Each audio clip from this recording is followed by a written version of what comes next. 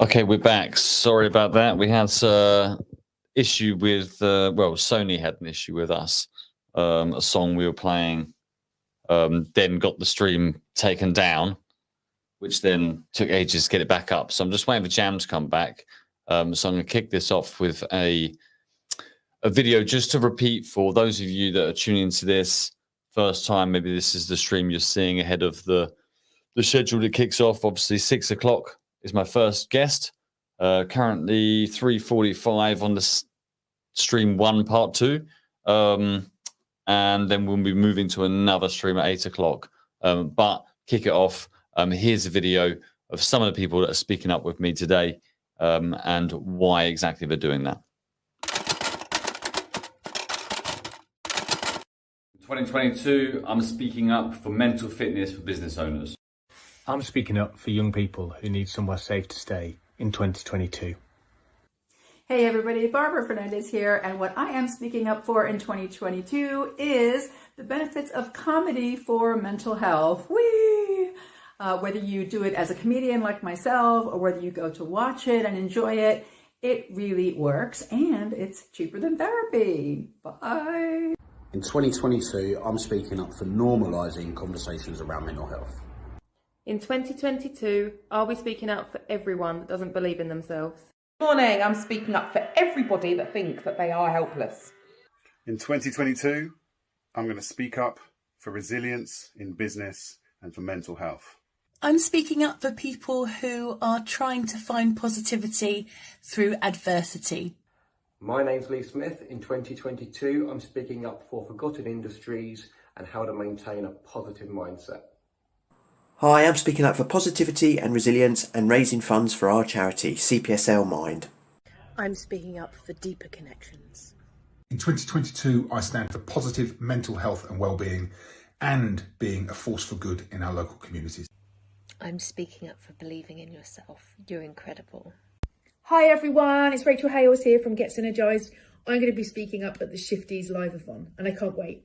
I'm going to be speaking up for those who don't have a voice to speak for themselves. Look forward to seeing you there. Live-a-thon 2022, I'm speaking up for suicide awareness. Hi, my name is Courtney and I am speaking at the 2023 Live-a-thon with Alex, and in 2022 I'm standing up for disabled rights and the inclusion of disabled people. I'm standing up for men's mental health. Hi, I'm Dee, and I'm speaking up for those who want to keep trying. I'm going to be talking about young people and their mental health and their mental fitness, and some of the ideas that I've got about how we as a community should get behind them, get involved, and help them to feel supported, connected, and inspired during these challenging times. Hi, I'm Claire, or you may know me as Beth, and I am speaking up for mental health in our education system, also for the wider support of the families affected. Hi, my name is Janine Hornsby, and I am very proud to be a guest at the Shifties 24-hour Speak Up Live-a-thon, helping to raise £10,000 for CPSL Mind. I'll be talking to Alex about the biggest cowbag in my life. Her name is Linda.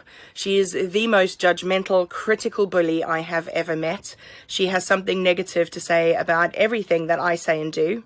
Linda is, of course, not a real person. She is what I have named my inner saboteur, that negative, self-deprecating voice that we all have in our heads, telling us that we're not good enough or that we're frauds.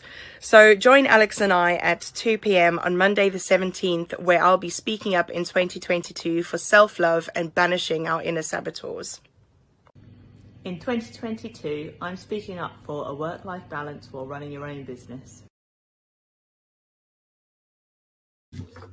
Okay, we're back. We're bringing Rico back as well. I can't believe it's still Guys, going. I need to apologise. Such I need a to noob. apologise because I don't listen.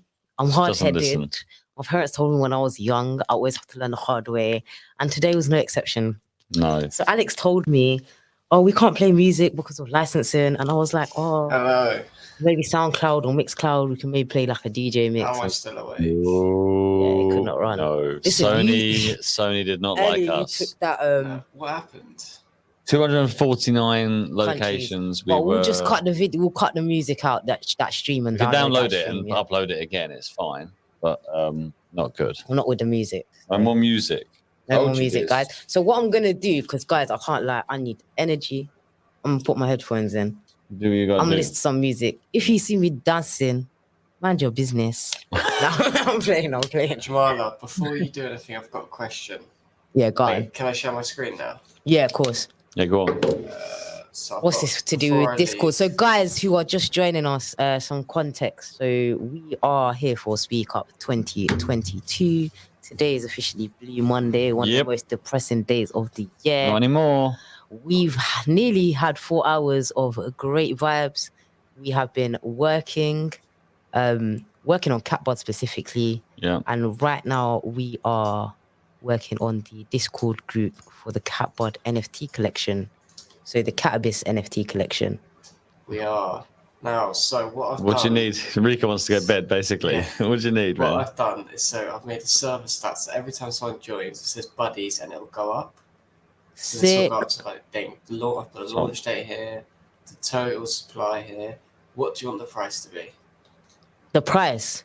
Yes. What's like £200 worth of Ethereum?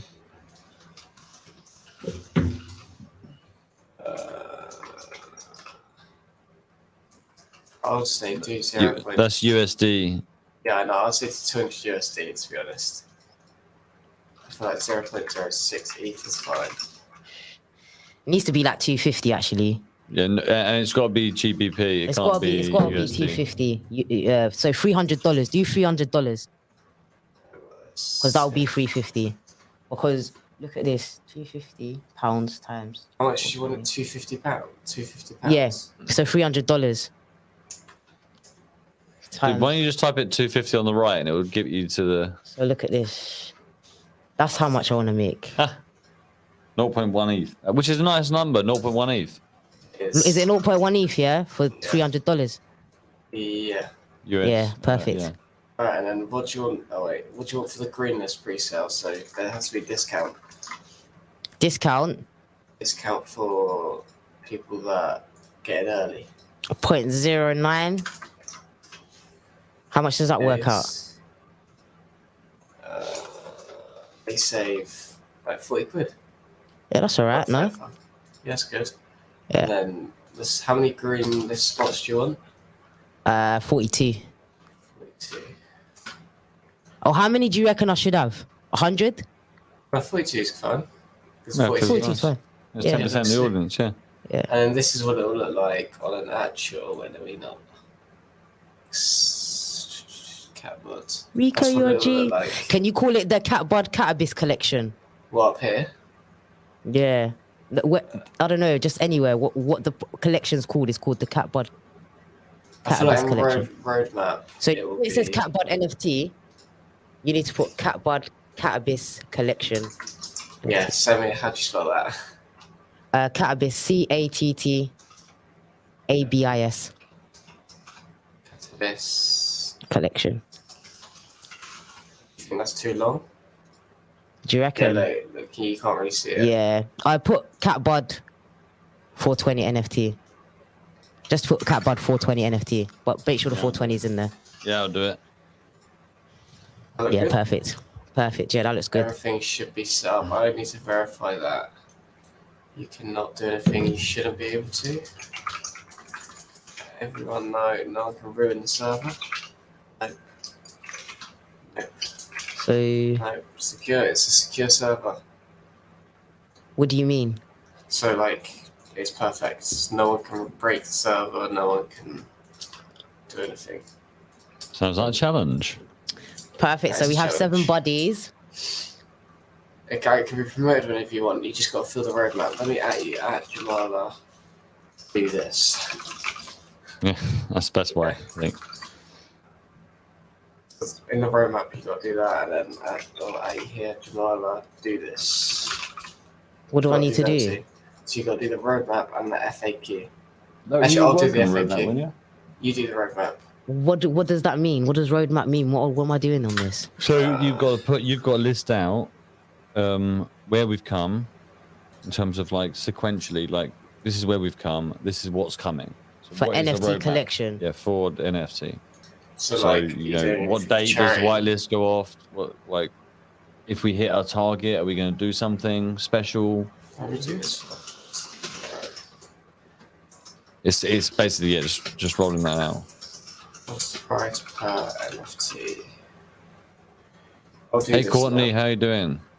Good evening. I can't believe you're up. Good morning, Courtney. Good morning. Yeah, wow. He keeps saying good 5 to evening. 4.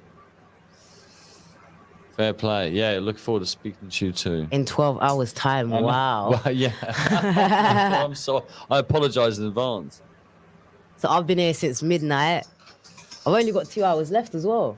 Well, don't show off. Jeez. I'm working at 9. Oh. Like I'm working, Alex. Yeah. I have a job.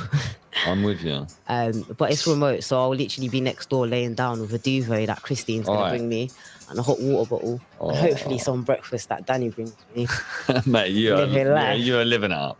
I'm just there, like, who else can I voice note to like, Well, make no, I'm this more thinking comfortable with for me? Christine's in at 5:30. I'm thinking, do I get something to eat? I'm hungry. No, you need to get something to eat. Get something to eat. Have some of this. Get What should I cracking. eat? Something that's don't eat bread and don't eat fried food. Yeah. Have like some oats. Yeah, that's what I want. Some cereal. Yeah, have some oats or some Weetabix. Or Are you tired? How tired are you, Alex? Weetabix will go I down. just- Weetabix is like slow releasing energy. Yeah, that's man. what I need. Weetabix. I need slow release. I don't know if we've got any Weetabix in the kitchen. I'm You gonna know, have a Rico, protein you live shake in the before I go kitchen. to What's in the sleep. kitchen? Pasta. Cheese Oh my strings. god. There's Noodles. chili noodles, pasta. How did Make I know chili it was going to be noodles. noodles? Definitely don't want noodles, man. Definitely not what I need. I need slow release only. I need Weetabix. I think it's a great shout. Go to that would be Iceland nice. and get some Weetabix. What, at 4 a.m? There's nothing open right now. Not even one shop. Must be one. There is a 24-hour garage, but Guys, it's like 4 in 10 the morning, minutes. and I'm really trying to do a roadmap for the Just Discord stop. group. I'm not trying to doing build- anymore. No, I'm not doing anymore. A Cat website. Bud. We I'm spent going ages to- on this. I'm just gonna put coming soon. How do I just type? Is this what I use? Use slash command or use hashtag Fred? What am I doing? Just send a message. Noob. How the hell do I send Discord a message? Bro? I noob. cannot send a message. Discord noob. You got to download Discord. You haven't even got downloaded. You've only got I'm video. using it on browser. Why can't I use it on browser? What's wrong with me? That's rubbish on browser. Am I even in the Cat Bud? No. You need to be a buddy, mate. I've added you. You need to. Let me in. Let me invite you. Let me in. So tomorrow, how many members will we have tomorrow? 6 million. Rico. I don't know. Hmm? Depends when 6 you want to million. launch it. Huh? I want Depends to what launch it. I want to launch it in But you 20 don't know minutes how at to speak to anyone. 4:20. You won't be able to speak to anyone. I can't speak to anyone. Oh no, I've got verify. How do I verify? You verified already. Look, which one are you trying to? I'm trying to type in this. Roadmap. You don't have permission to send. It says you don't. Permission issue, dude. Wait, with what? Roadmap. Says you don't have permissions. Joanna, can you do it now? Okay. Yeah, that works. 420. How many NFTs will there be? What else is important?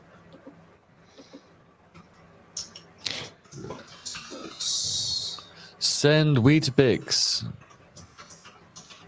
How did you add the GIF there in the message? I copied it. I'll send Okay. it to you. But this link, I'll send it to you. Oh. Scroll up. It's hard to explain. If you scroll up and look, you can probably see it. Do you want me to put it in for you? No, I'll put it in now. I'll take it off the welcome message.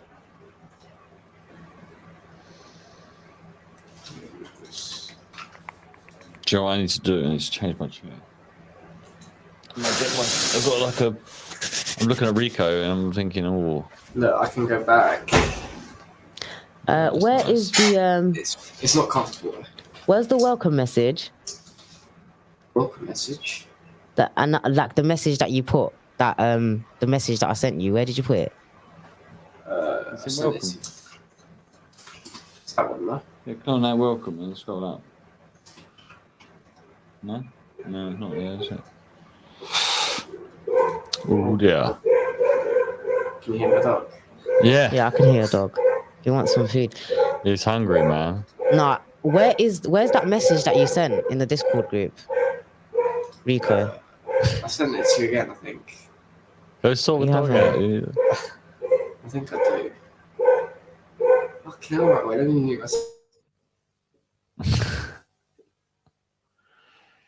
Such a trooper staying up till 4 a.m, bless him. It's too late for more cat budding, I think. I'm all out. I'm all out. Yeah. We need to not be staring at our screens for hours when you're gonna sit there and stare at your screen for 9 hours. Not really.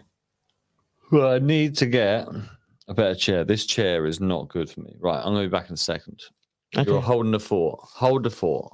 Okay, while Alex is gone, I'm gonna put my headphones in and just try and get some energy. I'm not going to play. Don't worry, her. Courtney, we're about to rave. Like we're about to get the morning started right now with a silent disco. Let's go. Let's go. Rico, just before I leave. He's not there. Where did he go? He's gonna sort his dog out. Oh, okay. It's just me, one man rave at 4 a.m. Let's do this. Let's do it. I'm taking my headphones off because I have these other headphones in. But sure you can hear me. Courtney, our one live viewer, if you want to give us a wave. Woo.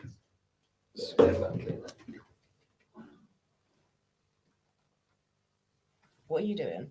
Changing chairs. Let's get something with a bit more. I've got a better chair. Guys, what Alex is doing right now is a Mazzoline. Do you see what I mean? Guys, I said it and it happened. I said it and it happened. Are you seeing this shambles? This is how you know we are live.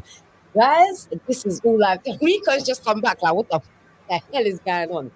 Well, I tried to move his chair and on some Final Fantasy, yeah. Have you seen the film Final Fantasy? That I nearly that lamp nearly went through my head. Oh my god. It's good, is it all right? Yeah, I'm good.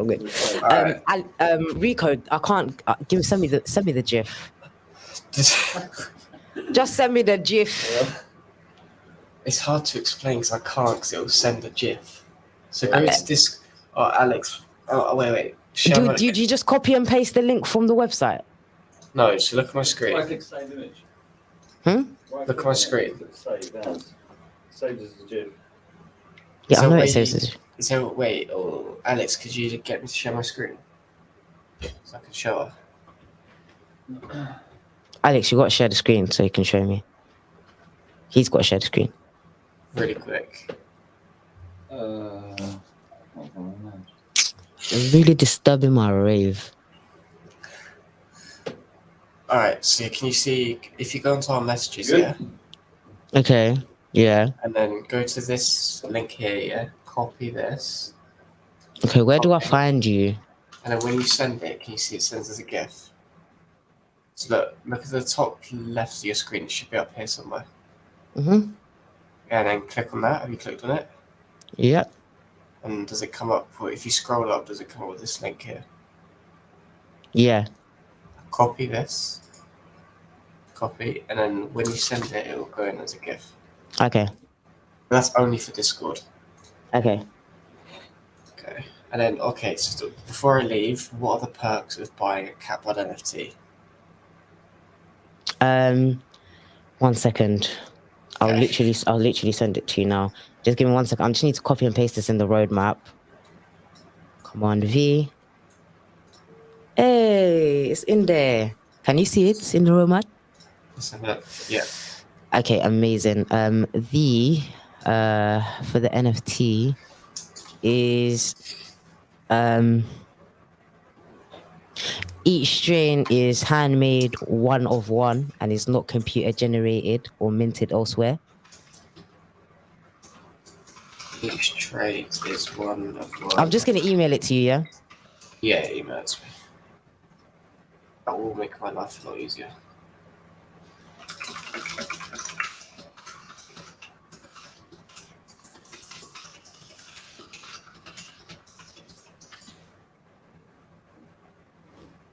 And then I'm off to bed.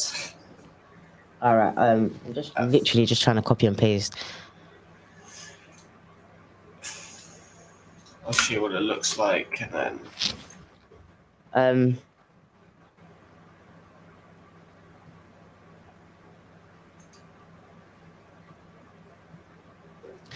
Oh my god, this laptop is annoying me right now. Flipping out, guys. I just got to do it like this. Hopefully I'll send that to Alex anyway.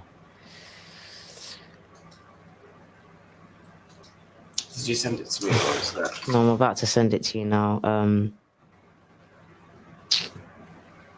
Can I say the NFT tokens, like the NFT avatars, will be able to breed? Yeah. They're called tokens, isn't it? Yeah.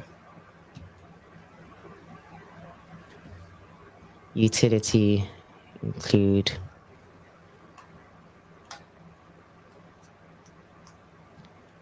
to breed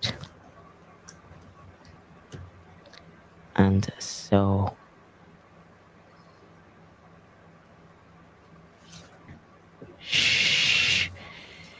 strains.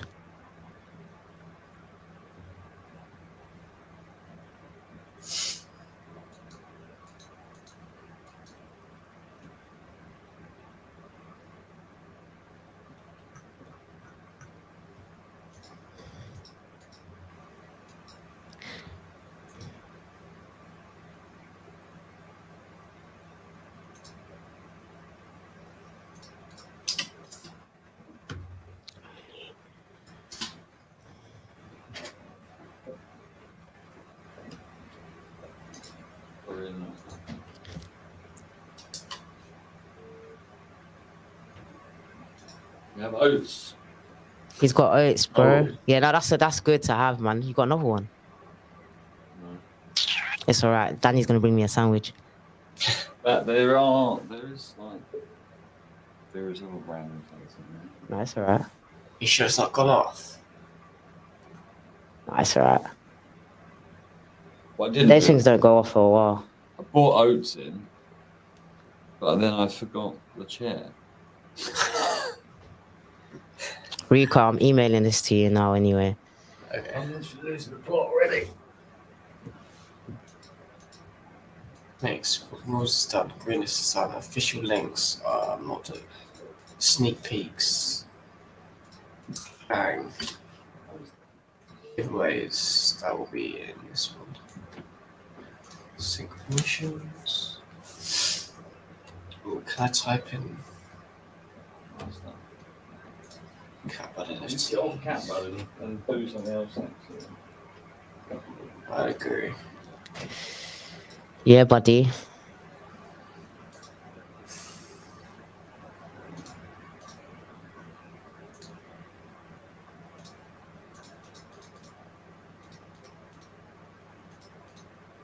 I've had enough of cat bud for this evening. Same, bro. I'm legit gonna turn into a bud. Can you see the grinders and the pop top in the background? Oh, fucking hell.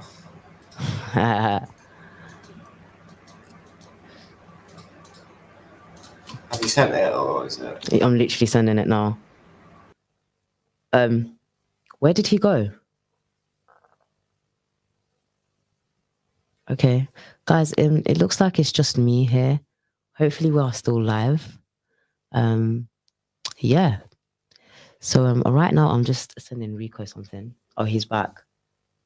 He's back, but What happened? Mate, where'd you go?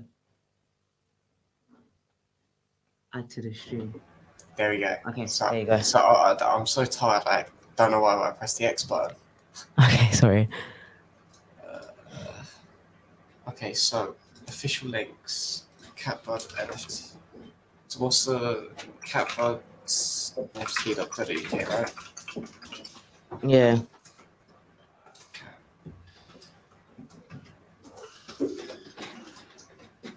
What else is there? Catbud Twitter? Yeah. It's twitter.com/Catbud. Yeah, I need to make it now. You have an Instagram? Yeah, Catbud UK. Okay. Oh no, yeah, Catbud UK. Back in the room. UK. It's going down. Have a Twitter or not? I don't have Twitter yet. I'll announce the Twitter when it's live. But just put at Catbud. Oh, you need to make a Twitter called Catbud NFT. And after this, after we've done the FAQ, I'm gonna go to bed. Mate, you're an absolute trooper. I can't believe I thought I was gonna stay for like half an hour. Oh, sweet. Sony have released their claim on our video. Oh, so we can have the videos live, yeah?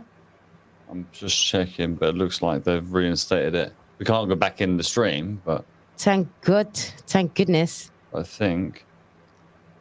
Okay, Rico, sorry about the format of this email, but here you go. Hopefully you can make something of that. I've sent you.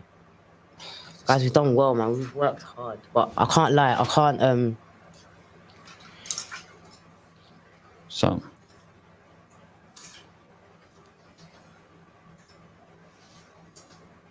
Yeah, I feel like at some point right I'll turn on the website today.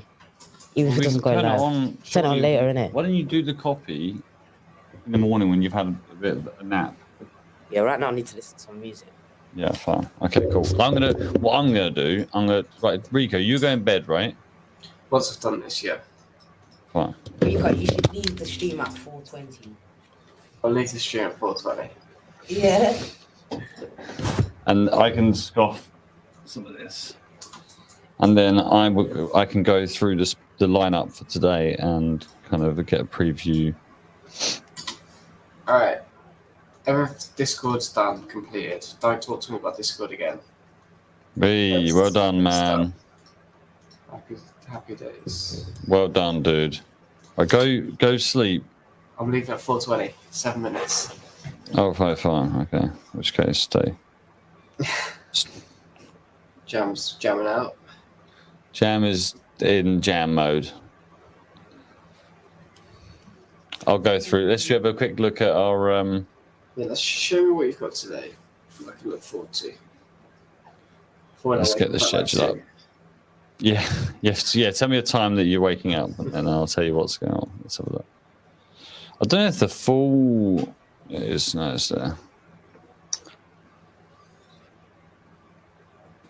Share my screen.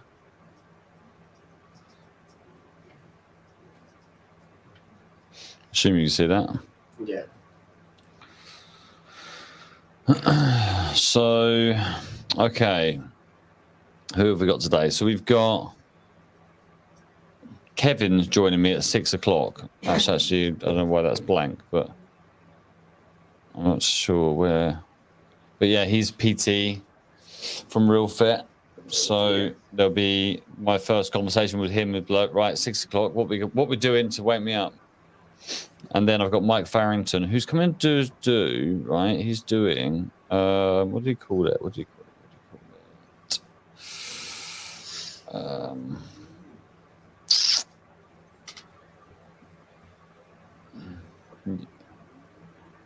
You still see my screen, right? Yeah. What did he call it? It was something really cool. So his charity is called Concrete Rose. Yeah. And he's coming on at 6:30. He's coming on twice. He's coming on 6:30 to do.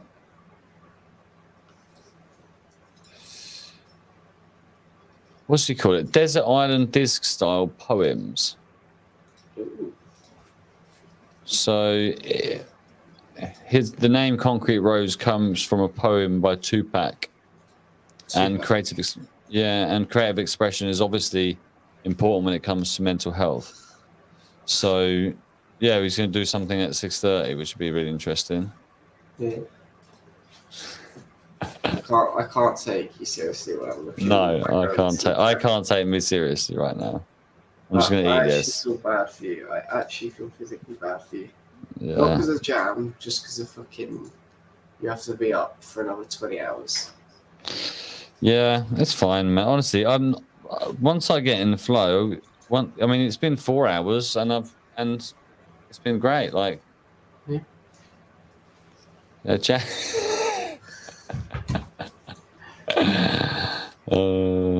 And I haven't eaten yet, so I'm gonna eat this, which will give me some slow release, and then in about an hour and a half, I'll grab banana, which will give me a bit of energy, and then I'll hit a coffee at like 8 o'clock, and then that'll have me gone till lunchtime, and then I've still got another 12 hours to go.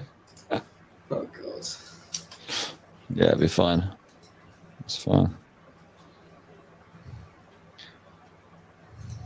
What time are you going to be awake, do you reckon? Probably like 10 minutes. No, like 2 in the morning, afternoon. 2 in the afternoon. Nah, probably 11. I'll go for 11. Yeah, I think you enjoy Sarah Lovett Ellis's session. What time is that? That's 11, I think. Yeah. I'll be watching. I've got nothing else to do. I've got to do this though.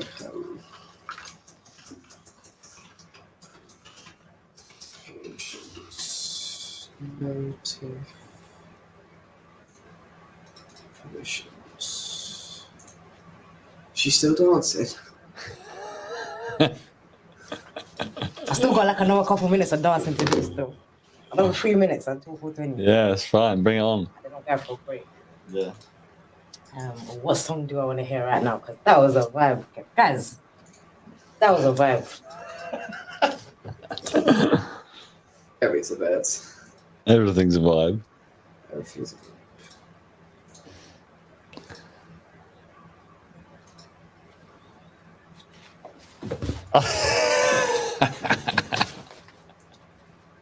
How do you have this energy? Honestly, I don't know.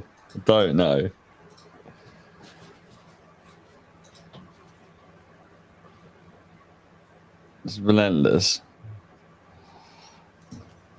I don't need that anymore, do I?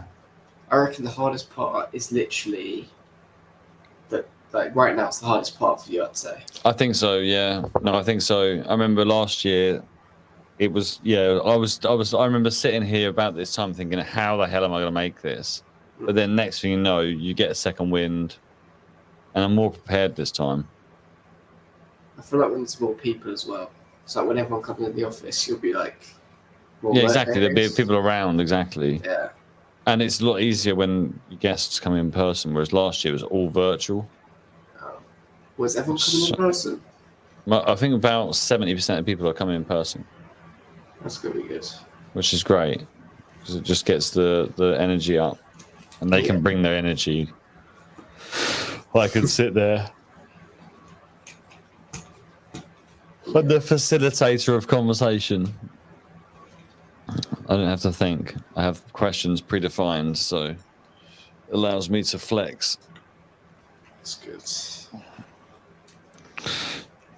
30 seconds. 30 seconds until I leave. Are you just going to... Beautiful bed. Literally, mic drop it. As soon as it turns down, I'm just going to press leave. How do I leave? Leave studio. Literally, as soon as it turns, I'm not saying goodbye or anything, I'm just going to leave. I like your style.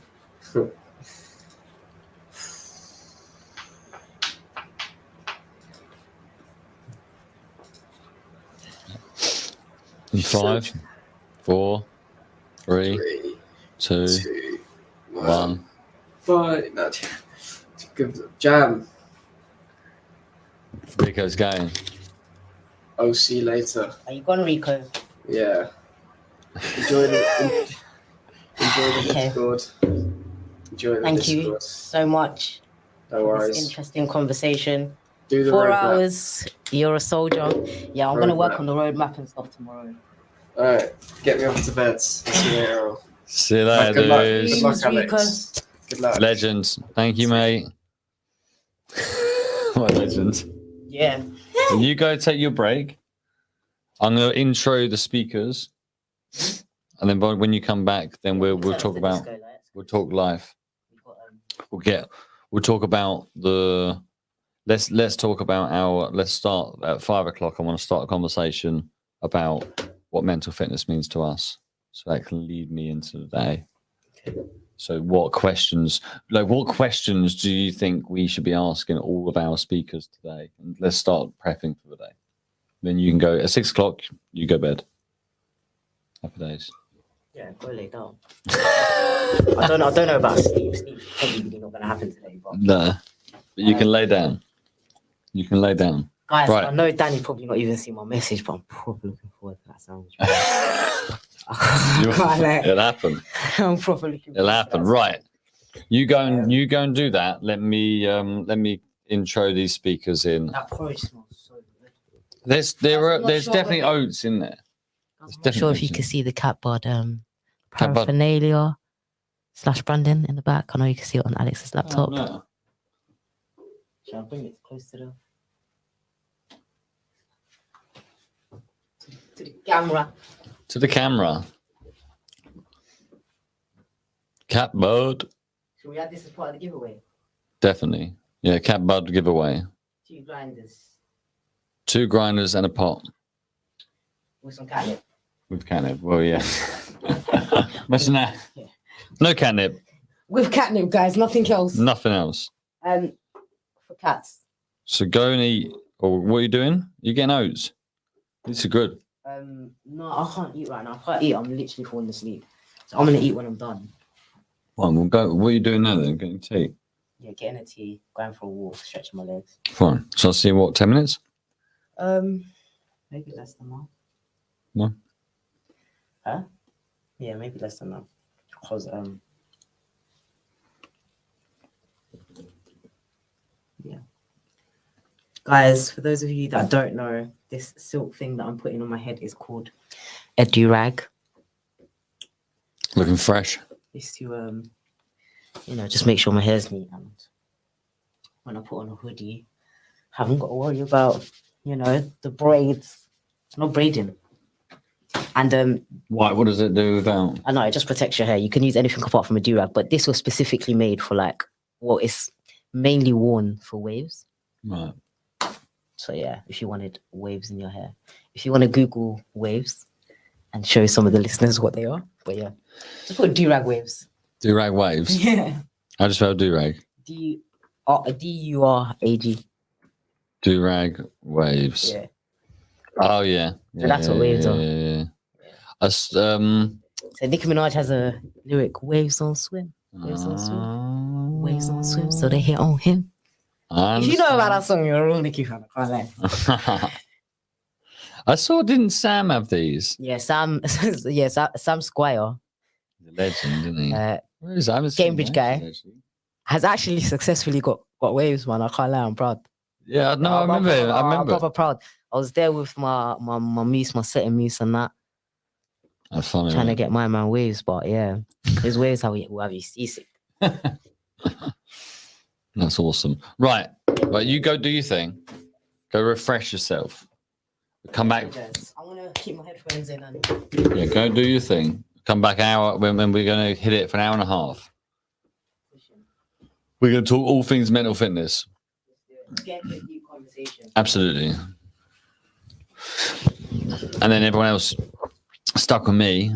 So I'm going to look at, right, let's have a look. Let's get this line up. What we got?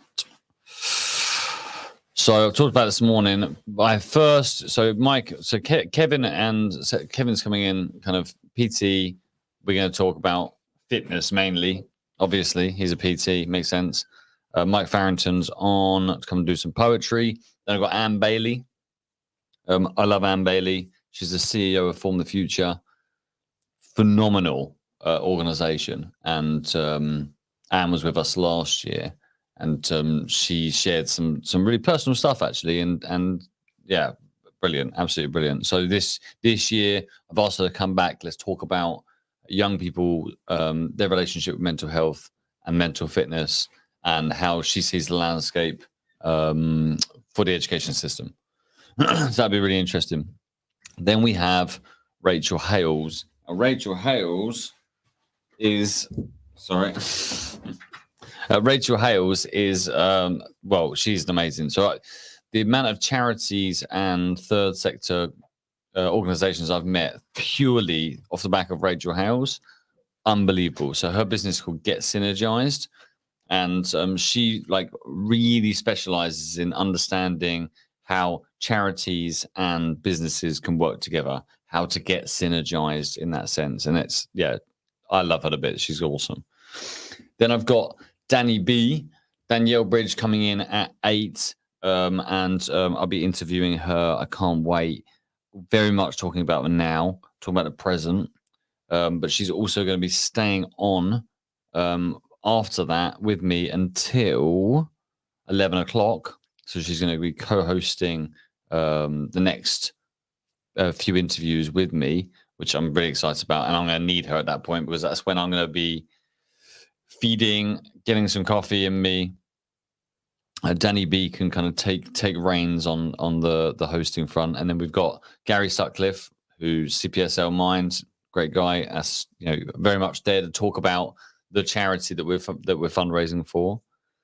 Then we've got Carl Lewis, KD from Romsey Mill. Phenomenal guy. Like, his story is going to be fascinating. I'm really looking forward to telling it, actually. Then we've got Mike Farrington back. So he's coming in and do some early morning poetry, but then he's coming back at 9:30 to talk about Concrete Rose, the impact that they've had, and the future of that organization. That takes us right up to 10 o'clock. And I'll come back to some of the other ones later. So how about prizes? Let's have a look at some prizes. I saw earlier, where is it?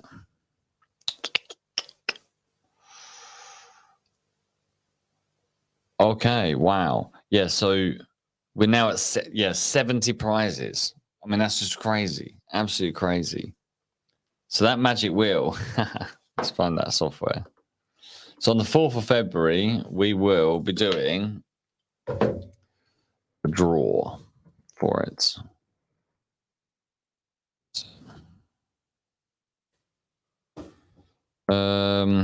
We did this last year. Let me find it. It's hilarious.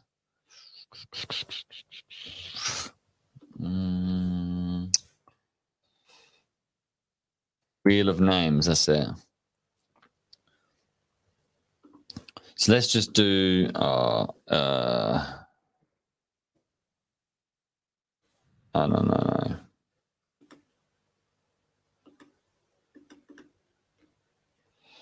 Let me see if I can show this.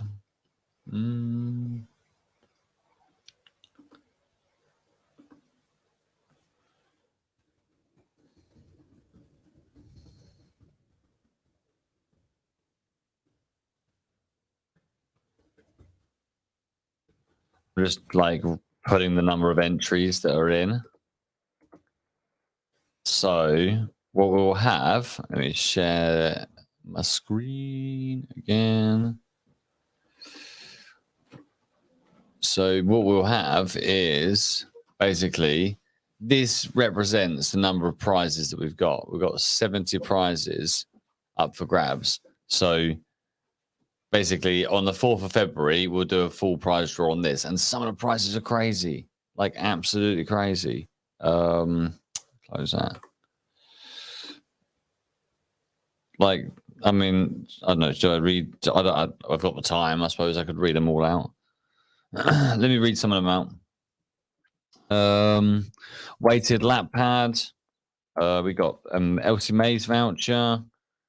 Got signed St Neots Football Club match shirt. Got a 5-hour deep clean of your house. Beard care gift set. 3D printed merch. A golf day. 6 months of bagels. Legend. What else we got? Bohemia voucher, gym membership, free boxing session, color analysis consultation, £100 voucher to be used on personal training. We got click it local vouchers, massages, PT sessions, donuts, spa day. I mean, literally.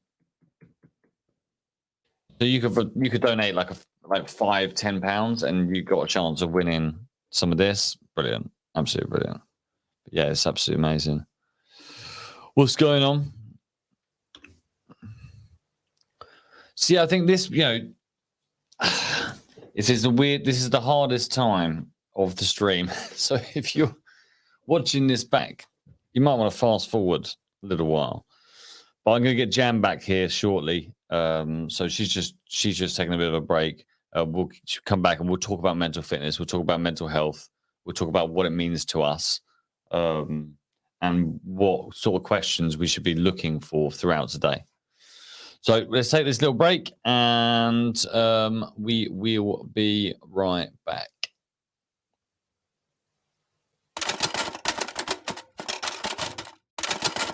In 2022, I'm speaking up for mental fitness for business owners. I'm speaking up for young people who need somewhere safe to stay in 2022. Hey everybody, Barbara Fernandez here, and what I am speaking up for in 2022 is the benefits of comedy for mental health. Whee! Whether you do it as a comedian like myself, or whether you go to watch it and enjoy it, it really works, and it's cheaper than therapy. Bye! In 2022, I'm speaking up for normalising conversations around mental health. In 2022, I'll be speaking up for everyone that doesn't believe in themselves. Morning, I'm speaking up for everybody that thinks that they are helpless. In 2022, I'm going to speak up for resilience in business and for mental health. I'm speaking up for people who are trying to find positivity through adversity. My name's Lee Smith. In 2022, I'm speaking up for forgotten industries and how to maintain a positive mindset. Hi, I'm speaking up for positivity and resilience and raising funds for our charity, CPSL Mind. I'm speaking up for deeper connections. In 2022, I stand for positive mental health and well-being and being a force for good in our local communities. I'm speaking up for believing in yourself. You're incredible. Hi everyone, it's Rachel Hales here from Get Synergised. I'm going to be speaking up at the Shifties Live-a-thon and I can't wait. I'm going to be speaking up for those who don't have a voice to speak for themselves. Look forward to seeing you there. Live-a-thon 2022, I'm speaking up for suicide awareness. Hi, I'm Tony and I am speaking at the 2023 Up-a-thon with Alex, and in 2022 I'm standing up for disabled rights and the inclusion of disabled people. I'm standing up for men's mental health. Hi, I'm Dee, and I'm speaking up for those who want to keep trying. I'm going to be talking about young people and their mental health and their mental fitness, and some of the ideas that I've got about how we as a community should get behind them, get involved, and help them to feel supported, connected, and inspired during these challenging times. Hi, I'm Claire, or you may know me as Beth, and I am speaking up for mental health in our education system, also for the wider support of the families affected. Hi, my name is Janine Hornsby, and I am very proud to be a guest at the Shifties 24-hour Speak Up Live-a-thon, helping to raise £10,000 for CPSL Mind. I'll be talking to Alex about the biggest cow bag in my life. Her name is Linda. She is the most judgmental, critical bully I have ever met. She has something negative to say about everything that I say and do. Linda is, of course, not a real person. She is what I have named my inner saboteur, that negative, self-deprecating voice that we all have in our heads, telling us that we're not good enough or that we're frauds. So join Alex and I at 2 p.m. on Monday the 17th, where I'll be speaking up in 2022 for self-love and banishing our inner saboteurs. In 2022, I'm speaking up for a work-life balance while running your own business. Okay, welcome back. Welcome back. So, I just had some oats with golden syrup, and I feel like I've just like increased my energy by about 30% immediately just to taste of the syrup. I'm trying not to hit the caffeine until like 8-ish. So let's talk some random stuff. Let's talk about some stuff, shall we? Let's have a look. What am I looking at the moment that's interesting? So I think these kind of times in the morning, or these, I mean, whether it be 4 o'clock in the morning, 2 o'clock in the morning, or 12 o'clock at night, it doesn't matter. When you spend time on your own, which is where I am right now, and I don't expect anyone to be watching this live because it's 4:30 in the morning, and I hope you're not. But if you are watching this back, then it needs to make sense in some form. So what can we have a look at that will be interesting to you guys? So something I've been looking at quite a lot is a new model for business. So I'm a big fan of decentralization. I'm a massive fan of crypto for that reason, mainly because the technology what it enables. And I think actually, decentralizing anything is a wonderful thing, and organizations too. What you got? What's that? I feel like Kenny. I feel like Kenny. Show them. Is it cold out? It's freezing. I needed that cold air, like cold shower, just to wake you up. Yeah, okay, fine. I was just talking about decentralized organizations. Just to wake everyone up. Jeff's face. Essentially, the whole idea of a DAO, having a decentralized organization, is that everyone has equity in the result. Have you seen this, actually? I thought you'd like this. Someone sent me the other day. Which one is it? I'm just going to take my backpack out of here. Yeah, definitely. Put it up at the end. Put it in the end office, opposite the kitchen, yeah? Anyways, let me show you this. Slides, huh? Okay.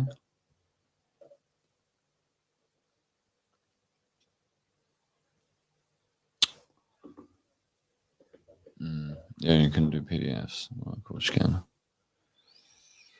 But look, essentially, the whole idea behind this decentralized organization is to have I have a dream that we could have a cat bud situation when we can basically filter that out to the community, and then everyone can pick up all those tasks and get paid directly for those tasks. It's like Fiverr on steroids. But anyway, I'll come back to that later. Right, jam. Let me get rid of some of this clutter. I've got so much clutter around here. I don't know what. I've got all this stuff. I feel like I need to just decompress a little bit. Them oats, by the way. Good, yeah. Energy. Free energy. Without any need for golden coffee. Syrup. Yeah, I think that's what it was, the syrup. You don't even need them, man. Or do I not need them? Rico's gone to bed. We can just chill now. So we've got relax. an hour and a half to relax. Yes. Chill. Let's do it, man. What should I be talking about? It's Blue Monday. I feel like we should be talking about what brought us here. Yeah. Well, do you know where Blue Monday came from? Not really, no. I'll show you. Is it just all the hype and stuff from like There's actually November, a and then the come down? It's like you're just on such a high from the holidays, and it's like a come down from the holidays. You'll be Or is disappointed. it like the brokest time of the year? Because I feel like everybody's You- broke around this time. You will be disappointed by Blue Monday. So, okay, here we go. Glasgow World. What is this? Blue Monday 2022. What is it? Guys, I don't know if you've ever seen Tom and Jerry, yeah, but do you know when Tom has the toothpicks to hold his eyes open? I feel like that's what I need. Yeah, that'd be nice, wouldn't it? It's just a tooth, or is it the dog that has the toothpicks in it? I don't know. Someone has Okay, it. I remember it though. Yeah. So Blue Monday comes from Sky Travel, right? In 2005, Sky Travel claimed to have used an equation to calculate the date, right? Is the sound coming out? What? Off here? Yeah. Hello? Yeah, it is. It's going into here. Okay. I can see it. Look. Yeah. Here, look. Let's just double check. Yeah. Okay, cool. Sick. So basically, how they calculate it? So it's various factors. So average temperature, days since last payday, days until the next bank holiday, average hours of daylight are down, and the number of nights in during the month. So the release claimed the formula that gives Blue Monday is C in brackets plus P and B plus N and D, which is all of those things, and allows us to work out the day with the highest depression factor. Basically, it was designed to sell holidays. Marketing. Yeah. Okay. I think that's so they basically disgusting. just put together a group of like variables. They could have pulled it out of anywhere. Yeah. It fit their narrative. To fit their narrative and sell stuff. Smart. Insurance, but now it's a bit of a trigger for people. Yeah, because it is more spotlight and more highlight on the fact that this is what it is, and you should be feeling blue today because today is Blue Monday. But we're saying you should be feeling green. No, I'm playing. Just feel whatever you want to feel, guys. Like I feel like we shouldn't. No, I don't think. And there's something We've gone through so much in the last couple of years. The last thing we need is a Blue Monday. Like we've had a blue 2020, a blue 2021. Like it's about time we see a bit more color. So I got a video from one of the speakers who's on this afternoon. She deleted it. Why? So she uploaded it and then she deleted it. Okay. And I just feel like you guys can't see my face, so I'm just gonna do the mic like. Yeah. Go on. So I don't know if I managed to download it before she did. I'm gonna just check. But she was talking about, what was the word she used? But this overhype on positivity in the, like today, if you're watching this and you're not feeling positive and great and blah, blah, blah, that's fine. Yeah, that's fine. And what she was basically saying is that there's a lot of people out there that just like, if you're not positive, everything's a problem. And actually, that can cause a lot of problems. I feel like the only problem is a lack of self-awareness. I feel like as long as you have that awareness and you have the toolkit and you realize that you have the toolkit to deal with any situation, it's fine, because I feel like we're human. We need to embrace all the emotions that we go through. What's that film that describes it the best? There's one, it's a kid's film as well. It's about all the different emotions.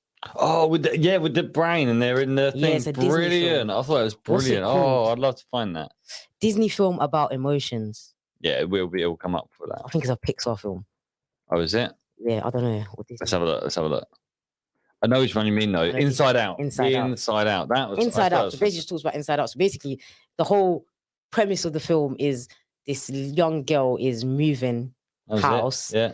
And it just basically just goes through what she's feeling on the inside and the dynamics between all of the different emotions. So essentially what you get from the film is that you need to embrace every single part, like every single emotion that you feel has a purpose. Every chemical reaction that you feel. Even sadness, even sad- anger. It has its purpose. It has its own like power, its own use, if that makes sense.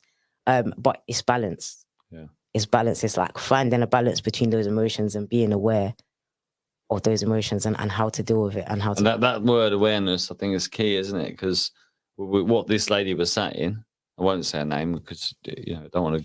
I feel that though, because I feel like we live in a society where it's just so superficial, where like a lot of people are like, if you want to, prime example, and I don't even want to get into the controversy of it, but like just putting things in such a simplistic term that is just so unrealistic that is only just like for you. For example, Molly May, when she said you have the same 24 hours in a day.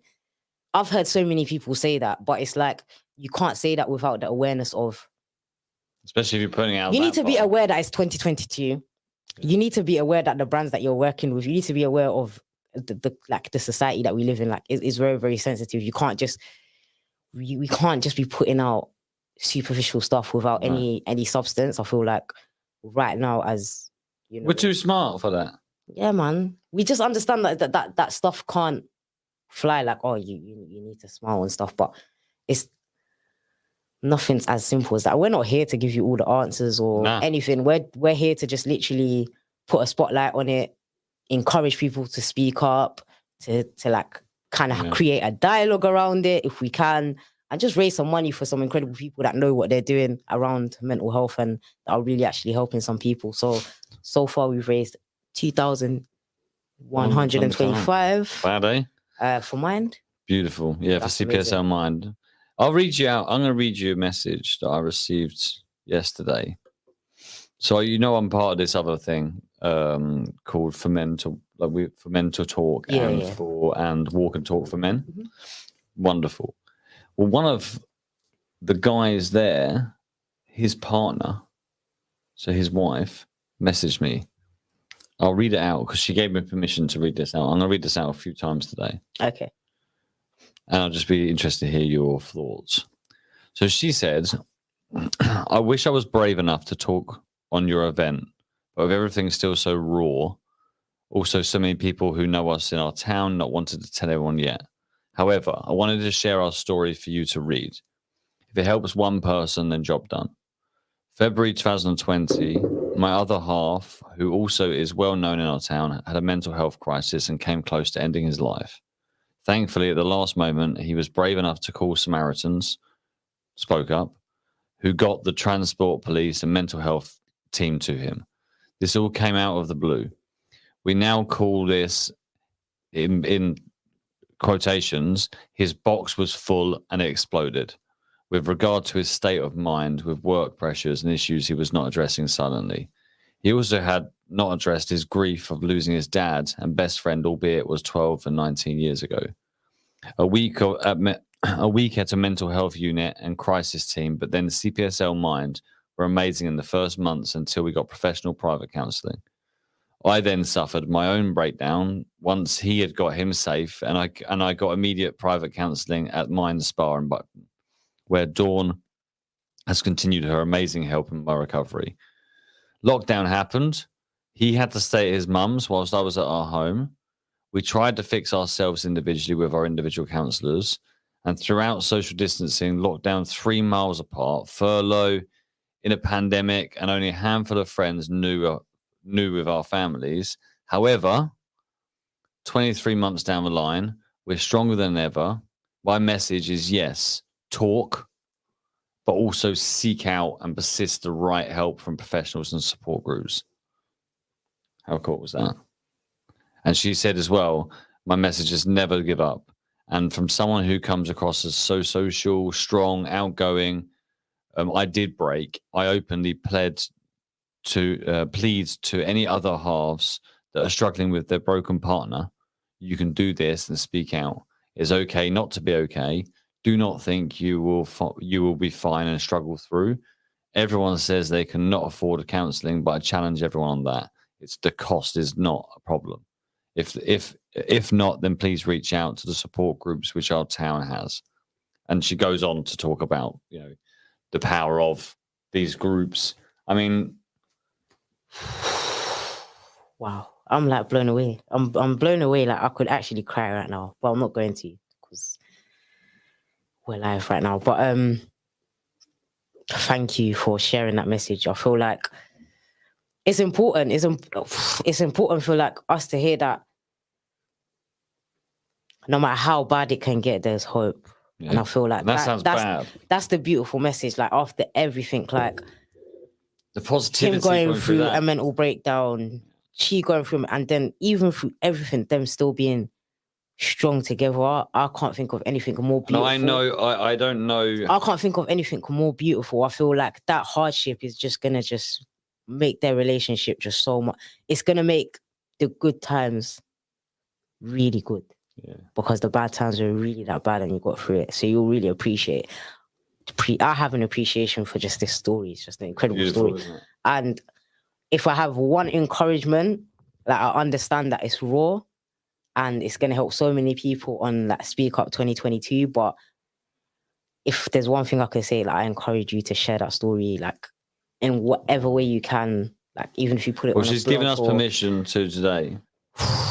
share it, like even rip this clip up and spread it around, because that was powerful. Thank you. I definitely needed to hear that. It settles you. I think it. Well, so I got that yesterday.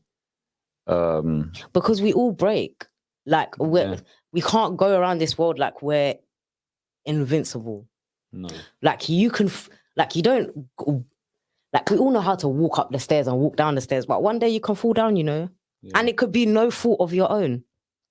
You could be pushed down the stairs and break a leg. Yeah. No fault of your own, but you still got that broken leg. Like you still have to address that situation.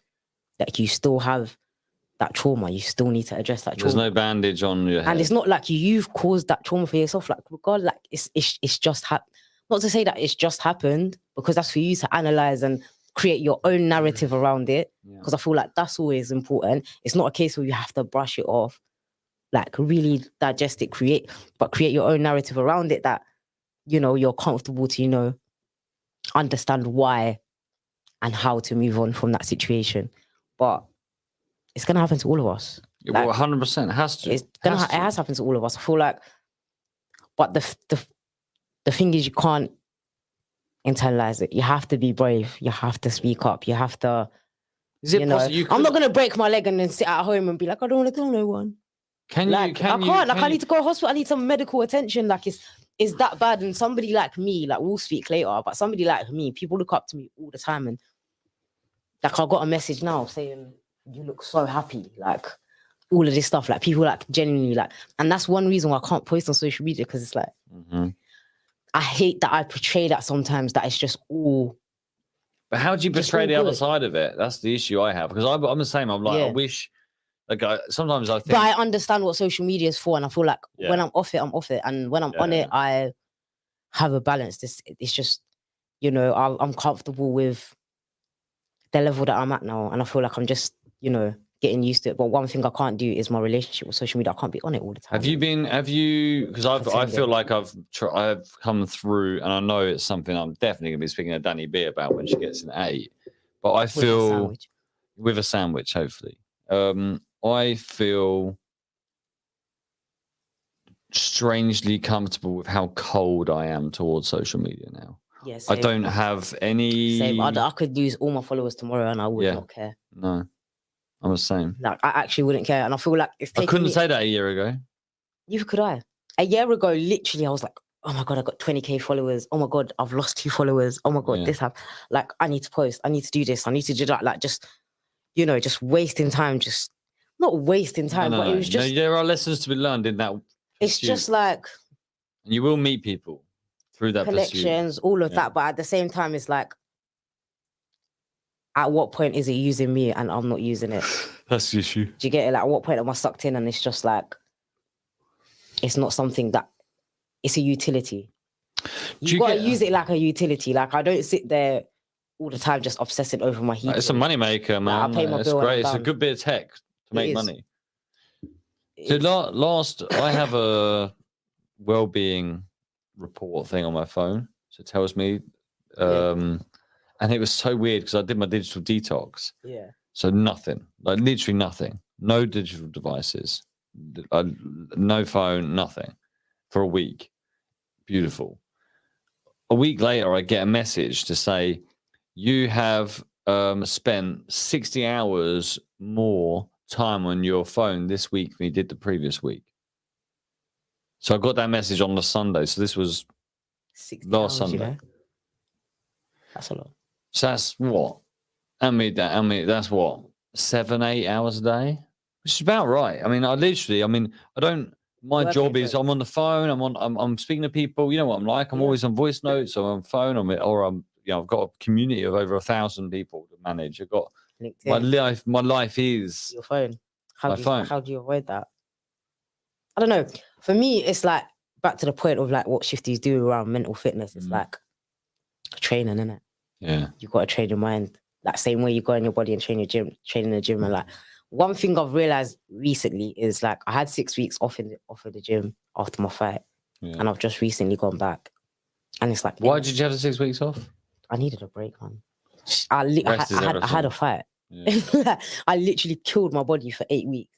I lost a lot of weight. So it's just a case of like, I was planning to take 4 weeks off anyway. I got a little bit sick. And then I was just like, yeah, need a couple more weeks off. And then just when I'm ready, I'll go back. I didn't feel a pressure to go back on the 1st of January. And I was like, when I'm ready, I'll go back when I'm ready. So second week of January, went back. And just one thing I noticed is muscle memory, man. It's there. Like in a week, I look at my body, I'm like, ready to go. Oh, wow, like the vein is back. And literally just a week of like lifting weights. And that just like gave me an epiphany this week. It's just like, I'll go through stuff in life or like something will happen. Like I was at a party the other day. Something got stolen. Oh, nah. I didn't care. Like I didn't care. I was just like, it could be so much worse. I replaced it in like 20 minutes. Yeah. Like luckily, like I was just like, God loves me. I was like, that person's not going to enjoy whatever they stole off me. Like it's fine. Yeah. It is what it is. And I feel like 5 years ago, 6 years ago, you've been raging. I would have, but I've gone through so much in life like that I know I'm not going to care about that the next day. Yeah. So why am I even going to waste energy on it? I might as well just act in that way now. And that's what I mean about like mental muscle memory. Like you have to go through stuff and not just put it to one side. Like that's why journaling is so important. Journaling is like I don't know what those cells are called that like retain the muscle memory, but journaling is like your mental muscle memory. 100%. Because what that kind of shows me is like, all right, cool. I've gone through certain things. I'm journaling while I'm going through all of this painful stuff.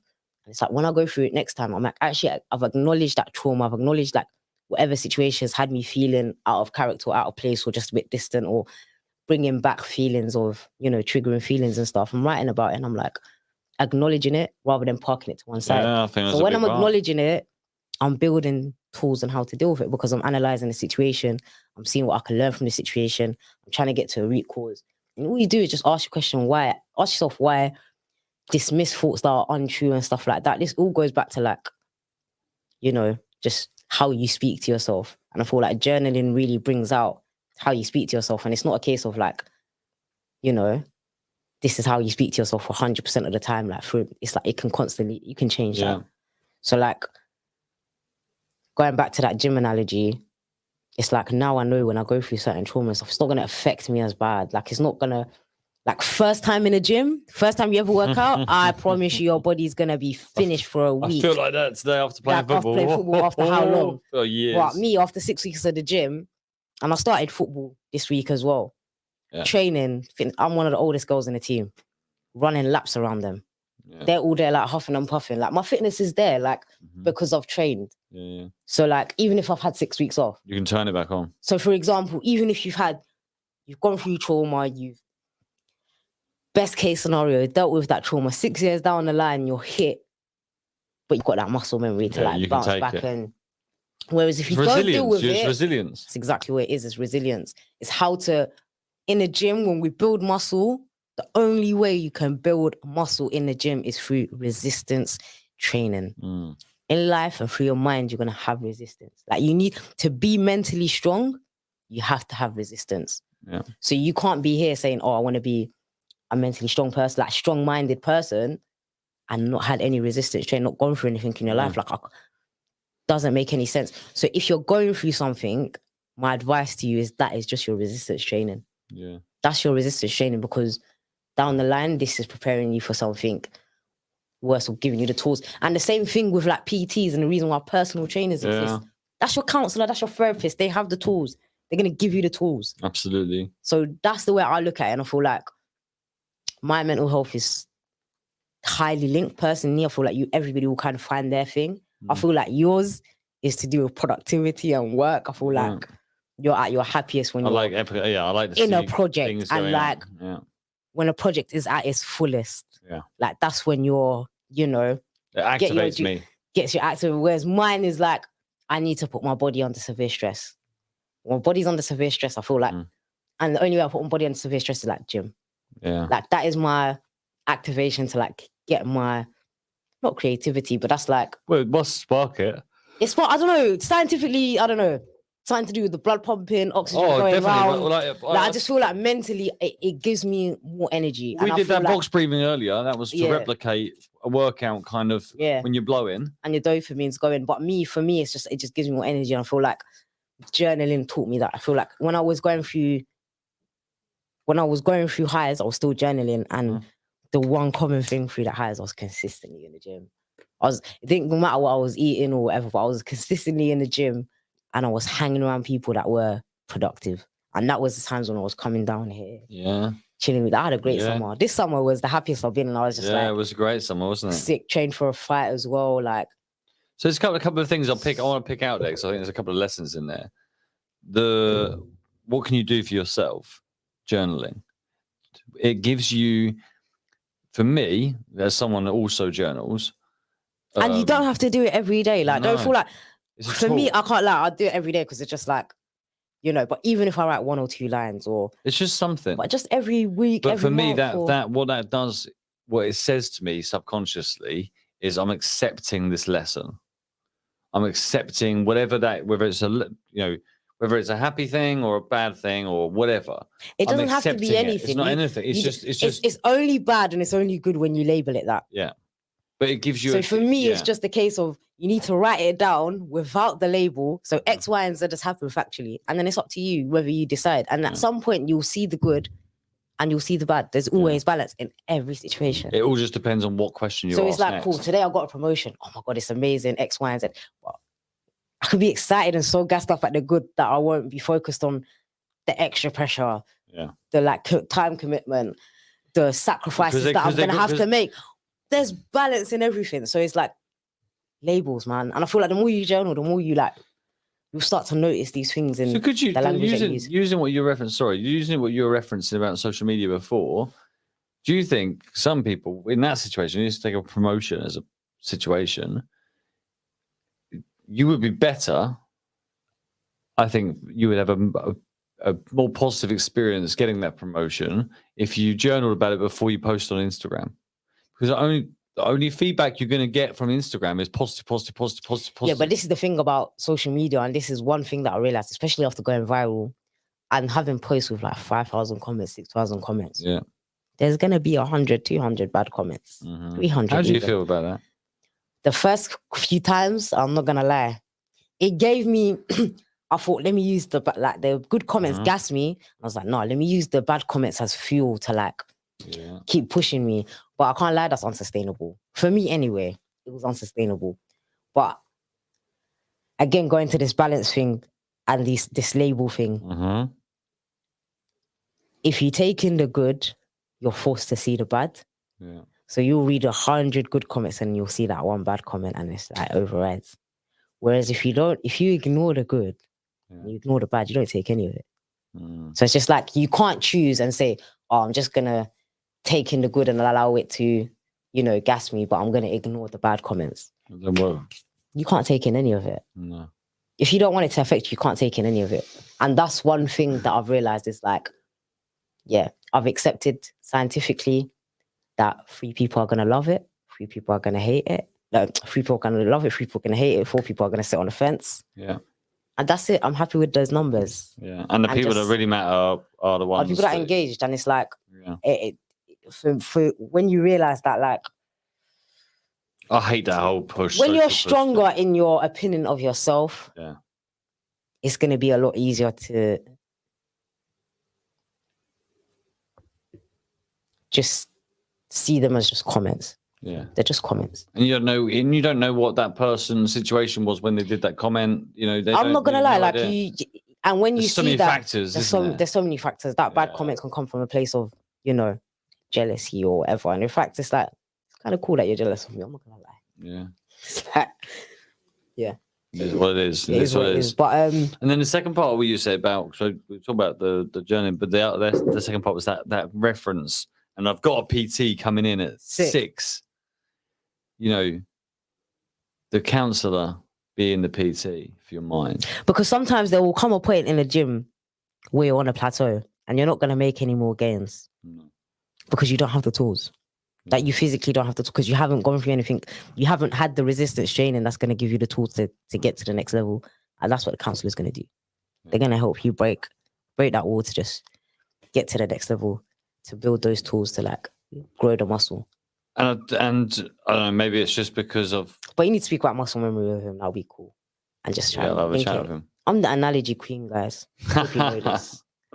I think it's just interesting because I do think that I don't know. Maybe it's just because of the circles we're in. Yeah. Counselling is totally cool. Like it's not even a stigma. No, there's no stigma around therapy, but I definitely feel like it's the circles. I feel like we're more. Yes, we're very a bit accepting. closer. We're very come on. Like you got Jamie in the office. Yeah, I mean, yeah, exactly. There's not going to be a day that goes by where we don't hear about or at least have a conversation, just kind of ask how we're all doing, how we're feeling, and actually ask.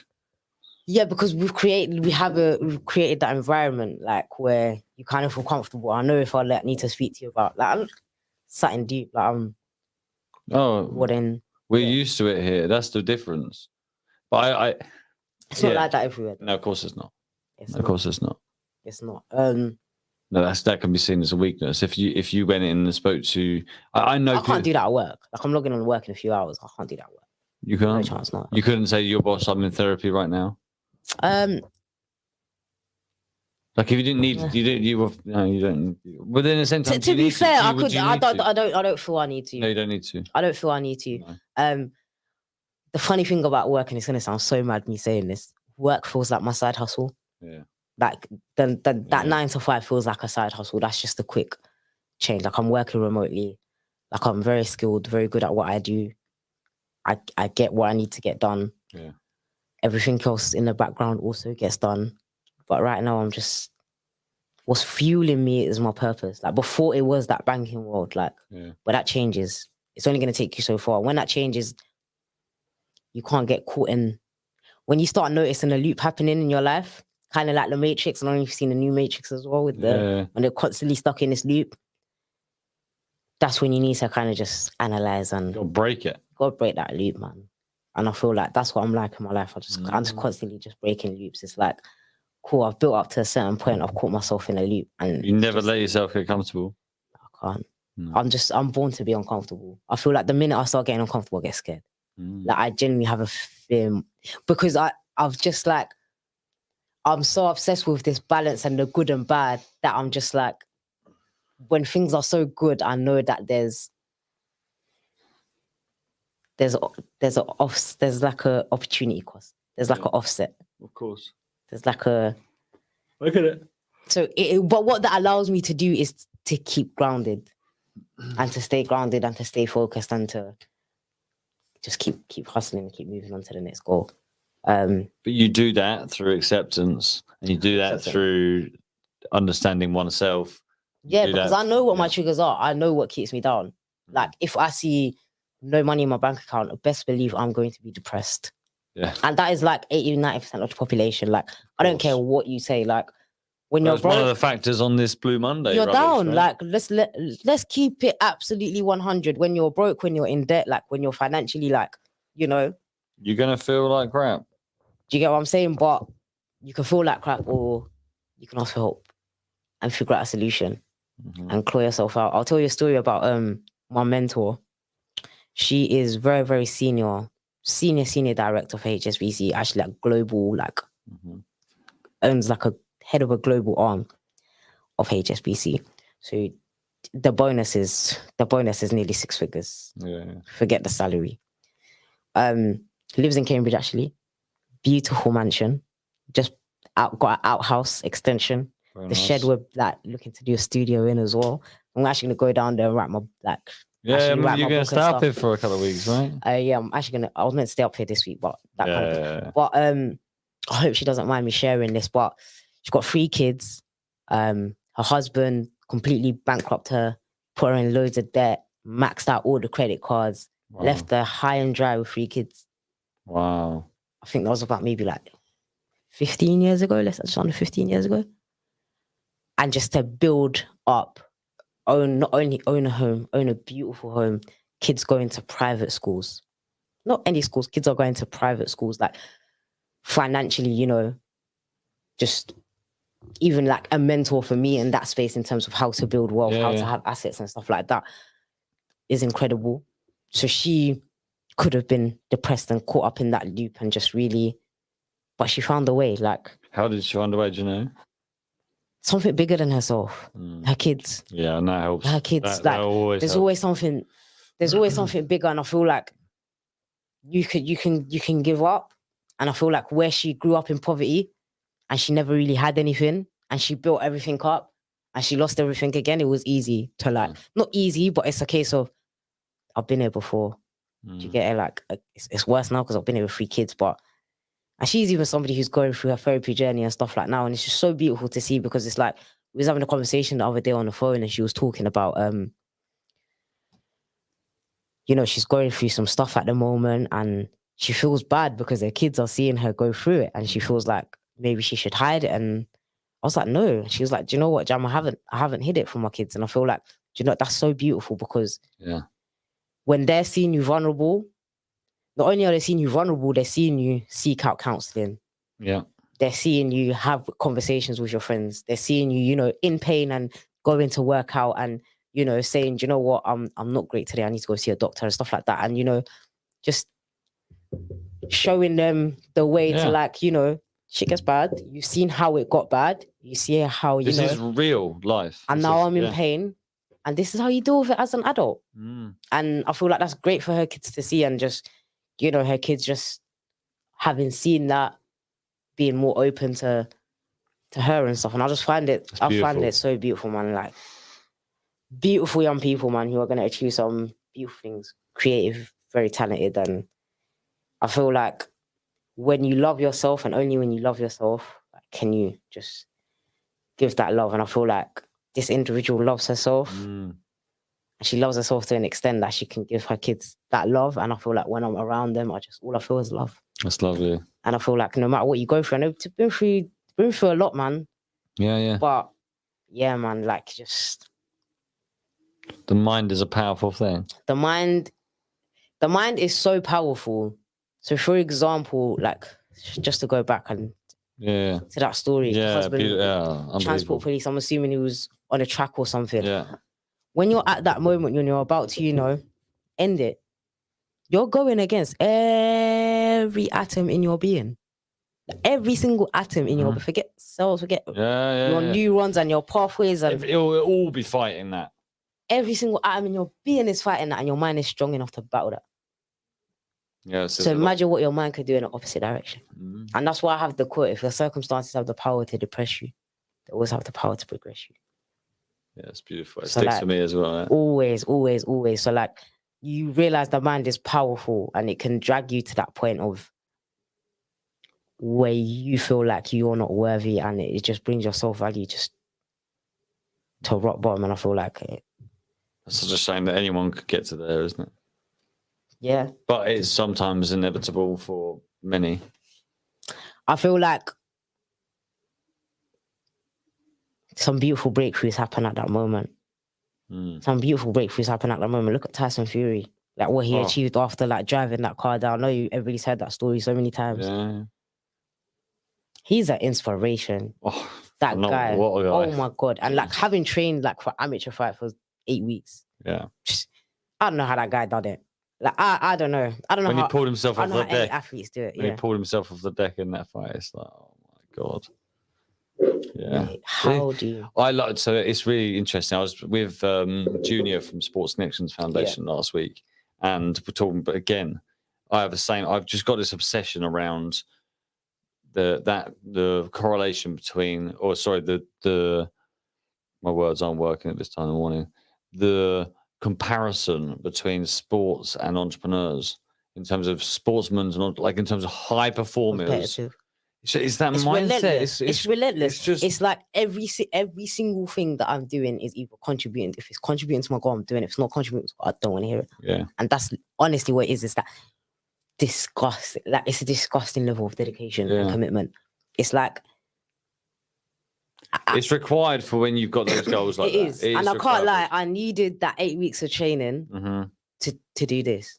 Yeah. And you've seen the difference in No, I remember you saying to me. I remember after the I fight. was like, I need a literally, mental as soon as reset. you finished that fight, I was you like, I said need to a me, mental it's like, reset. yeah, that's but then you proved to yourself in that process. I needed to do something hard because this whole thing of launching a company and like It's not having easy. having gone through a pandemic where I've closed up shop, lost a lot of money, Mm-hmm. financially in like the worst position that I've been in. Like this is a scary thing to do, to launch a company and to try and make a difference, like to do something like especially like a social enterprise that's not selfish and stuff like that. Like for me, it's a scary thing. And like 100%. there was a lot of doubt creeping in towards the end of the year, and I was just like, But the fight changed that. I the think. fight changed it because it was just like at Do the anything. beginning of it.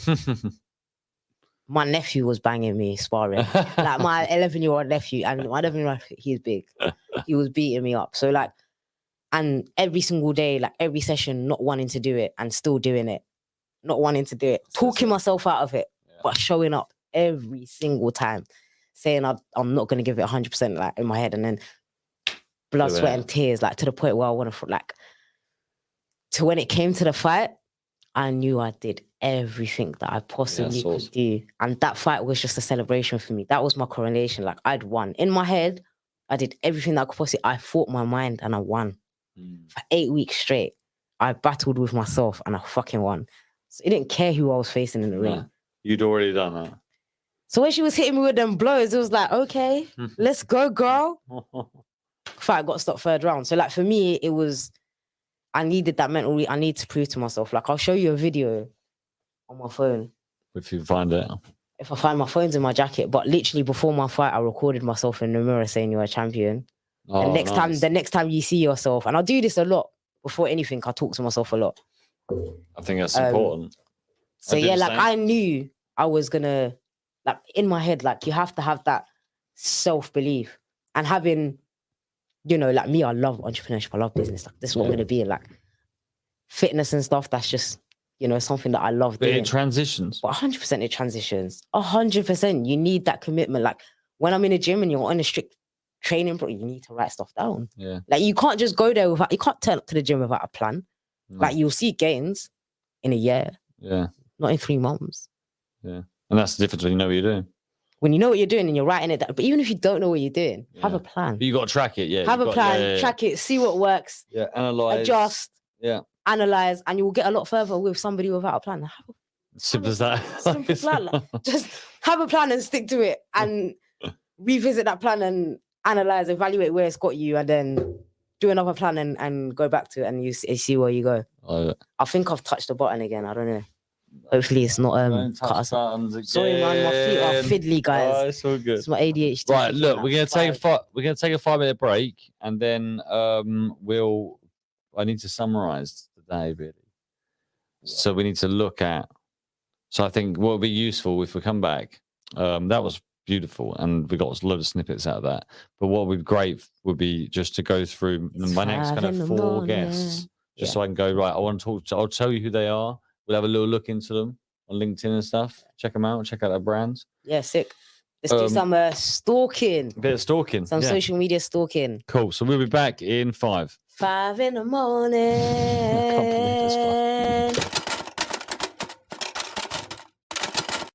2022, I'm speaking up for mental fitness for business owners. I'm speaking up for young people who need somewhere safe to stay in 2022. Hey everybody, Barbara Fernandez here, and what I am speaking up for in 2022 is the benefits of comedy for mental health. Whee!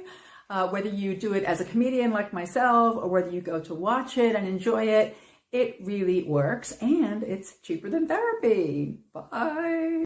In 2022, I'm speaking up for normalising conversations around mental health. In 2022, I'll be speaking up for everyone that doesn't believe in themselves. Morning, I'm speaking up for everybody that thinks that they are helpless. In 2022, I'm going to speak up for resilience in business and for mental health. I'm speaking up for people who are trying to find positivity through adversity. My name's Lee Smith. In 2022, I'm speaking up for forgotten industries and how to maintain a positive mindset. Hi, I'm speaking up for positivity and resilience and raising funds for our charity, CPSL Mind. I'm speaking up for deeper connections. In 2022, I stand for positive mental health and well-being and being a force for good in our local communities. I'm speaking up for believing in yourself. You're incredible. Hi everyone, it's Rachel Hales here from Get Synergised. I'm going to be speaking up at the Shifties Live-a-thon and I can't wait. I'm going to be speaking up for those who don't have a voice to speak for themselves. Look forward to seeing you there. Live-a-thon 2022, I'm speaking up for suicide awareness.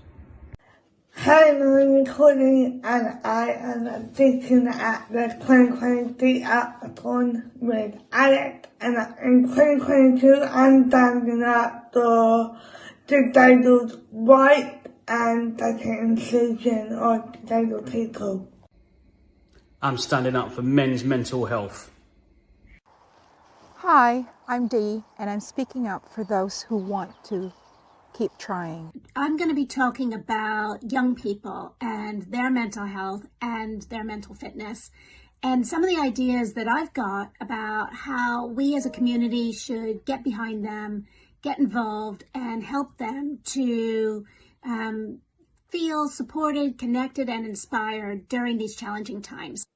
Hi, I'm Claire, or you may know me as Beth, and I am speaking up for mental health in our education system, also for the wider support of the families affected. Hi, my name is Janine Hornsby, and I am very proud to be a guest at the Shifties 24-hour Speak Up Live-a-thon, helping to raise £10,000 for CPSL Mind. I'll be talking to Alex about the biggest cowbag in my life. Her name is Linda. She is the most judgmental, critical bully I have ever met. She has something negative to say about everything that I say and do.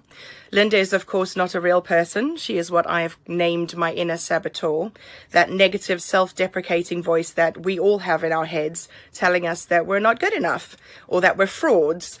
So join Alex and I at 2 p.m. on Monday the 17th, where I'll be speaking up in 2022 for self-love and banishing our inner saboteurs. In 2022, I'm speaking up for a work-life balance while running your own business. Hello everyone, my name is Ali Anderson and I'm CEO of Cambridgeshire, Peterborough and South Lincolnshire, or CPSL Mind, and I am delighted to be involved in Shifties Speak Up Live-a-thon. This event is providing a fantastic platform for positivity and resilience during these really challenging times. The thing is that we all have mental health, just like we all have physical health, and we all need to look after it. Especially at the moment when pretty well all of us are having our resilience tested to the max. I know it's a cliche, but the COVID-19 experience really has been an emotional roller coaster for many of us, and sharing how we've been feeling, particularly during the dips, can be a really helpful way of coping. It also helps to share the different coping strategies that we've all discovered during these difficult times. Everyone is different, and the more ideas, the better. Many of you will already be aware of the 5 ways to well-being. These are evidence-based actions that we can all build into our lives for the benefit of our mental health. These 5 ways focus on connecting with others, exercising, being more aware in the moment, learning new skills, and the 5th one is giving to others, whatever that means to you. Today's Speak Up Live-a-thon creates opportunities to give to others by sharing your stories and experiences and wellbeing tips. Plus, we at CPSL Mind are extremely grateful to Shifties for also making it an opportunity to help raise funds for our organisation, your local mental health charity. We are a strongly values-based organisation, and our vision is a society in which everyone has positive mental health and feels part of a connected community. We provide a range of services across our local communities, including out-of-hours mental health crisis support, community wellbeing activities and peer support, perinatal support for new mums and their partners, talking therapies, campaigns and training. For full details of what we currently offer, please see www.cpslmind.org.uk. The funds raised by the Shifties Live-a-thon will support all of our activities by helping to fund the organisation's backbone that ensures that everything we do is of the highest quality and is always informed by the voices of the communities and individuals we support. As an organisation, CPSL Mind is known both locally and nationally for our flexibility, our innovation and our determination. Okay, welcome back. So I've got to just adjust, move this monitor out of the way, get ready. I can't believe it's 5:30 in the morning. 5:30 in, we've raised £2,125. Awesome, absolutely awesome. I've got my first physical guest at 6 o'clock. Jam's still with me. She's just losing her mind. 5.5 hours in. Pre-workout might have got her through the first few hours, but yeah, either way. So yeah, I've just got to move some stuff around. So we'll be like another 5 minutes. If you're up, good morning. Grab yourself a cup of coffee, and we'll be with you in 5. 2022, I'm speaking up for mental fitness for business owners. I'm speaking up for young people who need somewhere safe to stay in 2022. Hey everybody, Barbara Fernandez here, and what I am speaking up for in 2022 is the benefits of comedy for mental health. Whee! Whether you do it as a comedian like myself, or whether you go to watch it and enjoy it, it really works, and it's cheaper than therapy. Bye! In 2022, I'm speaking up for normalising conversations around mental health. In 2022, I'll be speaking up for everyone that doesn't believe in themselves. Morning, I'm speaking up for everybody that thinks that they are helpless.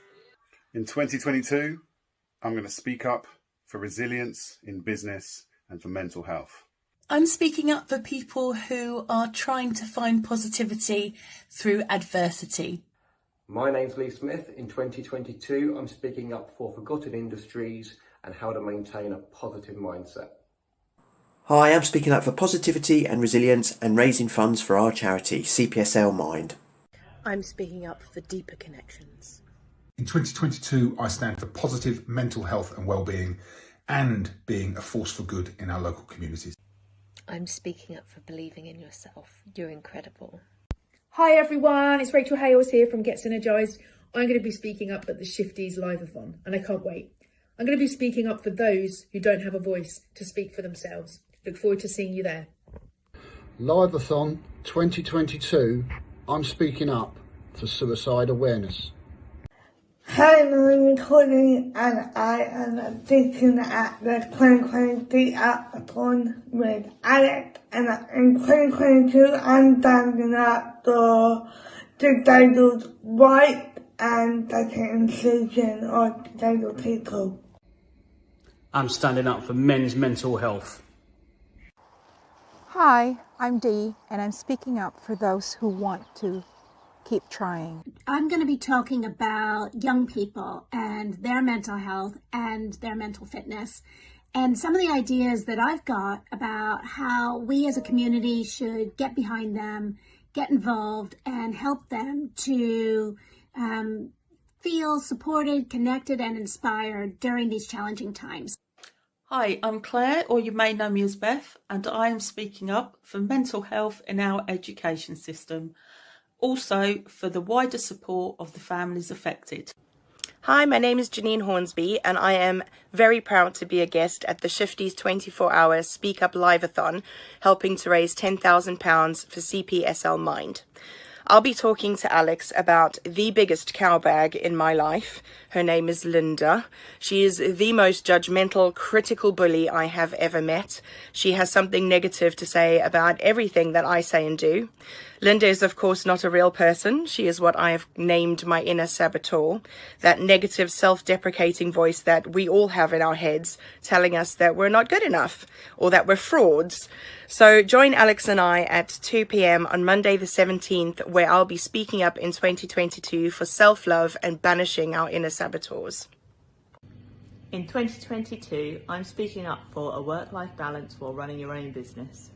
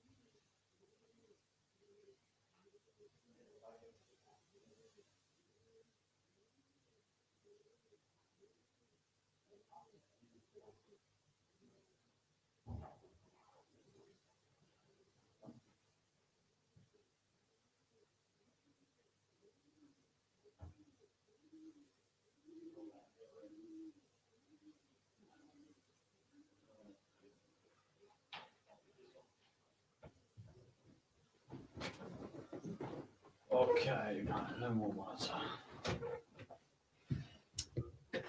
Okay, here we go. 5:30. I'm here, I'm alive. Jam has joined me for the last half an hour, and then I've got my first guest in at 6. Jam. 5:30 in the morning. We're still here. We're still going. We are still here. Thanks, Margaret. On stream. So, we've got half an hour. How do you? I think I really want to focus on mental fitness. Now, I don't want to talk about you because we're going to do that at lunchtime. So, I want to talk more macro. I want to talk about your people, the people in your network, people that you're hanging around with. Is this a conversation? What do you mean? Is mental fitness a conversation? Is mental health a conversation? 100%, especially with people I hang around with. Like, proactive and reactive. 100%. I just feel like my conversations now just lead with love. Like, I just find myself just like, just when you genuinely care about somebody, like you have a better conversation with them, and inevitably you're gonna like dig past the superficial, and really make a conscious effort to get to know them. And I feel like people are just mirrors. So when you really know yourself, and trust me, I know myself, you start to see yourself in other people. And I definitely see myself in, or parts of myself in, other people, if that makes sense. And that's nice. Just being able to like see that and just see the beauty in it and like have a conversation around it, I feel like it's just allowed me to have just incredible relationships. It's a meaningful connection. Yeah, just.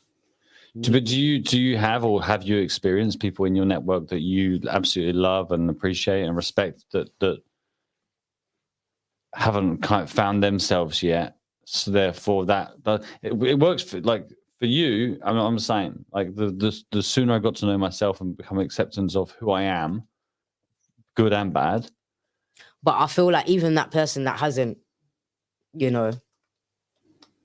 doesn't have that awareness will speak about it, it's like that person is me still, because that person still exists inside me, that person that was scared. So you can relate. I can relate 100%. I can relate because I've been there. Do you see what I'm saying? So regardless of the situation or the type of individual, it's like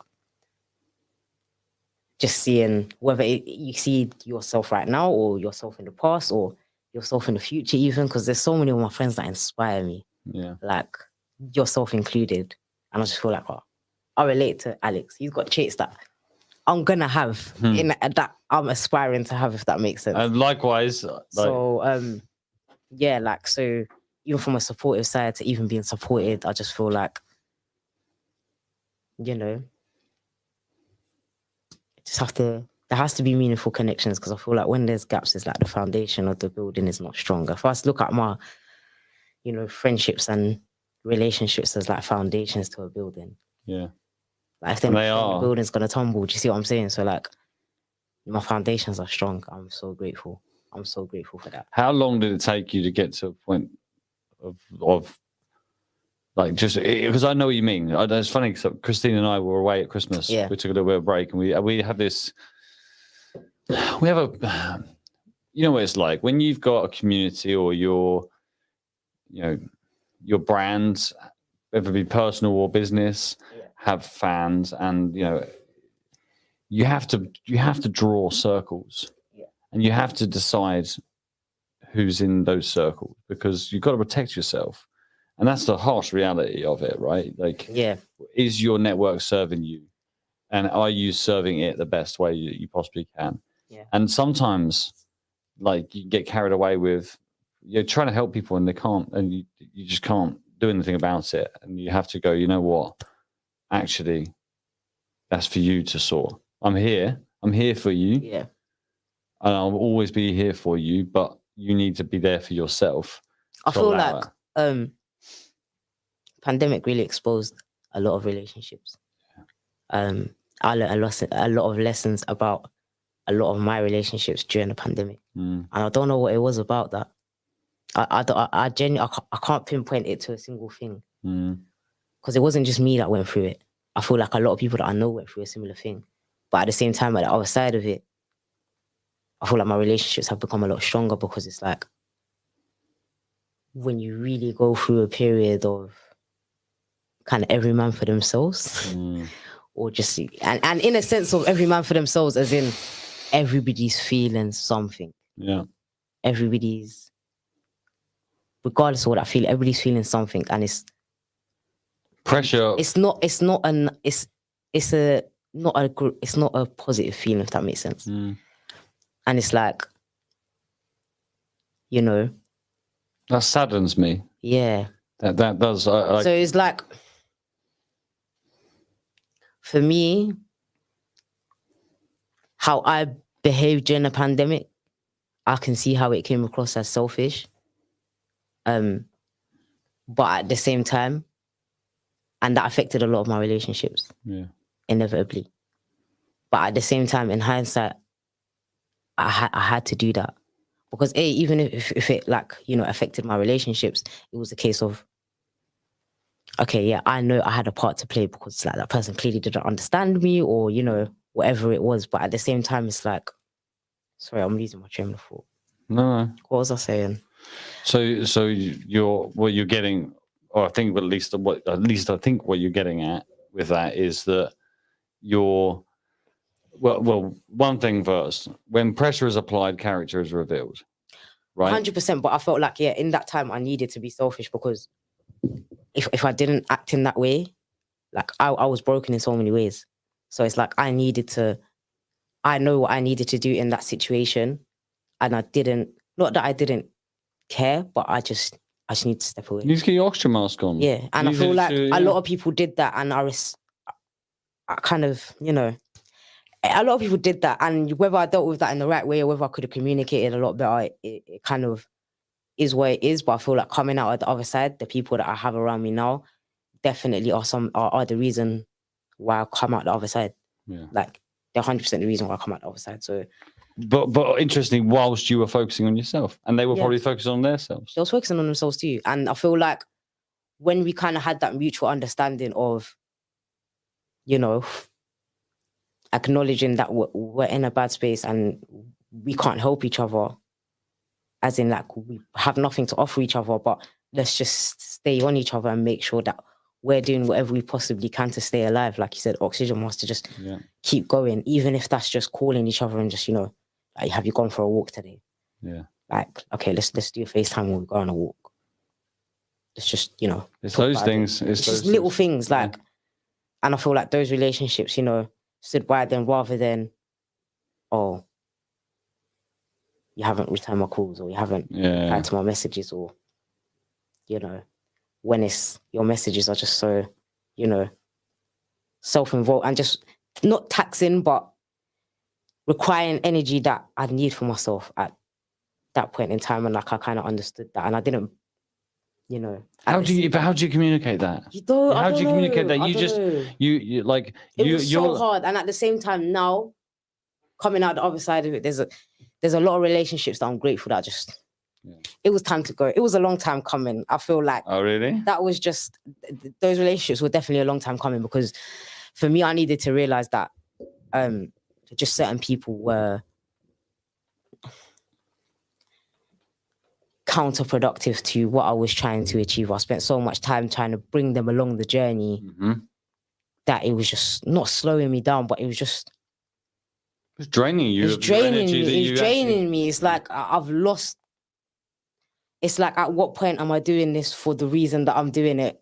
And I can't just be focused on bringing you guys along all the time. Like, and it was just, you know, especially when you're bringing people along and it's like every step of the way you're carrying them. It's like just. And the moment you stop, And the pandemic, I stopped.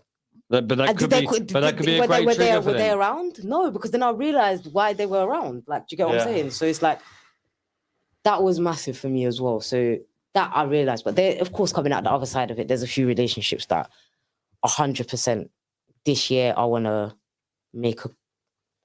figure out how to, you know, if it happens, it happens, innit? But my heart is open to those relationships. And that's what matters. You know? Yeah, that's what matters. 100%, man. I think we overcomplicate it sometimes. Yeah, man. And I feel like we can block our own blessings by telling ourselves a narrative and not being open to a situation, and just, you know, I don't know how the other person feels. The other person could also be open. As long as my heart's open, like, I genuinely believe the universe will sort it out. Because connections, like, bro, how the hell are me and you in a room right now It's mad, isn't it? after nearly 6 hours on a live stream, and we didn't even know each other this time last year? That's like, amazing. come on, man.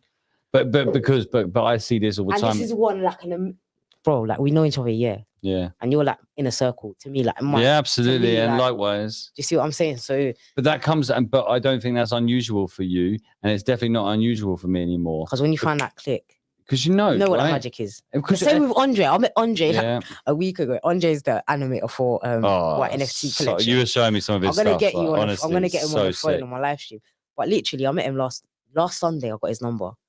I've not spoken to anybody in my contact list as much as I've spoken to this guy that I've only known a week. Yeah. You're smashing it. Like, when you know, and I've spoken to so many animators, so many people that could potentially bring along the team and stuff like that. Yeah. But it's just a case of, like, I know what I'm looking for. And when I found it, it's like, It was there. it's there. Like, the magic just. And when core values align, 100%. and when they've got their oxygen, and that's why we, you know, I'm a massive advocate for collaboration, right? Like, I love collaboration. I love. Think about it this way. It's like when everybody's feeding everyone. Yes. It's co-growth. It's hard. It's hard to. When you have like them strong connect, it's hard to fall through the cracks, and it's hard to like be isolated, and it's hard to like fall into them dark spaces. So like one massive tool for me, especially like in terms of like keeping that mental fitness and like keeping going and just having that energy and that desire to carry on is, if I carry on, you carry on. Absolutely. The dream carries on. The purpose carries on. When you send me Andre that, carries on. Like, exactly. every week, We like, tee each other do you up see what I'm all the saying? time. Like, it becomes bigger than ourselves. Yeah. So it's like the same way, like one cell is not gonna, you know, all our cells are working together to make sure that we're alive. Like, we all have a purpose. And I feel like that's what's gonna keep us going. And yeah, man, I encourage that anybody that's feeling low and stuff like that, like get in a Discord group, man. Yeah, yeah, Like, yeah. let's talk about Yeah, Discord. or- Watch the yeah. first few hours of the stream, man. Yeah. Like, connect with people in the stream, like just Yeah. start building a community. Like, and we did that in such a short space of time, and the things we've achieved, like, Oh, it's amazing. It's amazing. But like I say, I see it across the board. And it's funny, I was speaking to Jamie about this yesterday. The environment that we have now is, you know, it's because on a Friday we sit down as a group and go through what's been a really shit part of a week and what's been a great part of a week. And now, actually, we've picked up this thing off, Jay Shetty, Yeah. of course, like legend. He says, so we now have a jar.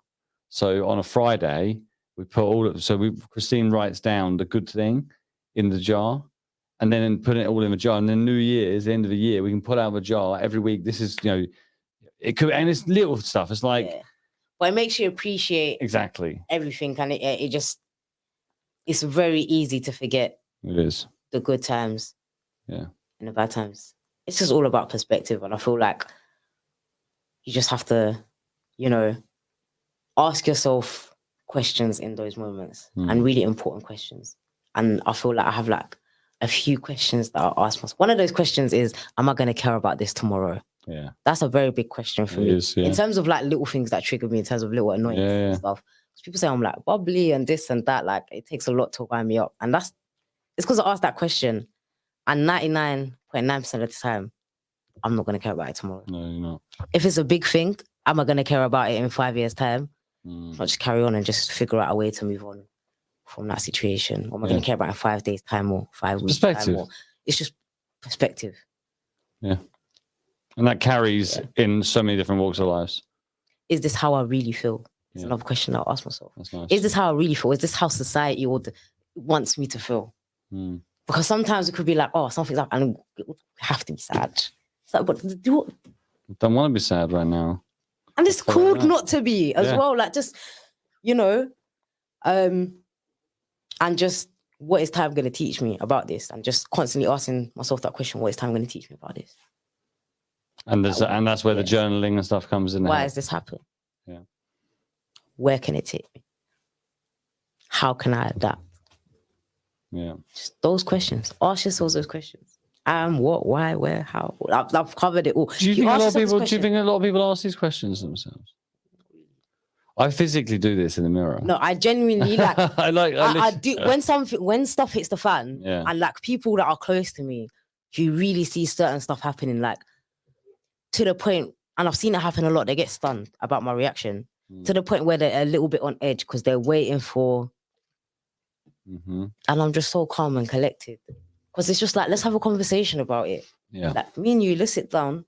Let's actually talk about it and break it down. Because 9 times out of 10, like our mind, our eyes see things. Our mind just magnifies it. Yeah. The more we focus on it, it just magnifies it. Yeah. And it's just like, let's zoom out a little bit. Let's look at everything in big picture. Yeah. Let's take one step at a time. Changes everything. doesn't it? Changes everything. Even when I haven't got energy. You just got to remember, energy is a finite resource. Yeah. You're telling me right now, I'd say. No, energy's not. I said energy is not a finite resource. It's abundant. So it's just like I need it. Let me remember that energy is abundant. Like I'm giving you energy right now. Oh, you definitely So are. I'm I giving need you that. energy I right need now. that. But yeah, when you're tired, you can't just take one step at a time. Yeah. Because even if you remember, if you do one little thing, it's still one little thing closer to your dream. Absolutely. It's one little thing closer to your dream, to where you want to be. And you have to have that vision in your head. If you haven't got a vision, I suggest you try to imagine. Like just have a vision, just something that you can work towards. Every day. Every day. One step at a time. 100%. Nothing beyond that. There's a great I don't want to ruin it. I don't want to bastardize the analogy or the quote, but it was essentially he's in the forest and it's foggy. I would just visualize it. Whenever someone says something like that, I always visualize the same thing. Yeah. In the forest, foggy, can't see the wood through the trees, classic, Yeah. And then the horse just says to him, well, can you see the one step ahead of you? And just focus that, forget that. Yeah. Like that is what it's going to be. And having a It's vision. like a flashlight analogy. Exactly. Same thing with a flashlight. Exactly. Just focus on that. Just shine a light on right in front of you and move towards that. If you've got a vision for where you want to be, that's internal anyway. That's now anyway. But everything's now. So it doesn't matter where you want to be, where you are now. The answer is always now. So the answer is always just one step. And I think I think a lot of people that we're watching this are in business or relating to it from a business point of view. And even if something happens, market changes. Yeah. It's not like you're not taking a step back. It's pivot. Exactly. It's not a step back. It's never a step back. It's just a change in direction. Exactly. You're always moving forward. And I hate that thing when people like setbacks and this. And like I do understand it to a certain extent because it's like,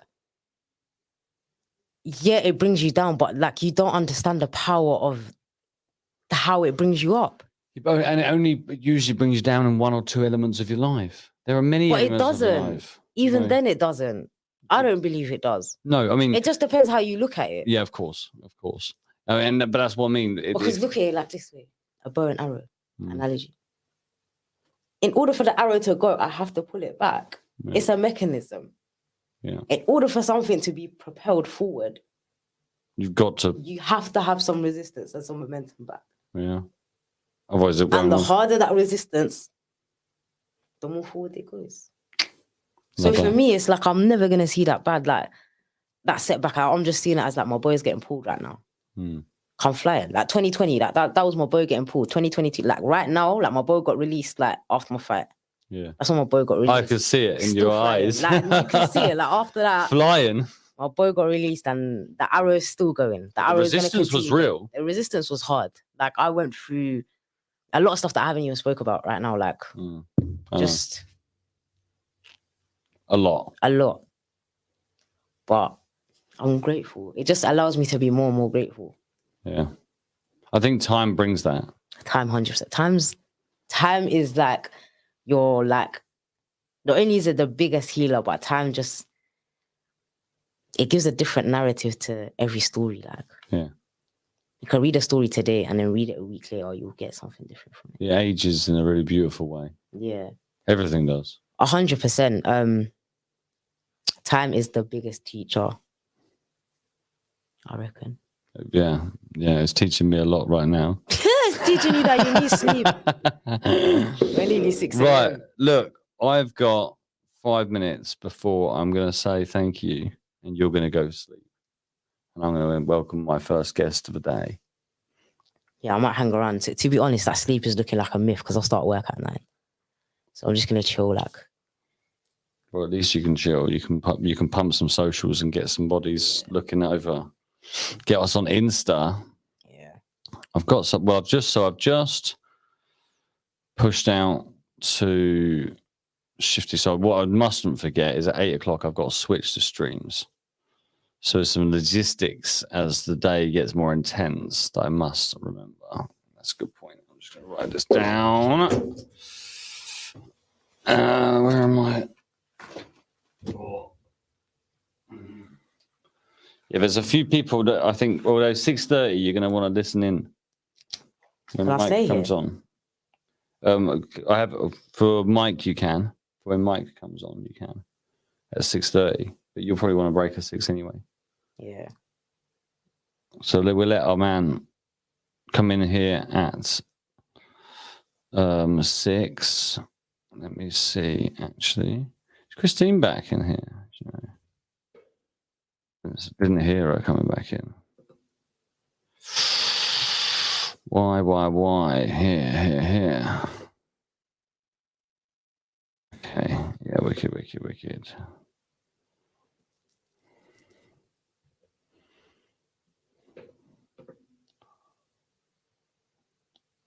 I might even have a cheeky coffee soon.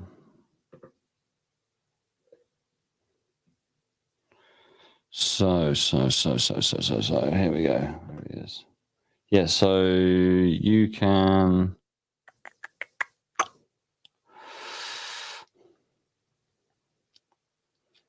yeah, if you want to do 6:30 to 8 with me. I've got Mike Farrington, Anne Bailey, and Rachel Hales coming on. I'll do that. And they're all awesome people. The Mike Farrington will be good because he's coming to do. I told you about this earlier, but I don't think you heard. What was it? I don't know what he called it, but it was inspired by poetry from Tupac. Oh, the Rose. Yeah. So he's got a few select poems, Desert Island Disc Style. That means something to you?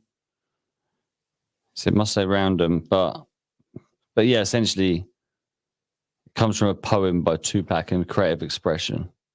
Yeah. So I think, yeah, that's a 6:30. So if you wanted to come back in for that, that would be awesome. Yeah, but for now, Jam, I'm going to say thank you for supporting me through the night, because thank you so much for having me. I think we've had a sick night. It's been a lot. We've done a lot of work. Yeah, that burned me out, you know. But yeah, 1 o'clock we'll reconvene. I need to catch up with a lot of guys today, but that's fine. But I'm gonna be. So why don't you? So you go take a rest for half hour. Come back at 6:30 and co-host with me 6:30 to 8. If you don't go to sleep, if you do go to sleep, then go to sleep. Because I think Mike Farrington at 6:30, you'll be enjoying that conversation. But so guys, we're just discussing. I've got work at 9. I've got work at 9, and we're just discussing. You should sleep 6 till 9. I think. I don't think 3 hours sleep is gonna mash me up. 2.5 hours. I think I should just stay up and just bang my shift. I think I should just do it because I'm back here 6:30 to 8. Yeah. And then 1 p.m. I'm back here on my lunch break. Let's do it, man. Blue Monday. Let's raise some money. Make sure you guys yeah, donate. Yeah, absolutely. Right. Well, right. I'll be back in 5 minutes with my first guest for the day. Bye, guys. It's been an amazing morning. I'm gonna love you and leave you. But what time your guest coming? Because I feel like I need to just do a morning dance. You know. Oh, do your thing. You do your thing. You're all right. You're good for it. Am I good for it? You're doing it live? No, I'm not doing it live. No. All right. I'll go to a break. I'm going to a break. We'll be back at 6 o'clock. Are you going to a break for these guys? I want to dance for them. Oh, fine. Go on, then you do your thing. Yeah, what are you going for? I can't play no music. Oh, you can't play music. You can play in your ear only. Yeah, while I record my video. Mm-hmm. Don't think that's gonna work. No. Sorry, guys. We'll be back in 5 minutes. Find Jam on TikTok if you want to watch the dance. Oh, Alex, you didn't do TikTok. Well, I'll come back to do it. All right, later. We're gonna come back and do it. Later. All right, we're going to break. See you soon. Bye. 2022, I'm speaking up for mental fitness for business owners. I'm speaking up for young people who need somewhere safe to stay in 2022. Hey everybody, Barbara Fernandez here, and what I am speaking up for in 2022 is the benefits of comedy for mental health. Whee! Whether you do it as a comedian like myself, or whether you go to watch it and enjoy it, it really works, and it's cheaper than therapy. Bye! In 2022, I'm speaking up for normalising conversations around mental health. In 2022, I'll be speaking up for everyone that doesn't believe in themselves.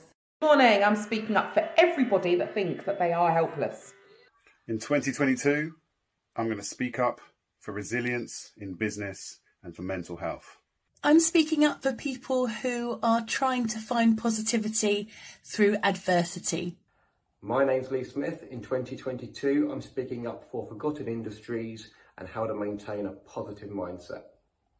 Hi, I'm speaking up for positivity and resilience and raising funds for our charity, CPSL Mind. I'm speaking up for deeper connections.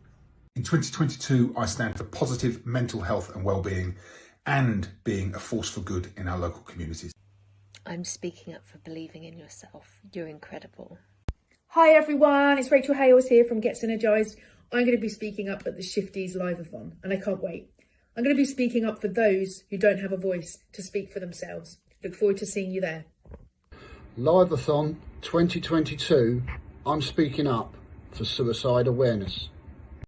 Hi, I'm recording and I am speaking at the 2023 Up-a-thon with Alex, and in 2022 I'm standing up for disabled rights and the inclusion of disabled people. I'm standing up for men's mental health. Hi, I'm Dee, and I'm speaking up for those who want to keep trying. I'm going to be talking about young people and their mental health and their mental fitness, and some of the ideas that I've got about how we as a community should get behind them, get involved, and help them to feel supported, connected, and inspired during these challenging times. Hi, I'm Claire, or you may know me as Beth, and I am speaking up for mental health in our education system. Also for the wider support of the families affected. Hi, my name is Janine Hornsby, and I am very proud to be a guest at the Shifties 24-hour Speak Up Live-a-thon, helping to raise £10,000 for CPSL Mind. I'll be talking to Alex about the biggest cowbag in my life. Her name is Linda. She is the most judgmental, critical bully I have ever met. She has something negative to say about everything that I say and do. Linda is, of course, not a real person. She is what I have named my inner saboteur, that negative, self-deprecating voice that we all have in our heads, telling us that we're not good enough or that we're frauds. So join Alex and I at 2 p.m. on Monday the 17th, where I'll be speaking up in 2022 for self-love and banishing our inner saboteurs. In 2022, I'm speaking up for a work-life balance while running your own business. Yo, we're back. Right. And I've got my first guest of the day. I've had Jam, been co-host to keep me happy all night. Now we're moving into the flow. You're my first of 34. Yes. Of the day. So I really appreciate you coming down at 6 a.m. for me as well. This is my time. Personal trainers, this is our time. We shine at this time in the morning. 6 in the morning is where we're at. So this is no different for me. So firstly, thank you and Real Fit for the voucher as well, for the donation prize. Absolutely amazing. Could you start off by introducing the company and two yourself? Yeah, sure. So Real Fit came about 6 years ago now. It's I think we're coming up to our 7th birthday. Congratulations. It was created by Jo and her partner. They basically wanted to bring a community-based fitness center to St. Neots. And so, the project started. It's, had many changes in terms of coaching staff and everything else, but the consistency of what we try to offer people, which is a community-based gym, a family, somewhere you can come and just relax and enjoy yourself, but also, get fit and get healthy. Yeah.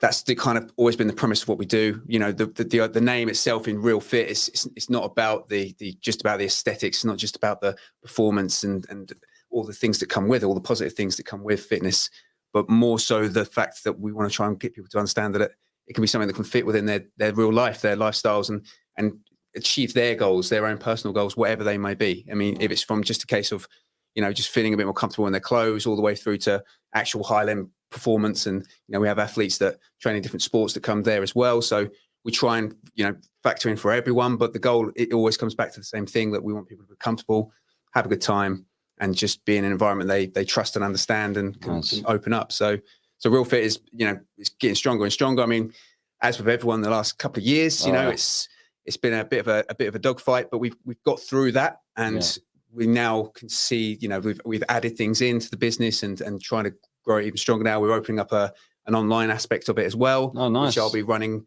for this year and trying to build, and just continually trying to look at things that we can do to help people, get into people's lives to help them. As I say, just try and find a level of fitness and health that's going to suit their lifestyle and get the goals they want. So awesome. It's been good, and it's been hard, but we're, it's business. Exactly. It's business.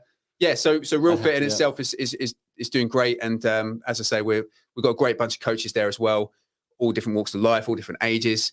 And I think that comes across as well, the fact that, our members are like that as well, all different ages, all different walks of life. And we want to make sure that, we get in good experienced coaches that are easygoing and moving forward as well. So we've just taken on another couple of new coaches as well. But we're always looking for people, if there's anyone out there that wants to, who's a coach or wants to get into coaching and wants to come and learn and talk to us as well. We're always happy to kind of let people into the door and sort of see what we do and help them. So what's interesting, you haven't really mentioned like one style of getting fit. Like, so do you actually, when you talk about the diversity of your team, it's not just in personalities and demographic, maybe it's actually in different ways of getting fit. Yeah. So our main function of the gym runs as a class-based gym. So all the sessions are tutor-led. So there's never a stage where we have like an open gym and people just come and do their own thing or kind of like potter around and try and just do what they can. it's always it's always structured and kind of like helping people find what they need to do. Now, the sessions themselves are quite structured and planned by the coaches, but when it comes down to personal training or group coaching or anything like that, it can be literally anything. We take on in the afternoons, we have the sort of the older generation come in, and we do like a sort of a movement circuit where we can help them move better and feel better about themselves. We also have some autistic members as well that come in, and they come in the afternoon when it's nice and quiet, and we can go through just drills with them that, again, just makes them feel good and gets them moving around. But it's not too much about the weights or plates or anything else like that. We're just using the space. We've got an amazing open space in the Little End Road in the industrial estate. So it's a huge area, and we try and utilize that the best we can. And as you say, there's not a one size fits all kind of fitness program. It never is, and it shouldn't be. And everyone's got their own sort of wants and needs, and we always try to help them out with that, whether it be lifting weights, whether it be boxing, whether it be more cardio based stuff, whether it be just stretching and just mobility. Getting fit. Yeah, exactly. Just moving. That's and that's what we always try and promote within the business. So it's great, man. It's been great. I mean, I've been working there almost since its beginning. I came in. I moved to St Neots 8 years ago, but started work there about 6 years ago. So just after they opened. So, what about tell us a little bit more about yourself in the sense of where are you from? How did you get into this world of? Well, it's been a long road. I was born in 1981. I've just turned 40. Congratulations! Thank you. It's been a stressful time, but I've got through it. No, not really. I've actually been looking forward to it. I feel I suppose everyone sort of says this, but as I go through the decades, there's everything you learn through it, and you become more experienced, and you feel better about, and you sort of understand yourself a bit more. And that's kind of been the big journey I've gone through. I was born in Hitchin, and I lived in Hertfordshire pretty much my whole life. And I was overweight as a child. I didn't really know, growing up, I love sport. I love playing football, but I didn't really understand the concept of training people and helping people get fit. It was all about, I'm going to be a footballer. So I worked hard, I lost weight, tried to become a footballer. Also was really into music. I was a drummer. So nice. I loved playing in the band as well. So I had physical activities I like to do, but I also like to eat a lot of food. So it kind of, there was a balancing act. I left school and went to college to do sports science, which again, I wasn't really sure at the time what I wanted. So it was kind of a weird time for me. I didn't really like the people that were in the class, so I didn't really get on with them. Left there, started working in a parachute packing factory, Irvins in Letchworth. So I packed parachutes for 2 years, and then realized that probably wasn't what I wanted to do the rest of my life as well. So then I saved up and went back to college and did IT. And then this kind of, I suppose, this pattern kind of started emerging. So I did IT, I finished that course. My girlfriend at the time's auntie works in the college, and she said, I can get you some work over the summer, helping people with IT. I then kind of fell into a job teaching.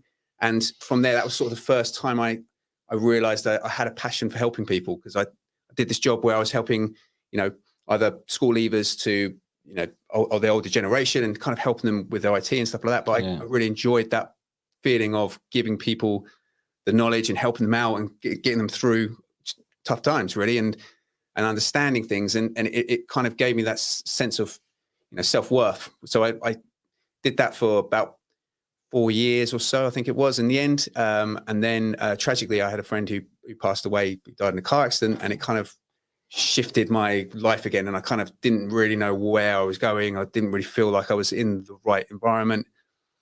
So I left there, I became an estate agent, which wasn't great, but I did something else, because I thought, I like talking to people, I like communicating. So find jobs that puts me in that position, but I didn't like selling to people. So it kind of wasn't a natural fit. So I only did that for about 4 months. I then went back towards the IT route and worked for Hewlett Packard, doing some stuff with them. But again, I was never really, there was always that training element in the back of my mind. I started training and exercising when I was about 18. As I said, I was overweight as a kid and kind of used exercise to kind of help me through that part. And I was just, it was always there. It was always a passion. I love reading about it. I love, talking about it. I love doing weight training. And I never really it never clicked in my mind all that time. And then I just kept going from, different jobs, different places. And in the end, I was working in a welding company doing sales and purchasing for them. And I wasn't in a really good mental state because I was not in a job I really enjoyed. Didn't know what my career was. I was going to just about to hit my 30s. And I was sort of like, I don't know what I'm doing. And my amazing wife, Louise, her grandfather passed away and left her a little bit of money. And she kind of said, look, if you're going to do this personal training thing, just do it. And just go and see if you like it. And if you don't like it, well done. Yeah, you'll never know. So we paid for the course, passed the course, and then again through that course, one of the instructors on my test kind of took a shining to me, I think, and he offered me some work back in Stevenage in Hertfordshire again, and then it kind of snowballed from there. I got work in a gym in Odyssey, spent 4 years there, and then freelance was that? Well, a couple of years on the shop floor, helping people in the gym, and then I went freelance for a couple of years, and then we had our first child, my son Eddie, and that kind of that just sort of made me had to grow up pretty quick. Yeah, and then we realised that 2-bedroom flat's not going to be enough space for a family, so we decided that we were going to look for a house. Hitchin is crazy expensive over there. That's sort of further down south. You go down the A1, it gets really expensive. So we started going up the A1 looking for places around, and we stumbled across St Neots. Never been here before, but we luckily kind of drove in over the bridge on a summer's day. The river, the pub was full, and and the market square was there. And we'd come from Hitchin, which was a market town, and kind of fell in love straight away with the place. I hear that a lot. People come from Hitchin. Yeah, it's just amazing. It kind of felt like as soon as we moved here, it felt like we were on holiday for the first couple of years. It was crazy. It was, but then I'd worked here. I'd still commute to Stevenage, and then I found Real Fit on via the Think Local magazine that is run here, and and I just thought I'll see if they were looking for people. I got in there, and luckily enough, they liked me. Yeah, and I've been there ever since. So it's been it's been a journey. But yeah, I mean, I didn't get into fitness as a coach until 10 years ago. Like I was 30. I'd already been. Yeah, but you were already helping people. Yeah, but I've been helping people in and out, so it was sort of in different natural ways. Yeah, and with the printer and stuff. Yeah, that's right. I did the same. I did IT support for a little while. And okay. I think the life skills, troubleshooting, helping people, interacting with humans, they're all useful. It was a great job because it was always a lot of the time it was the same job. I mean, obviously with IT support, it's just have you plugged it in, have you switched it on? IT crowds. That's right. Turn it off, turn it on again. Those sort of things are the fundamentals. But generally, each time you came over, it was like a new little challenge, and it was sort of like sometimes you just had to sit there with them and try and figure it out. And, you get to know people. Yeah, and it was just fun. It was, as I say, the sense of when you see someone that they do something and they're like, wow, I'm doing something I never thought I could do. Like they come into, it might be that they've left school, they've had some problems, and they're looking to kind of get into a job, but they know that they need the skills to get into any sort of jobs, and they need office skills. And as the world has moved into IT and technology more and more, so much. Now. Yeah, and that transfers in every way to what you do now, right? Yeah. Because, funny enough, Jam and I were just talking before you come on about our own acceptance around ourselves, and Jam's a fighter. Literally, she's just finished a boxing match, and Awesome. Yeah. That don't matter. That don't matter. It's just training required to go in. I wasn't trying to get beaten up. I trained hard, but the training required is a disgusting amount. That's only half of it, though, isn't it? I mean, that 8 weeks, you're fighting yourself. Yeah. To go in the ring and fight. But fighting my mind every single so Jam said before she got in the ring, she said she'd already won, and that was that. Alluding to what you're saying there is helping people realize themselves, and I think that I'm so happy you've come on first, because you must see people have moments all the time, in terms of moments of realization of how brilliant they are, and moments of realization of how brilliant they aspired themselves to be, but realized maybe in that moment they're not. There is. It's a rainbow of emotions, and that's just life. We all go through it.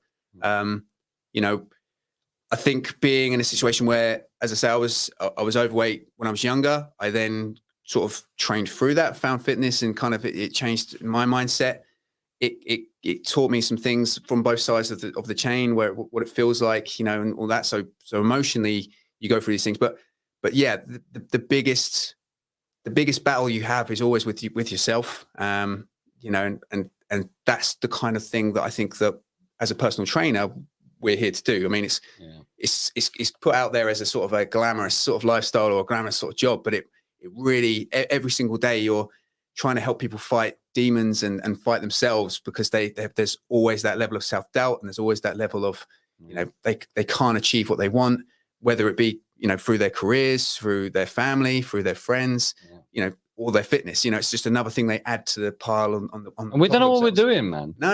We don't know what we're doing. We again, we were talking about this probably about 3 o'clock in the morning at one point, talking about this exact problem. It's like we were comparing PTs, counselors.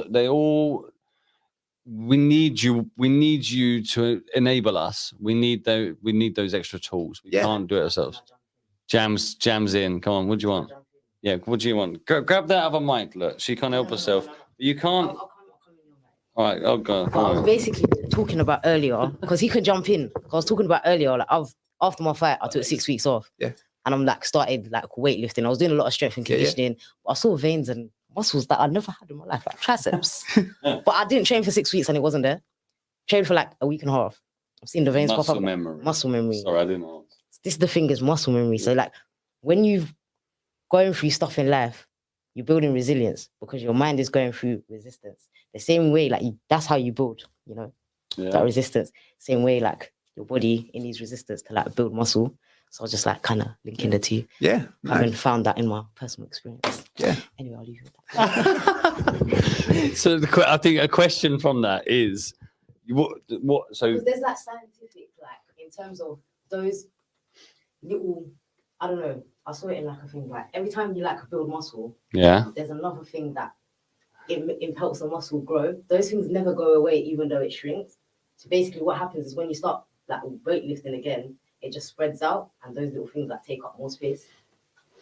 That's down. I don't know what it's called. I'm a long name. No, well, there's I mean, you know, without going too deep into the science, but yeah, you got basically muscle cells within the muscle, and they can split. And then you make more muscle cells, and then they grow and build. And you never lose those individual cells. So once you grown them, you never lose it. The muscles shrink, but you never lose it. So you always have the capacity to have that growth. So you can always go through that same thing again. Mentally. Yeah, that's right. That's right. No, that's good. That's good. That's good. Jam's so happy with herself. That's it. That's the way. I mean, you know, that's the thing as well, is that, you know, I always tell people, especially with a layoff of any time, you know, strength, it never goes. You've always, once you build strength, once you've gone through that time, I think as you was rightly saying there, you've always got that within you again. So going through those bad times, going through those ups and downs is really, you know, you always know you have that within you. Builds resilience. Yeah, that's right. But fitness, in terms of the conditioning and everything else, people get very downhearted very quickly, because you can lose that so quick. 2 weeks off the gym, 2 weeks away from it is enough to lose, you know, 25, you know, up to 50% of your conditioning levels that you had before. And that instantly, when people do something they thought, oh, I used to find this really easy, and suddenly it's really difficult. It's a barricade that can break through. So I think like I'm just conscious of time, and I want to make sure that from every speaker that comes on today, that we're sharing at every level. Yeah. So for someone, I don't think anyone needs to be persuaded that looking after our physical health contributes massively to our mental fitness. I don't think anyone needs persuading of that. But in terms of, you know, maybe if someone is in a situation where they're watching this now or watching this back, and they're like, okay, I want to get started. I want to get my mind right before I put myself into a situation where I'm in an environment like yours, where lots of people are just, you know, getting fit and getting healthy, and that can be quite intimidating for some people. Huge, especially after a time where a lot of people were sat in lockdowns and whatever else. What conversations do you think is really important that people have with themselves before they have a conversation with someone like yourself?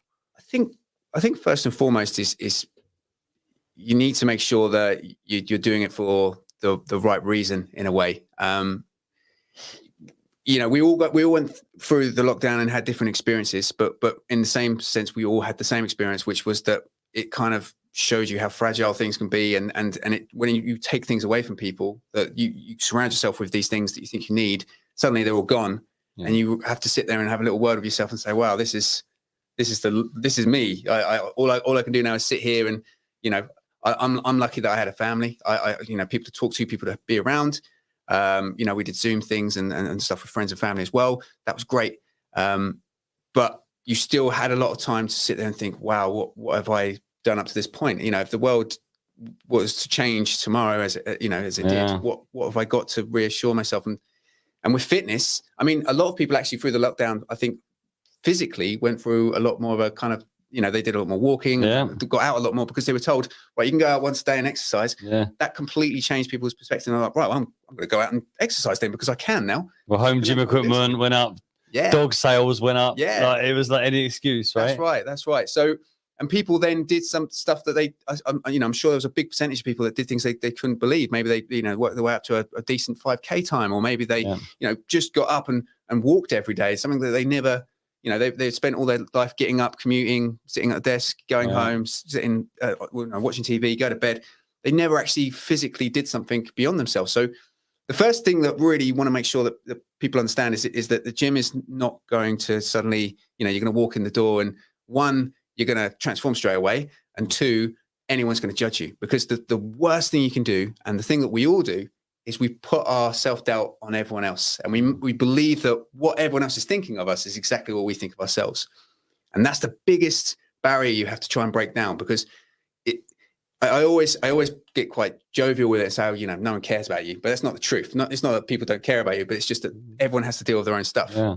And what you're not their primary. No, that's right. And if anything, the fact that people come up and walk through that door, make that first step, that's the hardest step of them all. Get through that door into the gym, being in an environment that might be uncomfortable to you, or something that you haven't done for a long time. You just, you're a bit worried about it.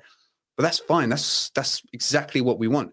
What we want as fitness professionals, what we want in any profession, is we want people to come to us and ask us and speak to us. And even if it was a case where, right now, if people are unsure about their fitness and unsure about what they want to do with their fitness, if they email, us at info@realfit.co.uk or contact me directly at connect@realfitonline.co.uk. They can ask us as many questions as they want. They can pick up the phone and speak to us. I wouldn't be able to give you the telephone number off the top of my head because I'm not sure. Look at me, I'm not I'm sure they'll find you. But they search Real Fit Centre online and just get in contact with us. Just talk to us, because the thing is that self-doubt and that disbelief is what's going to stick you in life, and you won't be able to move. You'll completely isolate yourself just from what you worry about what everyone else thinks or what everyone else is going to say. But there's no such thing. Everyone wants to help everyone out. And I think that's the human trait that we all do have within ourselves, is that if we see someone struggling, we want to pick them up and help them along and just go, hey, I know that first step's a tough one, but I know that first step, that, as I say, as a personal trainer, my thing is always that I'm just showing people the way I went. And if you don't want to go my way, then that's fine. We can help you go other ways. There's other people here that you might relate exactly. to. So if you've fallen down, I'll help you up and say, right, what's the next step? Where do you want to go? And that's the most important thing. For some people, it is just a case of, having a daily walk. For other people, it's to run a marathon. There's spectrums of fitness and where people want to be in that fitness. But the most important thing is to make sure that you're doing it for the right reason. You're doing it for yourself. You're doing it for the fact that you want to be fitter and healthier, or that you want to achieve something like a marathon or whatever it's going to be. That has to be the number one priority. That it can't be because you think other people will respect you more, or you think that people will look up to you and say, oh, wow, that can be a part of it as you're doing it and as you're growing in confidence, but it shouldn't be your initial kind of idea that you need to do A to get B. It should be that you're doing it for yourself. You will grow stronger mentally and physically. And then, once people are seeing you can then help other people up as well. And it's always that next step. Get your oxygen mask on first, and then you can help other people. Exactly. And, like that. And that's what Real Fit really tries to promote. And that's why, we like to say we're a community-based gym. We're it's always group led. We get people in together, laughing and joking, talking. And a massive part of my job as a personal trainer is actually, what I've learned over the last 10 years is the physical side is almost irrelevant in a way. It's always that mental side. You know, we're always talking to our athletes and clients and everything else, and talking to them about their days and what their struggles are and what they're thinking. And, you know, it can be something to do with fitness. It can be to do with something with nutrition. It could be with something to do with, you know, helping them out a little more, but it could be, you know, what they're doing with their families or friends. And you without a doubt, you're like a barber. Yeah, Like everyone opens up at the barber, that's and right. they're the same with a PT. I know it. I mean, it's the thing. I say, you know, really, I'm a therapist with weights. That's all I am, really. You know, people can come in and they just open It's up. just a vehicle for change. Yeah, Nice. and it's good. And when you break down those barriers, it's always a good thing, because you know people then are comfortable in that environment and they're comfortable with you, and that's a big part of what you want to happen. Because, absolutely, as I say, the mental side of things is bigger than any physical side. You know, you will set your own barriers, you will set your own restrictions, and once you can help people break through those barriers, then you see they become enlightened, and then suddenly they realize that they can do so much more.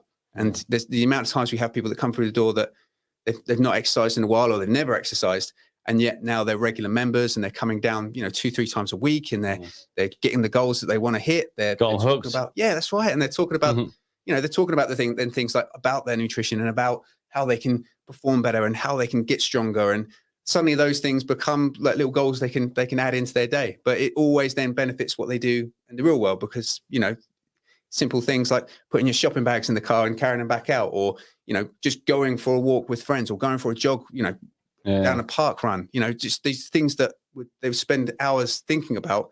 But now they've opened up those barriers again, and they're like, oh, well, you know, fine, I'll go and do that. I'll go and have some fun and enjoy myself again, and be comfortable with myself. And that's always what it's about.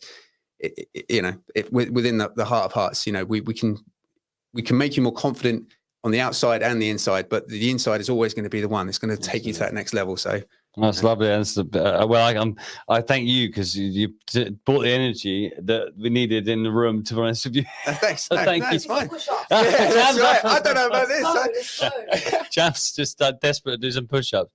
So one question before you go, and Jam, if you don't mind, take outside afterwards. So I've got to get Mike on the I can see Mike in the waiting room, and I'll get you back in for. What are you excited for in 2022? It could be a personal thing, it could be external community thing, whatever. What is there something that you're particularly excited for in 2022? Well, you know, I always try and set a goal for each year to kind of push forward with. But I'm just excited again. I mean, you know, I can say this, but, you know, things can very, very much change in a heartbeat. But the thing that I'm most looking forward to again is people understand, you know, coming back into the world with that understanding of, you know, what we really need as human beings is to be together and to be with other people, and physically be in rooms with other people and talking to people is a great thing. So for 2022, you know, seeing more people again, getting out there, you know, things that we've missed over the last couple of years, like the community dragon boat race and things like that, you know, parts where the community can come together and people are having fun and having good times. That's the big thing I'm looking forward to the most. I'm a football fan, so going to see full stadiums again is an amazing thing. It's just, you know, seeing people, and you didn't really appreciate it until it was taken away and said, you know, you may never have that again. It may, you know, and then you think, wow, you know, these simple things that you want to share with people, you can do now. You can enjoy the ecstasy, you can enjoy, you know, laughter, you can enjoy just good music, all these things that make us as humans, you know, enrich the soul. And that's kind of what, as I say, that's what we are as humans. In the end of the day, we're all individuals. We all want to feel our best, and we all want to go to that next level. And those are the things that are going to help us out. So in terms of a social level, that's great. In terms of a personal level, Real Fit Online is something that I've started to build. And it's not a case of, again, it's almost the opposite of what I'm saying, because you're not seeing real people, you're online. But just growing that community. Adds value. It's not the thing. It adds value. But just helping more people. And that's something that I think, you know, when you help people and you get that, as I say, you get that positive feedback back, then you just want to help more people. And that's really where we want to go in life. And, you know, whether it's through Real Fit or whether it's through personal things, just being around more people and helping more people is going to be. That's awesome, man. Well, I feel it, man. That's awesome. Well, lovely to meet you, man. Yeah, thank you very much. And thank you for all your support as well. No. And for being here at 6 a.m. This is, you know, I had to stay up all night just to be here. That's what I had to do. No, this is great, and this is what, you know. As I say, if we can do anything that's a positive, then that's amazing, and we'll always try and do more. I appreciate it. Well, you have done already. Top man. Well, let Jam take you out. I've got another guest waiting in the wings for me. Cheers. And I appreciate all the support, my man. Thank you very much, guys. Thank you. Is Christine in? Right, in a minute. Right, in 2 minutes, I'm gonna have Mike on. I just want to kind of reset things a little bit. Sorry, I haven't been keeping on the comments. Good morning, LinkedIn, Facebook, and YouTube. If you are watching this live or you're just tuning in and you're watching some of it back, please do like, comment, share on the post, donate if you can. We have over 70 prizes available for those that do donate. We'll be doing a raffle on the 4th of February. The running total right now is here. We've raised £2,125 already for CPSL Mind, which is ridiculous. Target's £10,000 by midnight tonight. Let's see how we go. But I'm going to bring Mike on the stage now, who's my next guest. I'm very excited about this because this was an off-the-cuff email. Here he is. How you doing, my man? Morning. How are you? You all right? Yeah, I'm alive. I'm actually, you know what? I haven't had any caffeine yet. Okay. Which is good, I think. I feel like that's a good thing already. Let me just put these on 1 second. Let me get this going. Right, I've got you now. I can actually hear you. Yeah. So, yeah, I haven't had any caffeine yet, which is good. I did have, I had some like porridge with golden syrup, which was like nectar to me at 4 o'clock this morning. It was just ridiculous. But yeah, no, thanks for joining me, man. No, it's good and great effort. What, you quarter way through now or something, or just over? So yes, quarter way through. And I played 90 minutes of football yesterday as well for the first time in a long time as part of our fundraising activities, and regretted it terribly when I tried to walk up the stairs to the office this morning. Fair play. Yeah, those days are definitely behind me. I retired a long time ago. Well, look, yeah, I got your obviously. We've got a lot to talk. I want to talk about yourself, your story, and Concrete Rose in detail when you come back on later. But you messaged me and you had some ideas around what you wanted to do with this time, this 6:30 slot. So I'm kind of at your mercy as to. Yeah, no, that's fair enough, really. I just thought I've been mulling it over a little bit, and I guess one thing important in mental health is that kind of creative expression, isn't it? Really, and one thing I've wanted to do for a long time is I've always enjoyed reading and kind of words and that kind of thing, and I've wanted to get into maybe writing a bit creatively, or certainly poetic writing for a while, and it's not quite happened. And at the start of 2022, I thought, you know, maybe I could start writing some stuff, and again, that hasn't happened as yet. But as a prelude to that, you know, I think that can be a really good way of me kind of processing some stuff and good from a mental health point of view. So I thought, the prelude to that, maybe I could share some poetry alike or poetic verse alike, and we could just discuss it together. I think that's beautiful. But I'll tell you something. I've got to get Jam. I don't know if you're aware of Jamala, who you may have just caught her in the background of the last stream. Yeah, so I think she is the promo stuff. Yeah. Fine. So she is a poet as well. So she's obviously a massive fan of poetry, and she's done a lot of spoken word stuff. So I feel like it would be a massive shame and a massive waste if I want to be involved in this conversation, and I'm fascinated by it, but I just feel like it's a massive shame not to have Jam in this conversation as well. So if you're okay, we're just going to cut to a very quick 2-minute ad. I'm going to go get Jam, and then we'll come back and we'll do exactly as you suggest, because I think that would just be wonderful. Great. Awesome. Right, back in a second.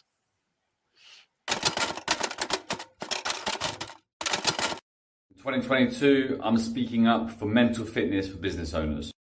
I'm speaking up for young people who need somewhere safe to stay in 2022. Hey everybody, Barbara Fernandez here, and what I am speaking up for in 2022 is the benefits of comedy for mental health. Whee! Whether you do it as a comedian like myself or whether you go to watch it and enjoy it, it really works and it's cheaper than therapy. Bye. In 2022, I'm speaking up for normalising conversations around mental health. In 2022, are we speaking up for everyone that doesn't believe in themselves? Morning, I'm speaking up for everybody that thinks that they are helpless. In 2022, I'm going to speak up for resilience in business and for mental health. I'm speaking up for people who are trying to find positivity through adversity. My name's Lee Smith. In 2022, I'm speaking up for Forgotten. Okay. I had to interrupt that. I've got Jam with me here. So good morning. Morning, Jam. How you doing? I'm good. I'm nice and energized. Clearly I'm clearly well rested. Good. You know. so Jam's been doing the night shift with me. So bless her, she's been here midnight till 6 this morning with me. Fair play. So Jam wouldn't have heard what we were talking about. So basically, Mike has a huge passion and vision for himself to write his own poetry. Okay, wow. But as a prelude to that, to use your words, Mike, maybe reading some existing stuff might just trigger some conversation. Is that kind of where you were going with that? That's kind of it. I guess, I've wanted to for a while, Jam, so I'm the real novice here. Wow, you should definitely do it, man. I'll have to get some tips at some point. But I just thought, to be honest, it's a bit self-indulgent. When I was very young, my aim in my life was to appear on what was called teletext. I don't know if teletext is. I'm not that young. Trust me. I have a baby face. I can share my skincare routine, but trust me, I remember teletext. Okay, great. So, but when obviously from a sporting point of view, when that didn't happen, then my next kind of aim in life was to appear on something called Desert Island Discs. Where you kind of do songs and you get to tell about your story. But I thought, so I'd use this half hour to be a bit more self-indulgent and a Desert Island Disc style thing, but with poetry or poetic let's go. Let's make it happen. Let's go. This is fun. I thought we was going to be in some deep conversations, but this is the kind of energy I need at 6 a.m. Let's go. No, that's cool. Okay, well, the first one that I chose is very mainstream, very populist. I think it's probably the nation's favourite poem. Okay. And it's If by Rudyard Kipling.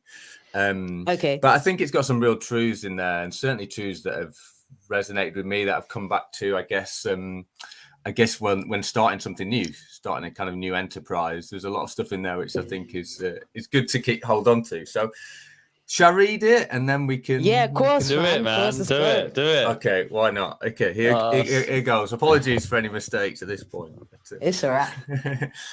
So it says, if you can keep your head when all about you are losing theirs and blaming it on you, if you can trust yourself when all men doubt you, but make allowance for their doubting too, if you can wait and not be tired of waiting, or being lied about, don't deal in lies, or being hated, don't give way to hating, and yet don't look too good, nor talk too wise. If you can dream and not make dreams your master, if you can think and not make thoughts your aim, if you can meet with triumph and disaster and treat those two impostors just the same, if you can bear to hear the truth you've spoken, twisted by knaves to make a trap for fools, or watch the things you gave your life to broken and stoop and build them up with worn-out tools, if you can make one heap of all your winnings and risk it on one turn of pitch and toss, and lose and start again at your beginnings and never breathe a word about your loss. If you can force your heart and nerve and sinew to serve your turn longer after they are gone, and so hold on when there is nothing in you except the will which says to them, hold on. If you can talk with crowds and keep your virtue, or walk with kings nor lose the common touch, if neither foes nor loving friends can hurt you, if all men count with you, but none too much.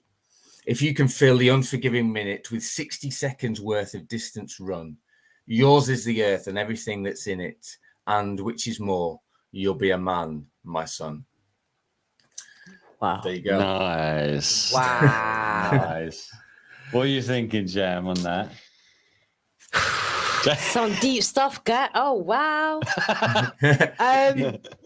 I just love it because I feel like every time I hear that poem, I like, because not the first time I've heard it, but every time I hear it, I just feel like, especially hearing it today, after all the conversations that we've had, I look at it different because it's like, that's come from a place of pain to get to a place of beauty, if that makes sense.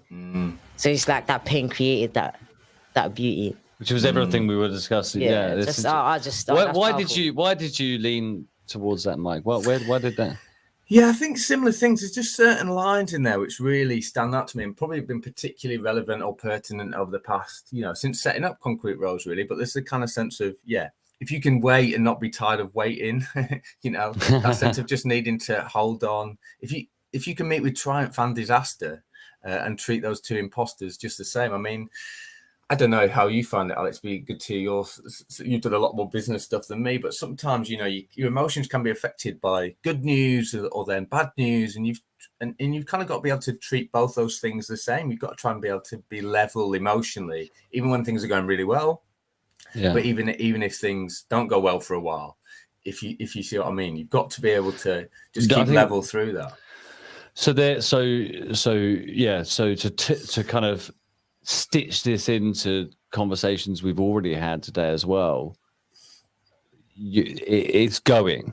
The word in there is going. Whether it's going well, whether it's not going well, it's going. And I think it's that forward motion that especially in business. If we're talking about business, there's always something. There's always something. We're firefighters. There's always something. We had this conversation earlier. It's like you said about the emotions. It's just really understanding their place and like their purpose, and just really just embracing it, like the good and the bad, and just seeing their value in each moment and stuff like that, and just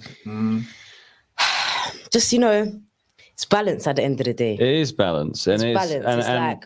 It's the whole of that. It literally is the whole of that. It's so there's such beauty in balance. We're going to see this conversation. We're going to see this conversation all day, and it's up, down, up. But it's okay. Like it is because it's going. We're doing it. Wherever we're sharing, we're sharing. You have to see the night to appreciate the day. Absolutely, absolutely. It's like we're always going to have that nighttime, and without the nighttime, we will never have daytime. Yeah. No, lovely, man. Love that. That's great. That's beautiful, man. Okay. Cool. I love poetry as well. Mike's got another one. I'm so happy because Alex was trying to get me to do it, and I was like, "Listen, you didn't pay me to do this, I've got two more, but you've inspired me, so I might do one after you. Cool, please, I'd love that. That'd be amazing. I've got two more, but they're much shorter. All right, then. The next one's not really a poem, but it's a bit of poetic verse, and it actually comes from. Good morning, everybody that's joining us on live. By the way, good morning, guys. I've already done that bit. I'm just saying again because we've had people just. Hi, morning. Yeah, sorry, I did see. Yeah, Mr. Newman's up, and so Newman, you missed out, and I think you checked out about 2 a.m. After that, it went very downhill. We got banned from Facebook at one point. Jam don't want to talk about it. Anyway, go on, Mike. Hit us. Yeah. Next one. So the second poem I did, it's more like poetic verse. It actually comes from the Bible, but I think it's relevant for all faiths or none, really. But one thing for me, from a mental health point of view, especially when things are not going well, like perspective is so important. And to do that for me, it's about getting out there in nature, natural beauty, mountains, stars at night, ocean. I think they all just put me in my place.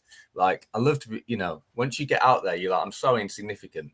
That's helpful. But also there's this juxtaposition, I think, that happens when you get into nature. For me, like, you feel so insignificant and irrelevant, but something in you says, no, but I'm significant. It's worth pursuing. And so just a few words for that.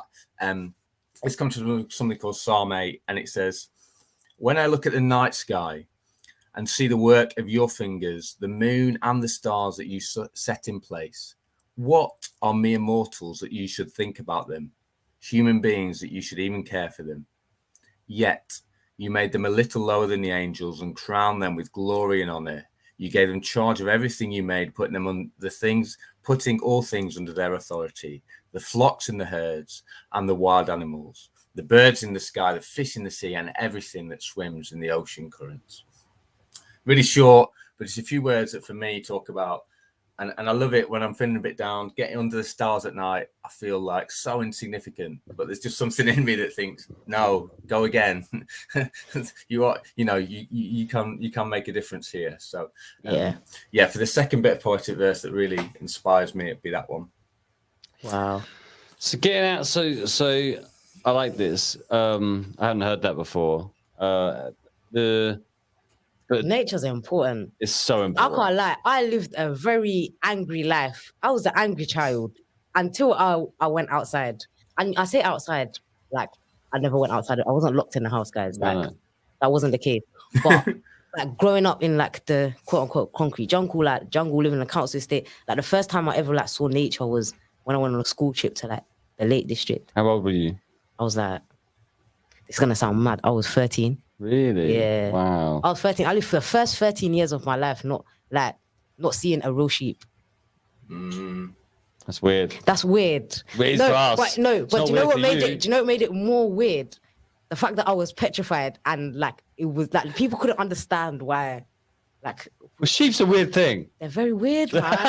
And it's like they tell us to climb mountains and stuff, but just like I used to be scared of like bugs and all of that, and just all of these irrational fears that I had because I didn't know it. Like, Do you spend much time in nature now? All the time. Yeah. All the time. Like I do this weird thing. I take my shoes off and my socks off.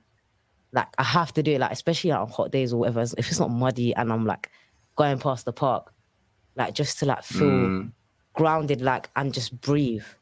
Like it's weird to say, but powerful. Just like I heard that there's a certain connection that you get when your feet is like don't take them planted on the ground, but like without socks for 6 hours. Don't take them off. No, my feet smell fine. Alex, you're the one that's been playing football. Like, don't come here with that. But yeah, no, I see what you mean about nature. It's powerful because you realize like what you're connected to. Yeah. When you're in a box, like watching a box all day, constantly focused on a box, like you're boxed in basically. Like, but when you're outside, you see where you're connected to. You see what you came from. You see what you're going to. Like the ground, that's what you're gonna be like. That's what you're gonna be feeding later on. And like as much as we would say, but that's where we come from. That's where we're going. Like that's what we're part of. Like of nature. So like I don't know. When you realize that it's humbling, but it's empowering at the same time, and it's weird. It's a weird feeling because you feel insignificant, but you find life so. It gives life its significance. Nice. It's 6 a.m, guys. I've been here for 6 hours. That's sleep, but I'm still articulating sentences. Mike's bringing it all. Mike's bringing it all of it. Go on then, yeah. So I got my last. Good morning, Rachel. Before, good morning. Before Jam, you're going to look forward to seeing you next. Well, Rachel, yeah. We'll so Rachel next, Rachel is the person who actually introduced me to Mike. So connections. Good morning, Rachel. Rachel is the connections. Awesome, beautiful. Okay, go on, hit us. So last one. So the organisation I've set up is called Concrete Rose, and that comes from a poem by Tupac. This is called "The Rose That Grew from Concrete." Yeah. So I thought I'd share that poem. I mean, it's both a poem that is in his book, "The Rose That Grew from Concrete," and then there's also a song. So I put a bit of his own spoken word on the end. But it says, "Did you hear about the rose that grew from a crack in the concrete, proving nature's laws wrong? It learned to walk without having feet. Funny it seems, but by keeping its dreams, it learned to breathe fresh air. Long live the rose that grew from concrete when no one else even cared." You see, you wouldn't ask why the rose that grew from the concrete has damaged petals. On the contrary, we would all celebrate its tenacity. We would love it, or we would all love its will to reach the sun. And so I think for me, it's just such a, I mean, it's obviously autobiographical. Tupac saying, look where I've come from. You should be celebrating who I am, not focusing on my scars and my prickles. Yes, they're there. They're a product of kind of my life, but you should focus on the tenacity and be celebrating that really. And it's interesting, Jam, you said off the back of the first poem, "If" by Rudyard Kipling, it shows that something's come from adversity. And for me, this just speaks of both an individual who's managed to overcome adversity, but for me, I'm working with young people that are struggling and had often traumatic, difficult starts to life. It just speaks of their own tenacity to come through that, and B, the fact that such beauty can come out of such brokenness sometimes, and C, we've all got scars and prickles from life, and sometimes the young people I'm dealing with maybe more scars and prickles than most, but let's celebrate who they are, what they've overcome, and also what they can be. Yeah. So for me, that's why that poem has always resonated with me. Tupac generally does resonate, but that's why I chose that as the name for our organization. You know, the Concrete Rose, because I just can't think of a more powerful picture than he lays down there. Really, I love that. Wow. I can see Jam's brain ticking on that one because yeah. So you're going to hear more from, because we've done this a weird way around because of the way we've set this up, but when I interview Mike later, what time are you on? About 9:30, is it, Mike? 9:30, yeah. So I'm going to introduce Mike to the world. Mike, I'll be working at 9:30. Yeah. But I'll be listening. Jam, you deserve all the work you're going to take. No, but I am actually like logging in to start my shift at 9. You know, I genuinely am. Like the plan is for me to be asleep right now, but yeah, it's fine. This is too fun. This is too fun, man. Right now we're trying to raise money, so if you guys can donate, like, that's what it's all about. Yeah, man. Extreme sports, staying up. So, do you have any thoughts towards that? No, just it's inspiring. Like, and I love that you're inspired by, like, words are so powerful, and words carry energy, and words put in a certain order with a certain equation of energy, communicated in the right way, can just really, you know, affect somebody in a certain way that just changes the world. And yeah, Tupac even said, it's like, you might not be the change, but you might be the one that inspires, that ignites that spark in somebody that will be the change that you want to see in the world. And I just feel like that's just, yeah. Words are just powerful, and I'm fascinated by it. Like being a speaker, being a poet myself, just loving music, loving writing. Writing saved my life. Writing and journaling, like especially like for me, having gone through a lot in life, especially in my early years, I found like writing like as a way of like saying how I felt without explicitly saying how I felt in just the artistic way. So it just kind of gave me that armor in a sense. Whereas I'm really saying some deep stuff, but because it sounds good and it's in a nice flow, it's more receptive to the ears. So I think Luke's just said it there. You know, saying rappers don't get enough credit for their poetry. No, they don't. They don't.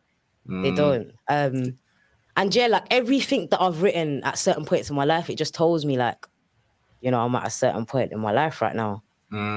Like just a certain, it just shows me a lot, and it helps me give me understanding for stuff that happen, allows me to create a narrative that allows me to like live with it in the present, but then also gives me a vision for the future. So how am I going to use that to deal with it in the future? So it's just like from all aspects, and it's like you're not living in the past and you're not living in the future, but it's like, I'm here now.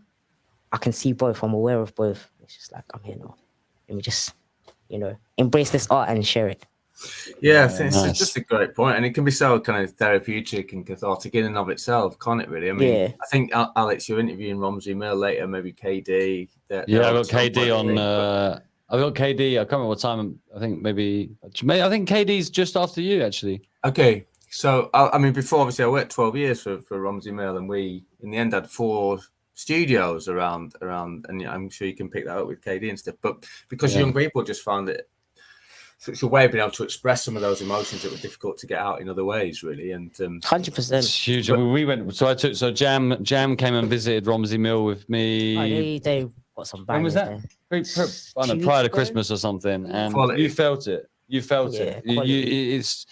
It's amazing. Like it's I don't know, man. I feel like everybody has a right to figure out what tools work for them. Whether that's music, whether that's writing, whether that's reading, whether that's exercise, but I feel like as people, like it's our right to figure out what works for us. And I feel like there's certain things in life that are barriers towards that. And that's what upsets me the most. But I feel like there's hope in a sense where people can find a way. And it's like, just encourage them. It's like, whatever worked for me might not work for you, but Like there's other people dealing with it in X, Y, Z. Like there's a huge amount of tools. Like let's just explore them. And I feel like it's just a shame where we're forced to have to figure this out later on in life when it could have been so much easier before. When it could have just been, you know, baked into the cooking, the system. To the system. It could have been baked in, but we can get into conspiracy theories. We did that at 3 a.m., guys. We did that. You have to rewind a few hours to get the conspiracies. But yeah, man, writing's just so powerful for me. Yeah. That's beautiful. Mike. Love it.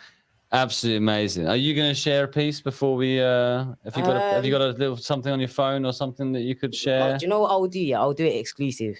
Oh dear. I'll do it exclusive, and my battery is on 3%. Oh no. There's charger in the other room. I'll do it exclusive. Something that I've written recently this year, and I haven't written in a long time because I do get not writer's block, but I don't feel pressure to write. Like especially like something artistic, like I journal every day, but like in terms of like something that sounds, you know, good. But sorry, just going through my hundreds of. Good morning, Jackie. Thanks for joining us. Jackie, you've come in at the right time, back to spit some bars. Good morning, Jackie. So this is something that I recently, like I said, like everything that I write just kind of like tells me something about how I'm feeling. So this is kind of exclusive. So this is kind of give you insight to how I'm feeling most recent time in my life. Oh, you. Let me take a sip of my tea. Should I zoom the mic in? Do you want to get this intensity? Oh no. We're good. We're good. Why am I stressing? Life's a blessing. I got a mad obsession. I just want to see progression. I'm just setting my intentions, suppressing my depression, still learning all these lessons, but forgetting why I'm stressing. Like, why am I stressing? Life's a blessing. Steady finessing all this money that I'm getting, forget a like.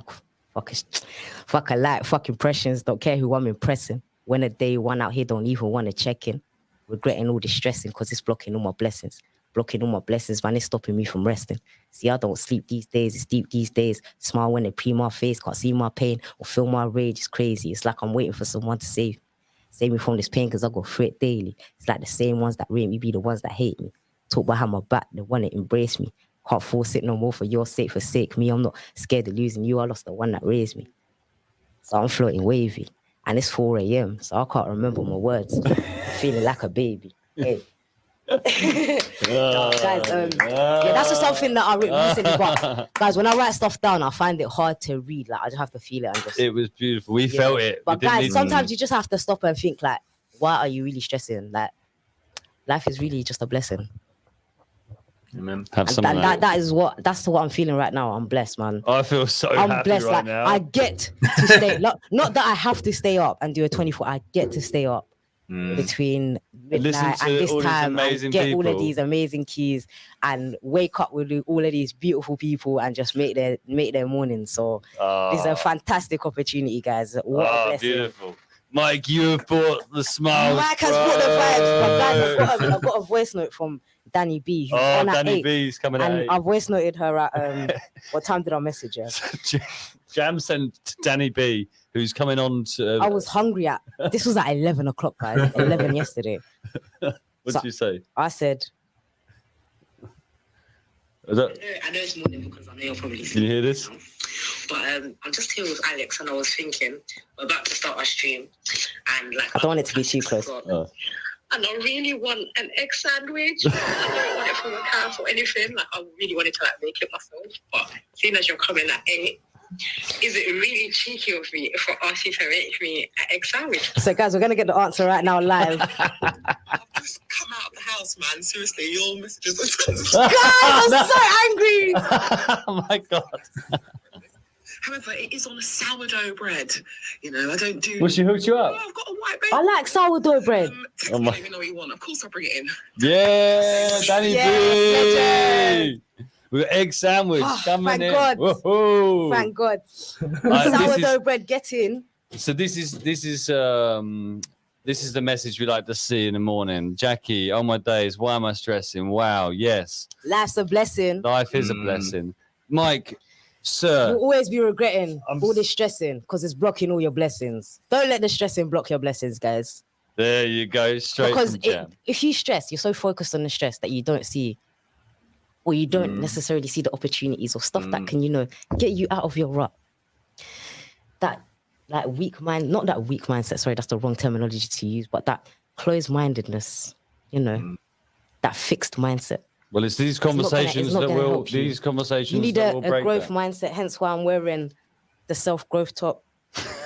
Self-growth London. Guys, I don't like wearing big brands. Like, you'll never see me promoting big brands. We got a schedule. Yeah, but I'm just saying, I don't like promoting big brands. I like to wear my friends' brands. So big up Self-Growth London. Yeah. I've got my big puffer jacket as well that makes me look like Kenny. Made by my good friend from World Nali. So like, if I'm spending any money, like, guys, just support your local, support your local businesses, man. You know, that's what Shifties is about as well. Damn right, Mike. Absolute legend for teeing this up. I'll see you back here at 9:30, where I'm looking forward to tell your story, my friend. Great. See you, Mike. See you later. Can't wait to see you later. Cheers, bye, bro. See you later. Bye. Okay, Christine that was is meant to bring my blanket. Christine overslept. She put in the comments on here. Morning, everyone. Christine was here. So Christine has been busting her gut. She was here. She was here till 1. When I was picking Jam up from Hitchin because she couldn't get the train straight here. Christine was here making sure we were all good till 1 o'clock. She's gone home. She was going to come back at 5. She didn't. She overslept. Oh dear. But she's coming soon with your blanket. Don't worry. No, but it's good that one of us got some sleep today. Yeah, exactly. Someone needed to sleep. Right. Okay. Give me 15 minutes, she says. You take your time, babe. You take your time. Okay, look, 2 minutes, and we're going to have Anne Bailey, CEO of former Future CIC.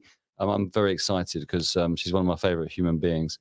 So I'm going to play you a short front end of the ad of some of the other people that we're expecting to hear from today as well, and what they're speaking up for in 2022.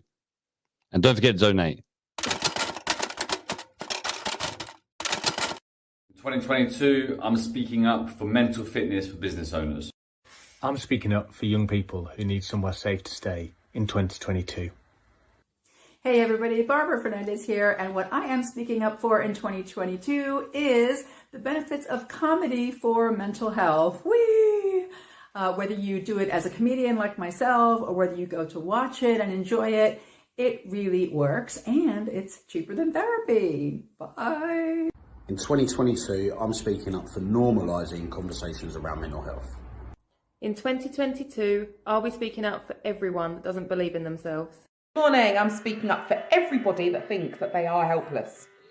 In 2022, I'm going to speak up for resilience in business and for mental health.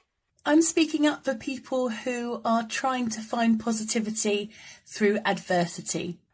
My name's Lee Smith. In 2022, I'm speaking up for forgotten industries and how to maintain a positive mindset. Hi, I'm speaking up for positivity and resilience and raising funds for our charity, CPS. Okay. Right. Jam, you ready? Yeah. Behave now. Yeah, I'm just doing my breakfast order with Danny. Oh, okay, fine. Sorry, you do your thing. Okay, I'm getting Anne on stage. Here she is. Hi, Anne. Alex, would you like a sandwich? Sorry. Hi, Alex. Sandwich. There's a lot of sandwich talk going on here, Anne. Good morning, Anne. Good morning. And why aren't the sandwiches coming to me? I know. Bless you for getting up this time. I'm so appreciated. No, it is an early start, but actually, I have come in my workout clothes because I'm going to leave here and I'm going to get on my exercise bike, which is my new. That's it. That's the energy. Yes. Monday morning, 7:30 workout. That's what we love to see. Let's get it.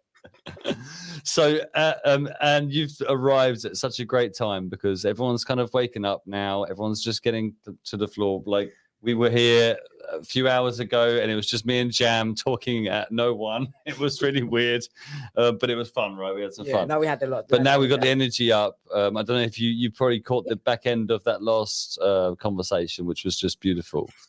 I have to say, I did hear, and I wrote it down, don't let the stressing stop your blessings. And I totally agree with that. 100%. I've been thinking about this year, and I had some time off at Christmas, and I started to feel a little anxious about going back to work and thinking, only because I thought, I'm going to get so busy and I'm going to be completely, it's going to take over my life again, and it'll get in the way of all the other things I want to do. And then actually I thought, no, it's just a choice, it's just a choice of whether I decide to feel that that is stress coming at me or just an opportunity to take. And, this stressing is largely a choice. So I'm not going to let the stressing get in the way of my blessings. Yeah. I love that. I love how you've just 100%. And sometimes we need the stress, like it's resistance training, but like acknowledge it, see it for where it is, not feel like bigger than where it is. Just acknowledge it and don't let it stop your blessings. Just acknowledge that it can potentially. Beautiful. What else can I focus on? I love that. I love it. We're just connecting every conversation. It's beautiful. So for those who don't know who Anne is, could you just give us a brief of yourself? Obviously, anyone who watched last year's will know who you are because we had a lot of time to talk about you, and that was wonderful. And actually, it was really enlightening that you shared so much. And I know you're here to talk more so around mental health and mental fitness of young people, but obviously your role in that world is a lot around that. So could you just give us a bit of a brief around you and also the work that Form the Future do? Yeah, sure. So we've had a great year this last year. Actually, I was just looking back at our conversation last year, and really, Alex, we were only getting to know you at that point, but I set up a social enterprise called Form the Future back in 2015. And I did it because I believed that young people were going through an education system and weren't being given access to all the opportunities that were out there. They were led to believe that there was sort of one path, and that one path was to do well in their exams, go to university, and that somehow magically the perfect job would appear. And actually, I realized it was a lot more complicated than that there are lots of routes into rewarding work that don't necessarily involve university, don't even necessarily involve getting great grades at school either. That it was really important that we help young people see all the opportunities that are out there for them, whatever their passion, whatever their talent and skills. And the only way we could do that was by engaging with the community. We needed to make sure that young people were connecting with relatable role models who could share their story, and kids could take it on board, learn, discover, find out what was right for them. And this business has just grown and grown. We started with a handful of schools around Cambridge. We're now working with schools across a lot of the east of England, up to Peterborough, over to Norwich. We've worked with schools in Ipswich, and we work with hundreds of businesses and local people who want to give back to their community. People who believe, like I do, that there's a lot of opportunities out there, but you got to expose young people to it, and you got to show them the way, and you got to get involved early enough that you're going to help them feel confident and excited about their future, not stressed, not anxious, not feeling like a failure because they don't fit someone's idea of what success looks like. Lovely. And you sit.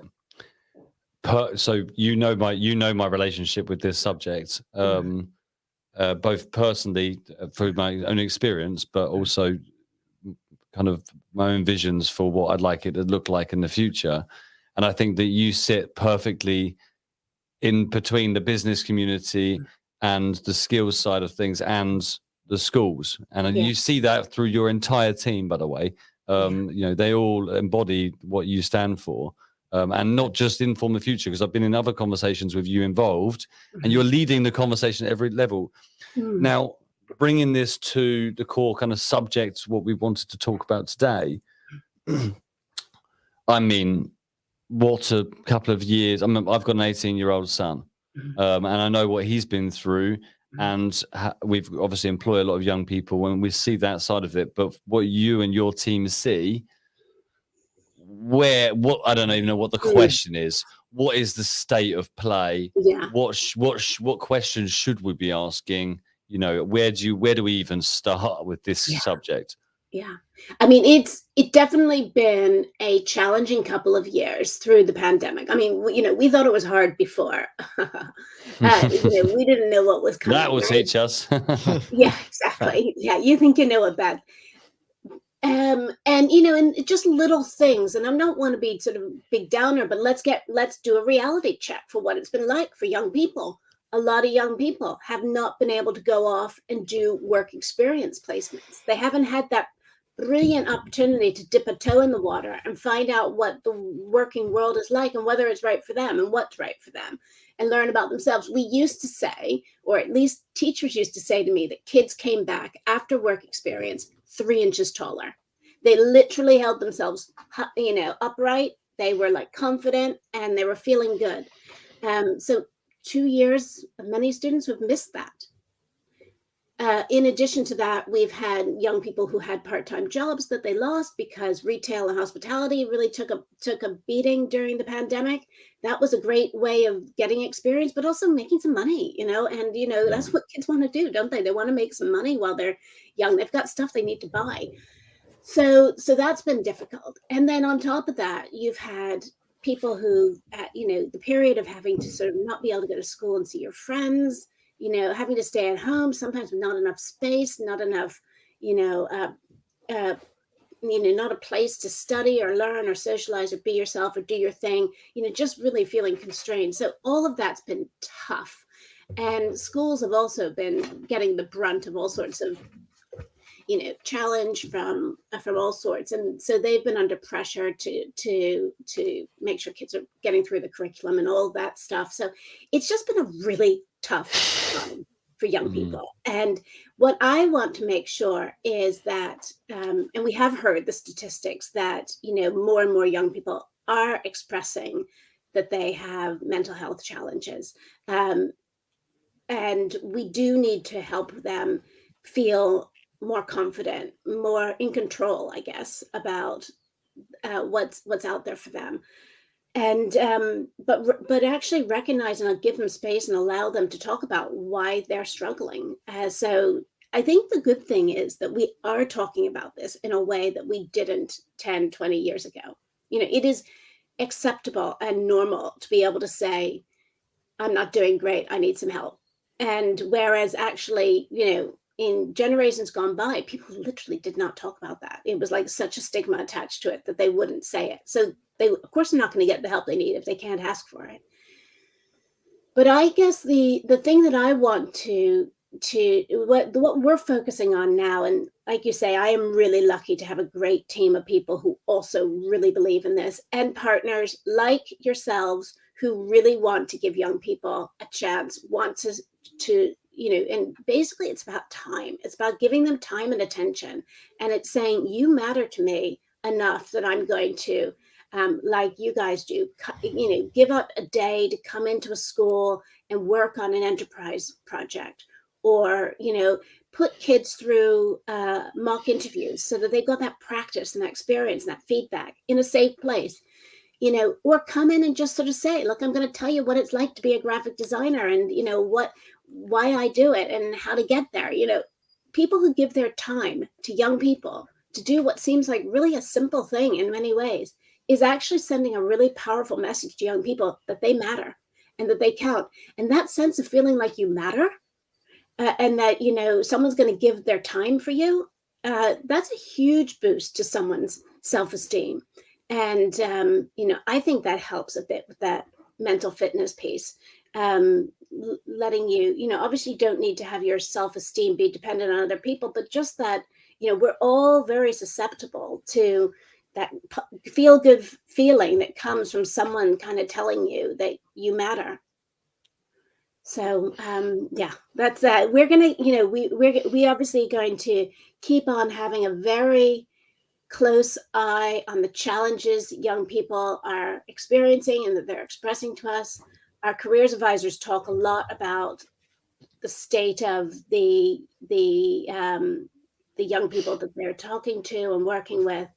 But I would also just say to anyone who's not yet involved in our work, but really believes in creating opportunities for young people to get on board and get involved, it takes you know, all it takes is a bit of time, and it can be as little as an hour a year. So, I mean, wow, you know, that's not a big ask, is it? No, absolutely not. And I think, look, you know, and what what I'm hearing there, regardless of challenge, is actually it's what we should be doing more of, which is more of the same, which is more attention and more empathy and support towards people, which is what resolves most things in the world anyway. Yeah. And actually you do, and I speak from personal experience, I get so much fulfillment from those days out. And not even just that, like the people that we've met through volunteering with Form the Future, or at your jobs fair, for instance. And there was the conference, the annual conference, not this year, year before. Off the back of that, we met a lot of other people in business as well. So it's not just, but because there's a common purpose around, because people care about these young people. We were all young once. There's a great comment in here from Luke Newman. Grassroots for children is so important. There's so many aspects of their lives. It's their roots to grow into a beautiful blossoming tree. Beautiful, I love that. Thanks. So that's exciting, right, Jan? What are you saying about that? What do you think about that? No, I feel like the work that you're doing is so important. Having like actually worked in the education system for the last year. I was going to say, because Jam, so this, I don't know if you've met. You will meet. You'll meet at some point. But Jam has come from Jam, very corporate background. Yeah. So it's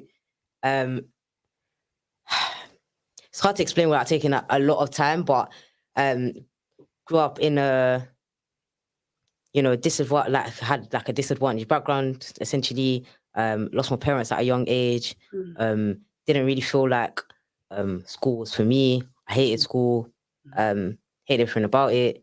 But teachers kind of forced me there and kicked out all my friends. But they forced me there because I was good at exams, and I hated it. So it's just like, okay, what do I want to do?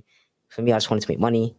So yeah, like luckily I found just people and charities and just tools in my life that just kind of led me down a pathway where I was like, forget university, forget a traditional route. Like I just want to work. But it was the people. So it was the people and charities. Yeah, like it was the people and charities. And essentially, all they did was increase my social mobility. That's all they did. Was just like get me out of Ilford. That's all they needed to do, was put me on a 15-minute like journey to Canary Wharf. Yeah. To like open my eyes. Like that's all they need to. I live in East London. I can see it from my council estate. Like I go up on the lift to my flat every single day, and I see Canary Wharf. Like thousands of people work, like the financial engine for the whole world. Yeah. I see that place, and it's like so far away. I see it, but in my mind, it's so far away in terms of like me being there. So like all they did was increase my social mobility, just help me see what was possible, and just like help me like And when I was applying for jobs, like I'd like lost my parents and like just like grew up in a different, like just not a nice kind of like just a lot of trauma basically. Like getting told no in an interview was not the end of the world for me. It was like, okay, you told me no. Why did you tell me no? Like, what, like seriously, like that was it. It was just like, why did you tell me no? Okay. Yeah, and that's the important question. So you told me no because of X, Y, and Z. Okay, next interview, let's go. Yeah. They're not going to tell me no for that same Where do you reason. learn that if you don't learn it from? Because if you can't get it from home, then that's places. Yeah. That's why those mocking. That's why Form the Future will be like, they'll be able to put that into context for a young person to understand. Like the young person doesn't have to go through trauma in life to understand that a no in a job interview is not there. Just get the feedback. It's your first time. The same way I'm a footballer. The first time I ever kicked the ball, I was terrible. But now I can do 100 kick-ups because I've practiced every day. Do you see what I'm saying? So it's like interview. By the time I got to my 30th interview, I promise you I did 30 interviews. By the time I got to my 30th interview, there was no way they was going to tell me no. I got 29 no's. Yeah. The And 30th each interview, no I is got a like- yes. Yeah. And you And learn that from yes the fun, right? was Yeah. a scholarship to Barclays Bank. Paid for my degree, 3 years work experience, youngest bank manager in the country, running Hatton Garden branch, and then realizing like this is not what I want to do. Like doing mortgages, everything, and then making a ridiculous amount of money, not ridiculous, but for my age group at uni, making like money, being responsible for a team. Like it was a game to me. It was like, what I come from? Is this easy? Like what scam have I been living? Like what is the scam? Because I did. Well, you said it, and Anne's alluded to it. Because it's access. easy. Like in school, they make it seem like it's so hard, and it's not. because it's like it really isn't. And I feel like everybody in my course found it so difficult, and I didn't, because at the end of the day, it was simple to me. Like, I'm in a branch, I deal with customers, I deal with people. Like, that's it. That's legit it. Like, the worst that can happen in my life is that I had a great opportunity. I got to work for a bank. I get to wear this uniform every day. Like, not a lot of people 18, 19 that have been through care system that get to even go to university. My population, 5% of us get to go to university. Less, like, the amount of us that finish our first year, you'd be shocked. It's less than 1%. Come on, like, it's not, like, so for me, it's like, I've made it. So, like, the worst that can happen is, like, you know, I just go back to the block. But even then, I've got skills, I've got experience. You see what I'm saying? Like, it's experience that nobody else has, and I'll figure out what I'm gonna do with that. So yeah, I did that for 6-7 years, and then I left, and I was like, yeah, I can't do this. And then pandemic happened, and I had the option to go back. I got CMAP, I'm qualified financial advisor, can sell mortgages. All I need to do is get a license. But I don't want to do that. So I just thought, what can I do? Let me go work in a school. This is where and then my time in the school was up, because it was just like, it was just getting scary for me. It was like, I can't do it's too much red tape. I can't be myself. You guys are gonna fire me, so let me just leave, because I'll really tell you about yourselves, you know. So Anne, and just hearing that from that. So Jam is in a place where Jam is now, because I personally think because of the people around you and the people that have inspired you and supported you on the way. 100%. People that continue to inspire me. It's not like, oh, like, you inspired me and I move on. Like, I just constantly see that in my life. Like, bro, like, me and you known each other, what, a year now? And like, you're one of my biggest inspirations, like technically, like, in a circle, like, in my eyes.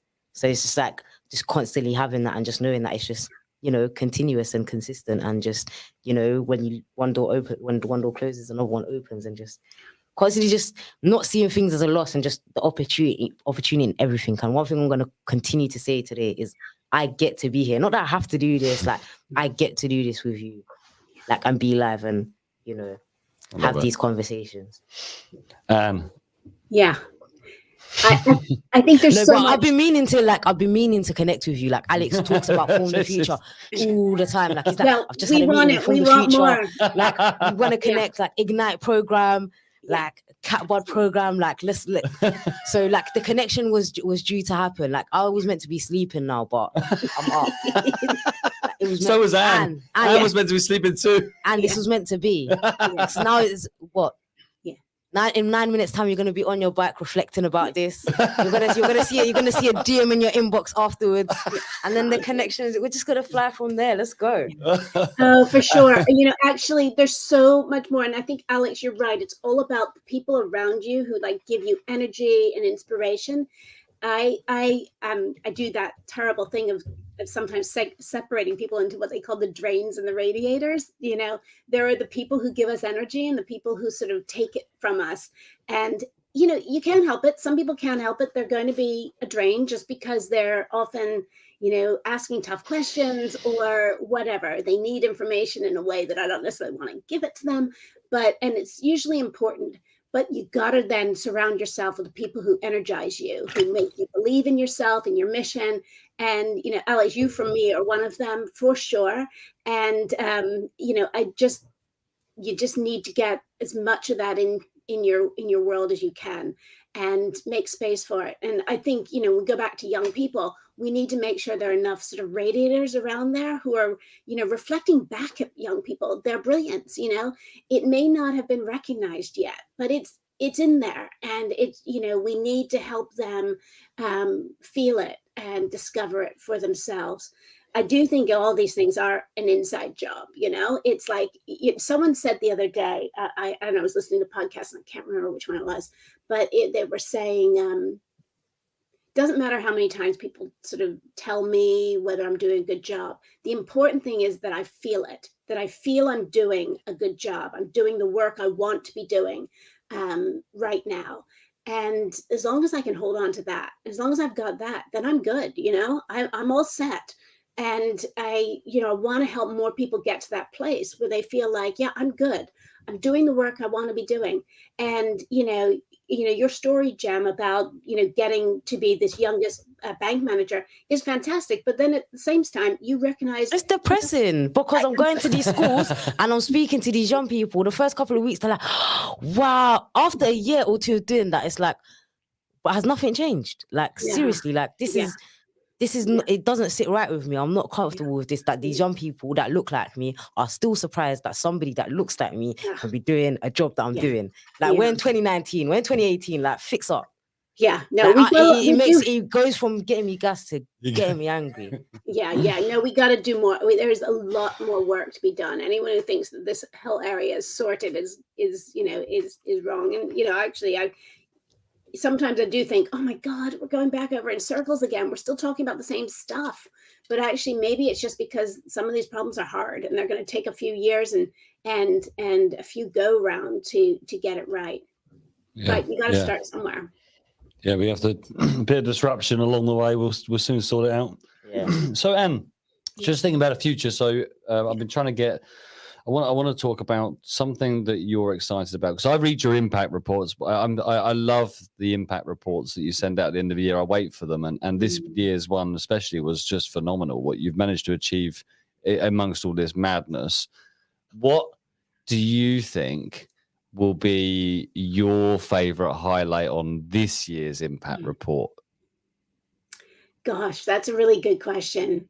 We have a lot of discussions going on with different people who could be potential partners to do more work together. A large part of what I have to do is going out there and getting the funding to sort of pay salaries and everything else. So always trying to make sure that we are lining up, enough funding to be able to do the work we need to do.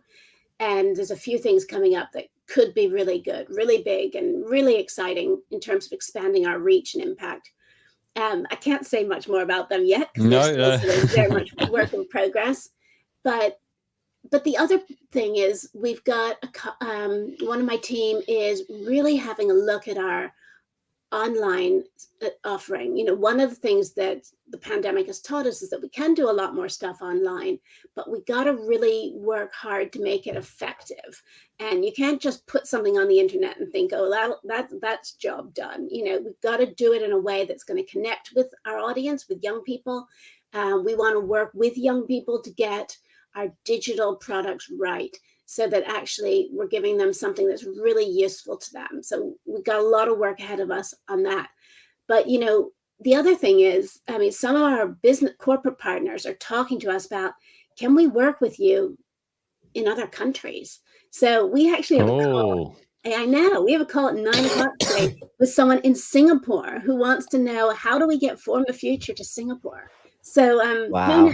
Who knows? That's we're just going to explore. You might be getting on a flight to Singapore. Let's go. Let's do this. So who knows what, literally, I do have a bit of a plan, but I'm kind of open to sort of new opportunities and see what's coming. I think you're speaking as a business that does choose who we engage with, and we choose to engage with Form the Future, and we try to promote that within our Shifties community as well.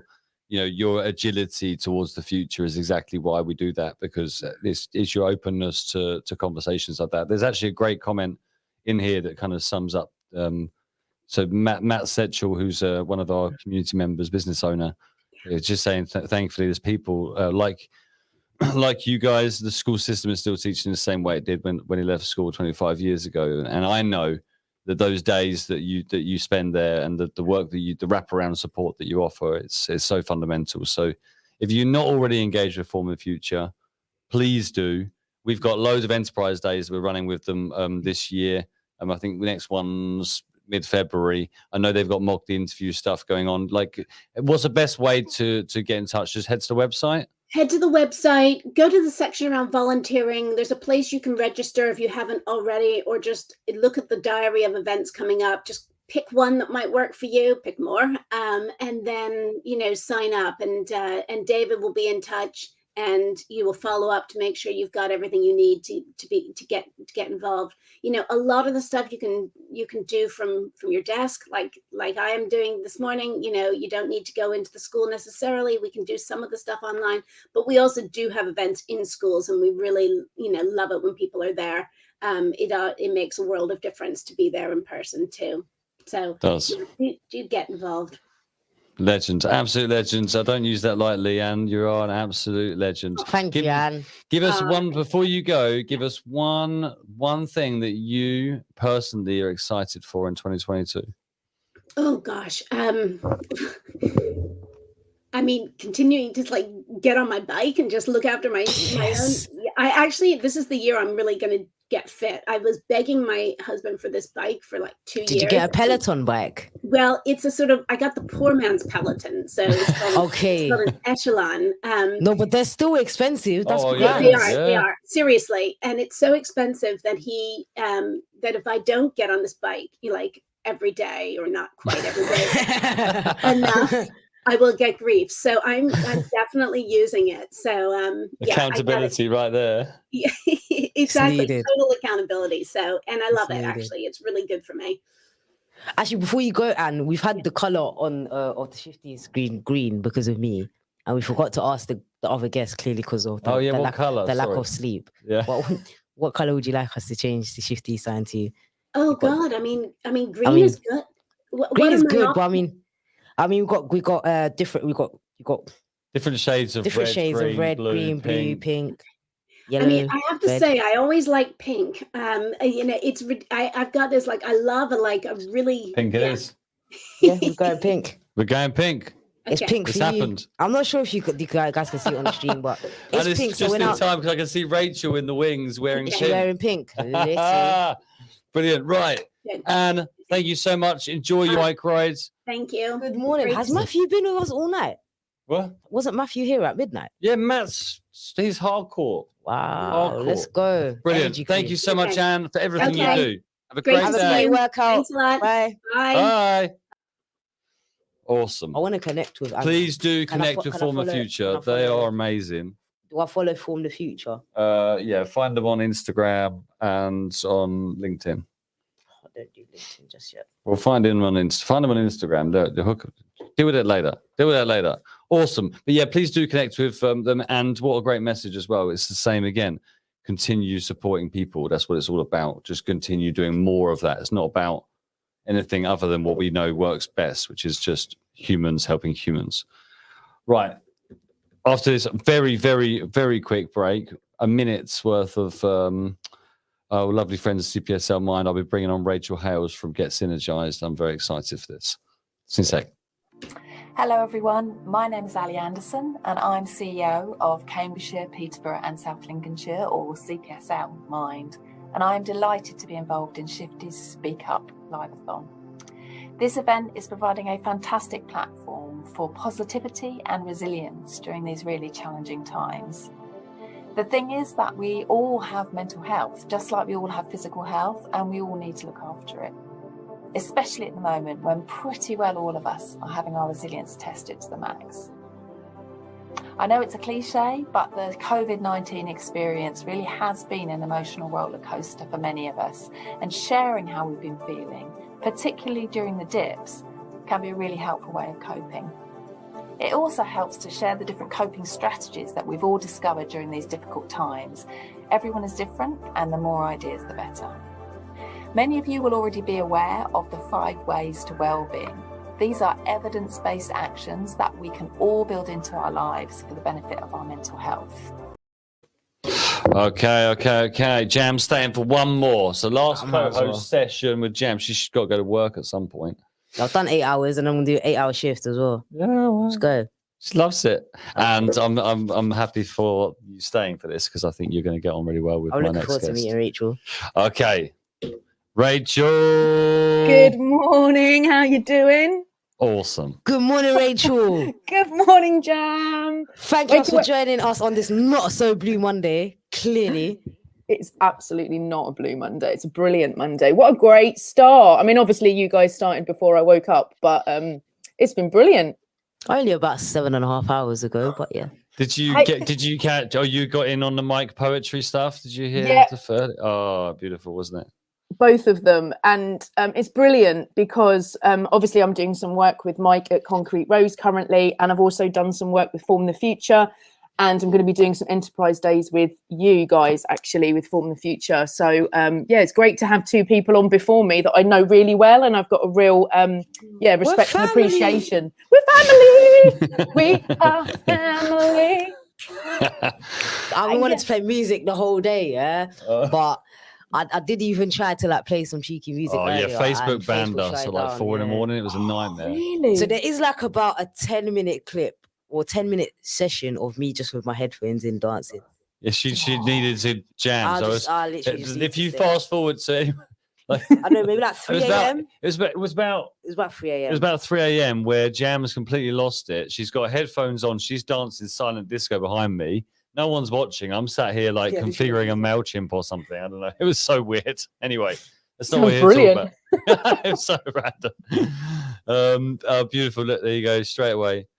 Oh, Matthew. Morning, Rachel. Great to see you part of the mission again. Oh, bless him. Always. And did you look pink? Pink.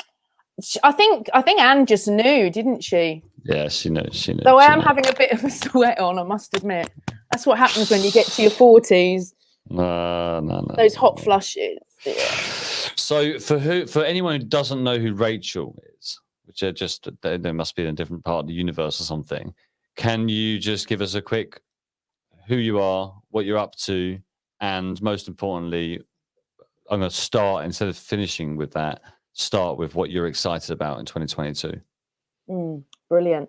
So I'm Rachel. I am the founder of Get Synergized, and I'm a consultant, and I work with businesses, charities, and the public sector to build thriving communities. And I think we've already talked about it in the last two speakers you had in terms of looking out for those in communities that need to give opportunities. And I'm really passionate. Mike and I started doing outreach work, youth outreach work many years ago. And that really inspired me to care for the disadvantaged in our communities and create opportunities. And I think those three sectors collaborating together, and today is a great example of that, I really think we can really inspire change and create opportunities for those that need it.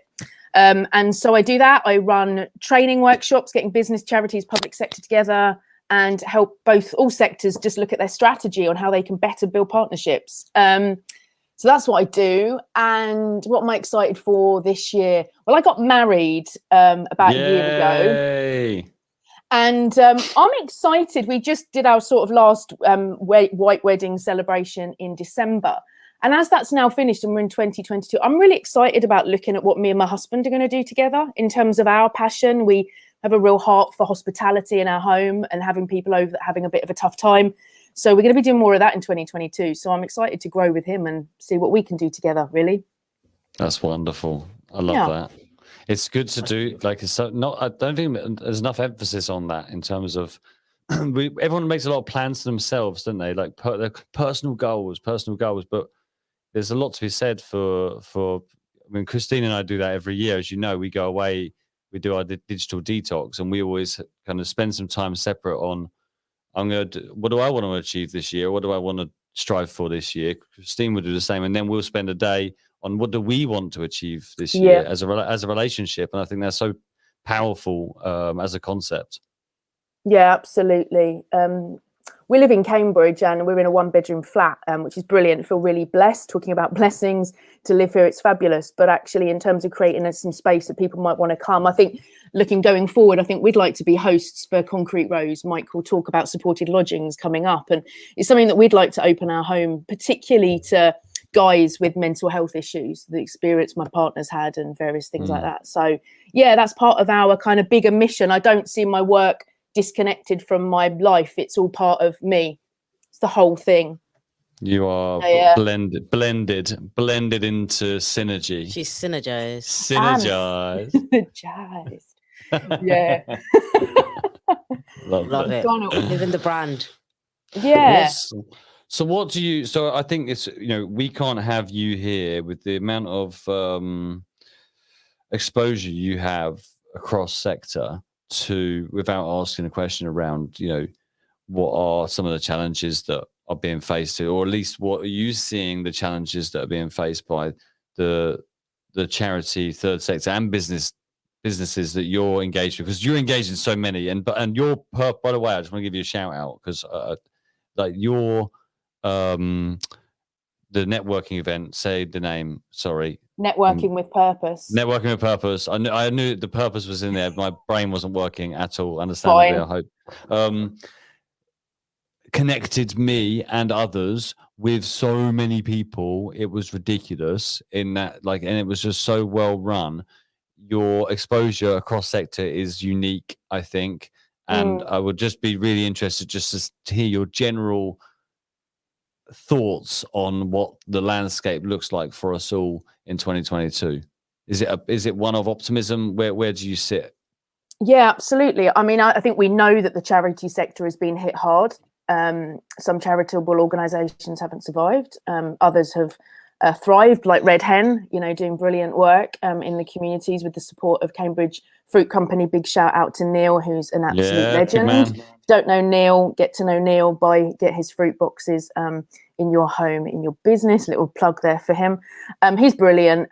Great collaborative partnership between them two, looking at poverty in the city. And I think of Cambridge here, I think the issues in our society are, as we know, have become a lot more rife, and therefore the need. We talked about mental health this morning, and I think it's impacting on lots of people in different ways. And I think the charitable sector is really trying to provide that, but actually it won't be able to manage the needs in our communities on its own. So it's going to need the public sector and businesses to come alongside. And my view, since COVID, I've had more and more businesses reach out to me and say, I want to engage more in my local community, which is what I'm really passionate about, because my business model really is to work with businesses to be able to give free back to the charitable organisations, my skills and my knowledge. That's what I'm working towards. So to see more businesses, and I think they're realising that it's not just about money, but it's about sharing of skills and resource. And we've talked about it with Form the Future about business partners coming in and sharing. And I think I'm just seeing the sectors having an appetite to want to collaborate and more meaningfully, not just ticking a box. Yeah, and that's really exciting. I think it is exciting, isn't it? And it's wonderful when, I mean, we sat here, we spent 3 hours of our late night shift building CatBud. As you know, CatBud is the first social enterprise that I've been directly involved in like this from the startup. And it's, for me, I mean, we said it, didn't we? We literally said, I don't understand why anyone would start a business from scratch now that didn't have some kind of social enterprise element baked into it from the start. And quite frankly, I would go as far to say they shouldn't. Yeah. What do you think of that? Yeah, absolutely. I think it should be embedded in terms of an element of how do we engage in our community and give back, and how do we think about solving societal issues. And, Jamala talked about creating those opportunities for her. And I think you talked about, Jamala, you talked about your social mobility, and actually how many of those people got together to help you to become where you are now. And I think that I just feel like the term giving back just like seems like charity, and just seems like, just a bit, I don't know, condescending is the right word, or patronizing, but like for me, it's just the case of, if you're going to do something in the space, you do it to move forward. Like, so just see it as giving forward, like you're contributing to, making things better, or just making things easier. So for me, it's a case of like, I didn't see a path. How do I create a pathway? Yeah, creating those path. So it's not a case of like, I'm giving back. It's like I'm really driving forward. Yeah, driving change. And I think I really get excited when I see businesses saying, well, actually, how can we, through our services and our skills, actually bring about systemic change in our communities? Because there's often that knowledge and that skill set that the charitable sector needs. And actually, if we share those resources, gosh, I think you're right. Every business should have social purpose as part of their fabric of their business plan. Absolutely. Yeah, I think those that aren't are going to fall behind. So it's brilliant to see. I'm really excited to hear more about CatBud. Yeah. Well, you will at 12:30. Is it? 12:30. Yeah. Guys, I'm tuning in. I'm not going to be sleeping. I'm going to be like half asleep. Like, oh, shut up. You'll be fine. That's what I'm going to take my next dose of caffeine. I need a 6-hour break. Okay. All right. Fine. Amazing. We'll get you. So, no, I love this, Rachel. I love how energized you are towards this, and the amount of energy you're putting into it as well. I know I know you and your partner have been through a lot of challenges over the last year or so. In terms of you personally, I also know how giving you are, and as someone who I think I'm similar sense that we give a lot. Yeah. How do you maintain your mindset? How do you maintain your mental fitness? Is there certain things that you do? Because you bear a lot on your shoulders in the work that you do, and you've seen a lot. And I'm just interested to see where you are, because last year I remember having a conversation with you last year, and you were really open with us, and it was profound. But where are you now in that process, and where are you with your mindset now? Yeah, great question. It's been a real last 2 years of change. You know, I've lived the majority of my life on my own, and getting married and having a partner move in and having to adjust to that, to then going through as a female, some perimenopausal stuff has been a real challenge with anxiety, trying to keep my business afloat, and then still trying to do what I passionately believe in, and creating those opportunities for people that need to be given a voice, really. And so I think for me, it's been around trying to find, I think we talked earlier about balance. I think I picked up on the very first part of what Mike and you guys were talking about. And I think it's about balance. It's about going, okay, there's a certain element where I can give, but there's a certain element I need to receive. I need to be around people that are going to inspire me and energize me. But I love just chilling and resting a little bit. I tend to not work too late in the evening, so I get that balance right. I've just got a personal trainer as well. And we were talking about the 5 ways to well-being that Ali mentioned. And I think physical activity is one of the things I've really enjoyed. I've been inspired by Jamala's journey, which has been fabulous. So I have a personal trainer, which I actually got on board. Oh, Rachel, do you follow me? Yeah, man. Oh my God, I want to follow you back right now. Oh, I think Rachel. you do. I think you do. Yeah. So fitness. So I've got a personal. Hales, get synergized. HALES. I do follow you.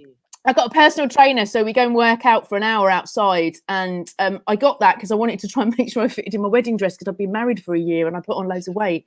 So, but that worked really well, and I've just kept going. So it's looking after my well-being. But I love those wheels, 5 ways to well-being, and the bottom one talks about give. And it actually does something for you. And I think it's every individual should look at how they do that. But I think it's really important that you don't pour from an empty cup.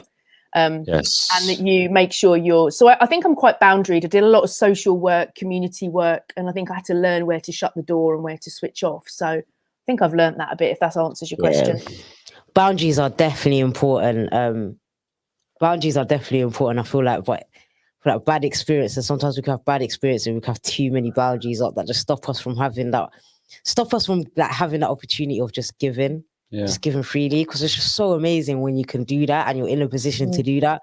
But I feel like when you've been scarred so much and you've just gone through, like you've been hurt, like essentially what it makes you do is just put your barriers up where you're just so protecting your space and your energy, and you're blocking. Like I said, I'm going to keep saying you're blocking your blessings, because if you just put those walls down, you can really, do something that's going to make you feel amazing. Forget what it's going to do for somebody else. Like, it's going to make you genuinely feel incredible. And it does. And I think it does change, and it keeps your perspective good. It keeps you, particularly when you're sort of thinking a bit like, oh, woe is me. Actually, when you realize there's other people facing real challenge, and it actually keeps you quite humble. But the other thing I learned this year as well is about saying no. I think sometimes when you have a tendency to sort of see opportunities and think, great, I've really learned a lot about actually it's okay to say no.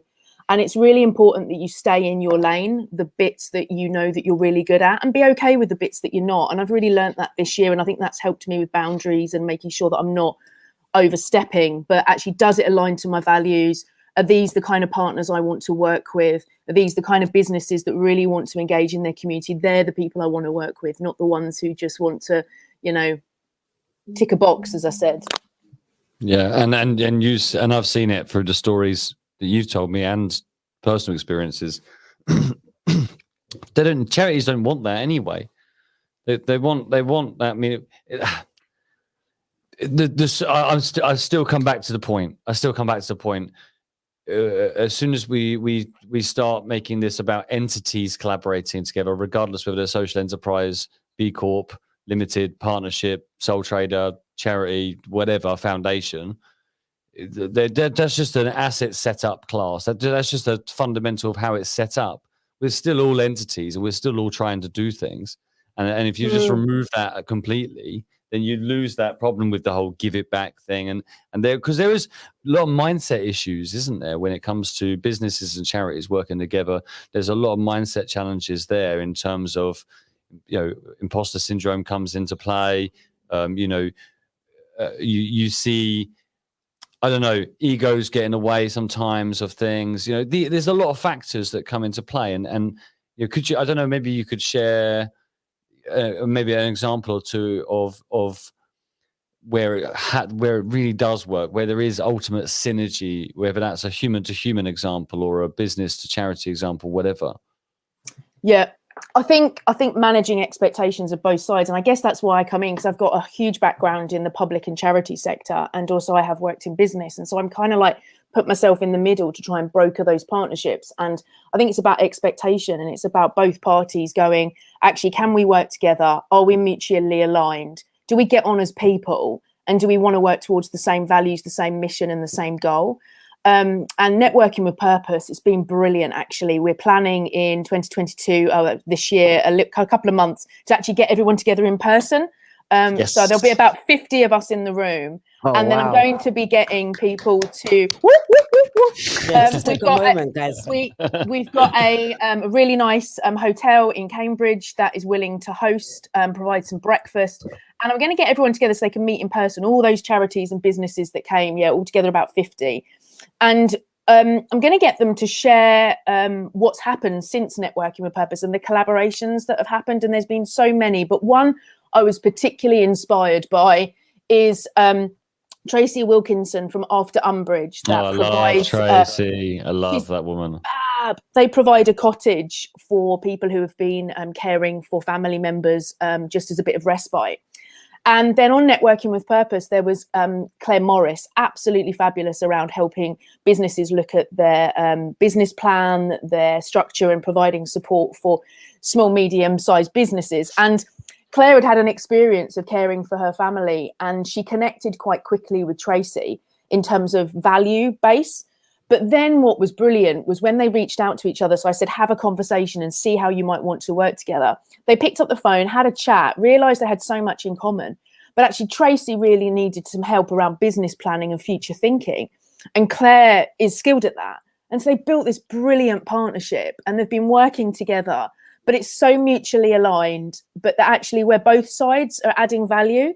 And I think that's the thing I really want to see with partners between businesses and charitable organizations. It's not about this charities going, please help me. It's actually, do you know what, we can add huge value to one another, because charities have such wealth of knowledge and experience, and businesses bring that too. And actually you put that together and you've got this mutually beneficial partnership that's reciprocal. And that's when the magic really happens. And that's what I've been seeing since I've been doing my work. I could give you countless examples of the clients I've been working with, but that's one based on what you asked. Yeah. I won't do too many. No, and it's a great example because she's a Shifties member as a result of her coming to Network. Win-win. Win-win situation. Tracy's lovely. Love it. She's fab. Yeah. So what else? So what else in terms of 2022? I'm just conscious of the time, Rachel. In terms of we've got to change to a different link as well. We've got to change to a different stream as well. Yeah. So just in terms of important messages, because your voice, I think, is so important in our community. Important messages for us as individuals when we're talking about mental fitness, when we're talking about collaboration, community, which are kind of all core values that really sit with you. What's on your mind when we start saying those words? What comes to the front of your mind? I would say being your authentic self. I know we talk a lot about authenticity and it's a word we use, but actually I think it's really showing up as you. And I don't think that, I think that takes away the comparison. It takes away the fear of I'm not good enough, and actually saying, what's my unique contribution? Because we're all unique and we're all different. And I've been working with Atonia Brickell, looking at storytelling and helping charitable organisations tell their stories more authentically. But it's not about telling it on behalf of this charity. It's actually getting into the story yourself. How does it matter to you? What do you care about? And I think people need to show up and not be afraid to be there, what they care about and what's important to them. And I think I've personally gone on my own journey, and I started some rebranding. So I kept looking at my website going, Rachel's not on the page. I'm writing about somebody that doesn't look like me. And I was just like, I really need to show up as me and actually not be afraid of that. And I just encourage people to just take their own journey and not compare yourself to other people, and do what your unique contribution is. And I think that's when you really fulfill your purpose and your calling and your drive for the future, because you're not trying to be somebody else. That's beautiful, Rachel. So powerful. Like, yeah, it's so inspiring, and it's brave. Like, people underestimate how brave it is to really show up as who you are and like have that courage. And only when you display that courage can you encourage another person. But like, Rachel, I'm proud of you. I'm inspired by you. Thank you so much for like being here and just sharing your story and your journey. Like, thank you. Rachel is always like, that's why I love Rachel so much. You're always authentic. You should hear the voice messages between me and Rachel. I love when people always straight up, Rachel. Because that's me. Like, I'm straight up jam, and I feel like I'm not for everyone. Put it that way. Some people prefer, Marmite or whatever it is. But they might not want jam on their toast, but it's always be more Marmite. Yeah, man. But actually that's all right. And that's another journey to go. Not everyone's going to like you, and that's okay. Yeah, it is okay. It's not the end of the world. I don't have to. Has just risen. You've got to focus on what you're meant to be doing. Not if you worry too much about what people think, you're never going to get anywhere. And I love that about both of you, your drive, and that's what keeps us going. Of course, we need to be considerate of others and mindful of others, and we're in community, absolutely. But we just need to be who we are. That's personally my journey. You probably wouldn't have thought, I think coming into this new sector and setting up a business from scratch that I couldn't really model on many other people was a bit of a going out there. And I didn't have that comparison, but I also then was a bit like, what am I doing? And I think, actually, I've learned to just, step into who I want to be and just embrace it. So there we go. We love you, Great Rachel. message, Rachel. And Great Alex, message. big shout out, Alex Elbro. Thank you for your support. Morning, as Alex. always. Morning. Love Alex. Yeah, she's legend. Awesome, Rachel. I love you so much. Thank you so much. You for guys being too. yourself. Thanks And for thanks this. for all your support, as always, for this campaign. It's always a real emotional challenge. Rachel, I've DM'd you, so like, let's pick off offline. Jam's all over it.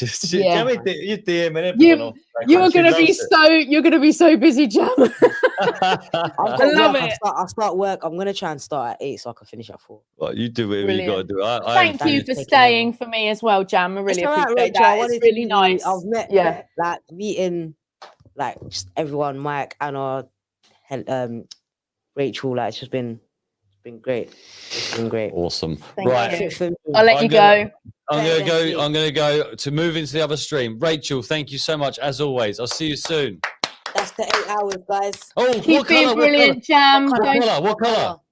Oh, what were the options? Red? Green, blue, red. Reds. We do red. Yeah, Let's red. go. Yeah, Red go. it is. Boom. Well, have a great day, Rachel. Yes, too, Rachel. guys. Good morning. Guys, Take if care. you're on the stream, we're moving to the 8 a.m. stream. Yeah, there's a link to it. With There's the actually a link in the host, comments. with the on it. most, Danny B. Yes, taking so over. we're switching up. Jam has served I'm 8 getting hours. subbed, I'm getting 8 subbed. hours. Smashed it. You have I'm absolutely gonna do smashed 8 hours of work, guys. it. You Everything's go do about to your sleep. thing. I want to be in the next room, All right, fine. but I'm gonna be watching the stream, so you might see me like running. All right, you're Send still me a running link, every now and again. Send me a link to I them. will. I'll send you a link. Right, look, guys. What we'll ask, we're going to move to the other stream. What I will ask is we need donations. We need like, comment, shares. Right. So with next stream, I'm going to launch the next stream in a minute. I've got a new co-host. I've got loads of amazing interviews coming up throughout the day. We've already raised. Rhythmic, yeah, but I'm so half asleep. I'm not even in a rhythm. Like, what is going on? I have no idea what you're doing. We've raised just over £2,125. If we get to when we get to £3,000, I promised I would do a TikTok dance with Jamala, and I'll learn how to do one of these TikTok dances she's doing. Right. So look, help us out. All right. I'll see you on another stream. Bye, guys. I'll see you in a few hours. Thanks, Jam. Go do some work.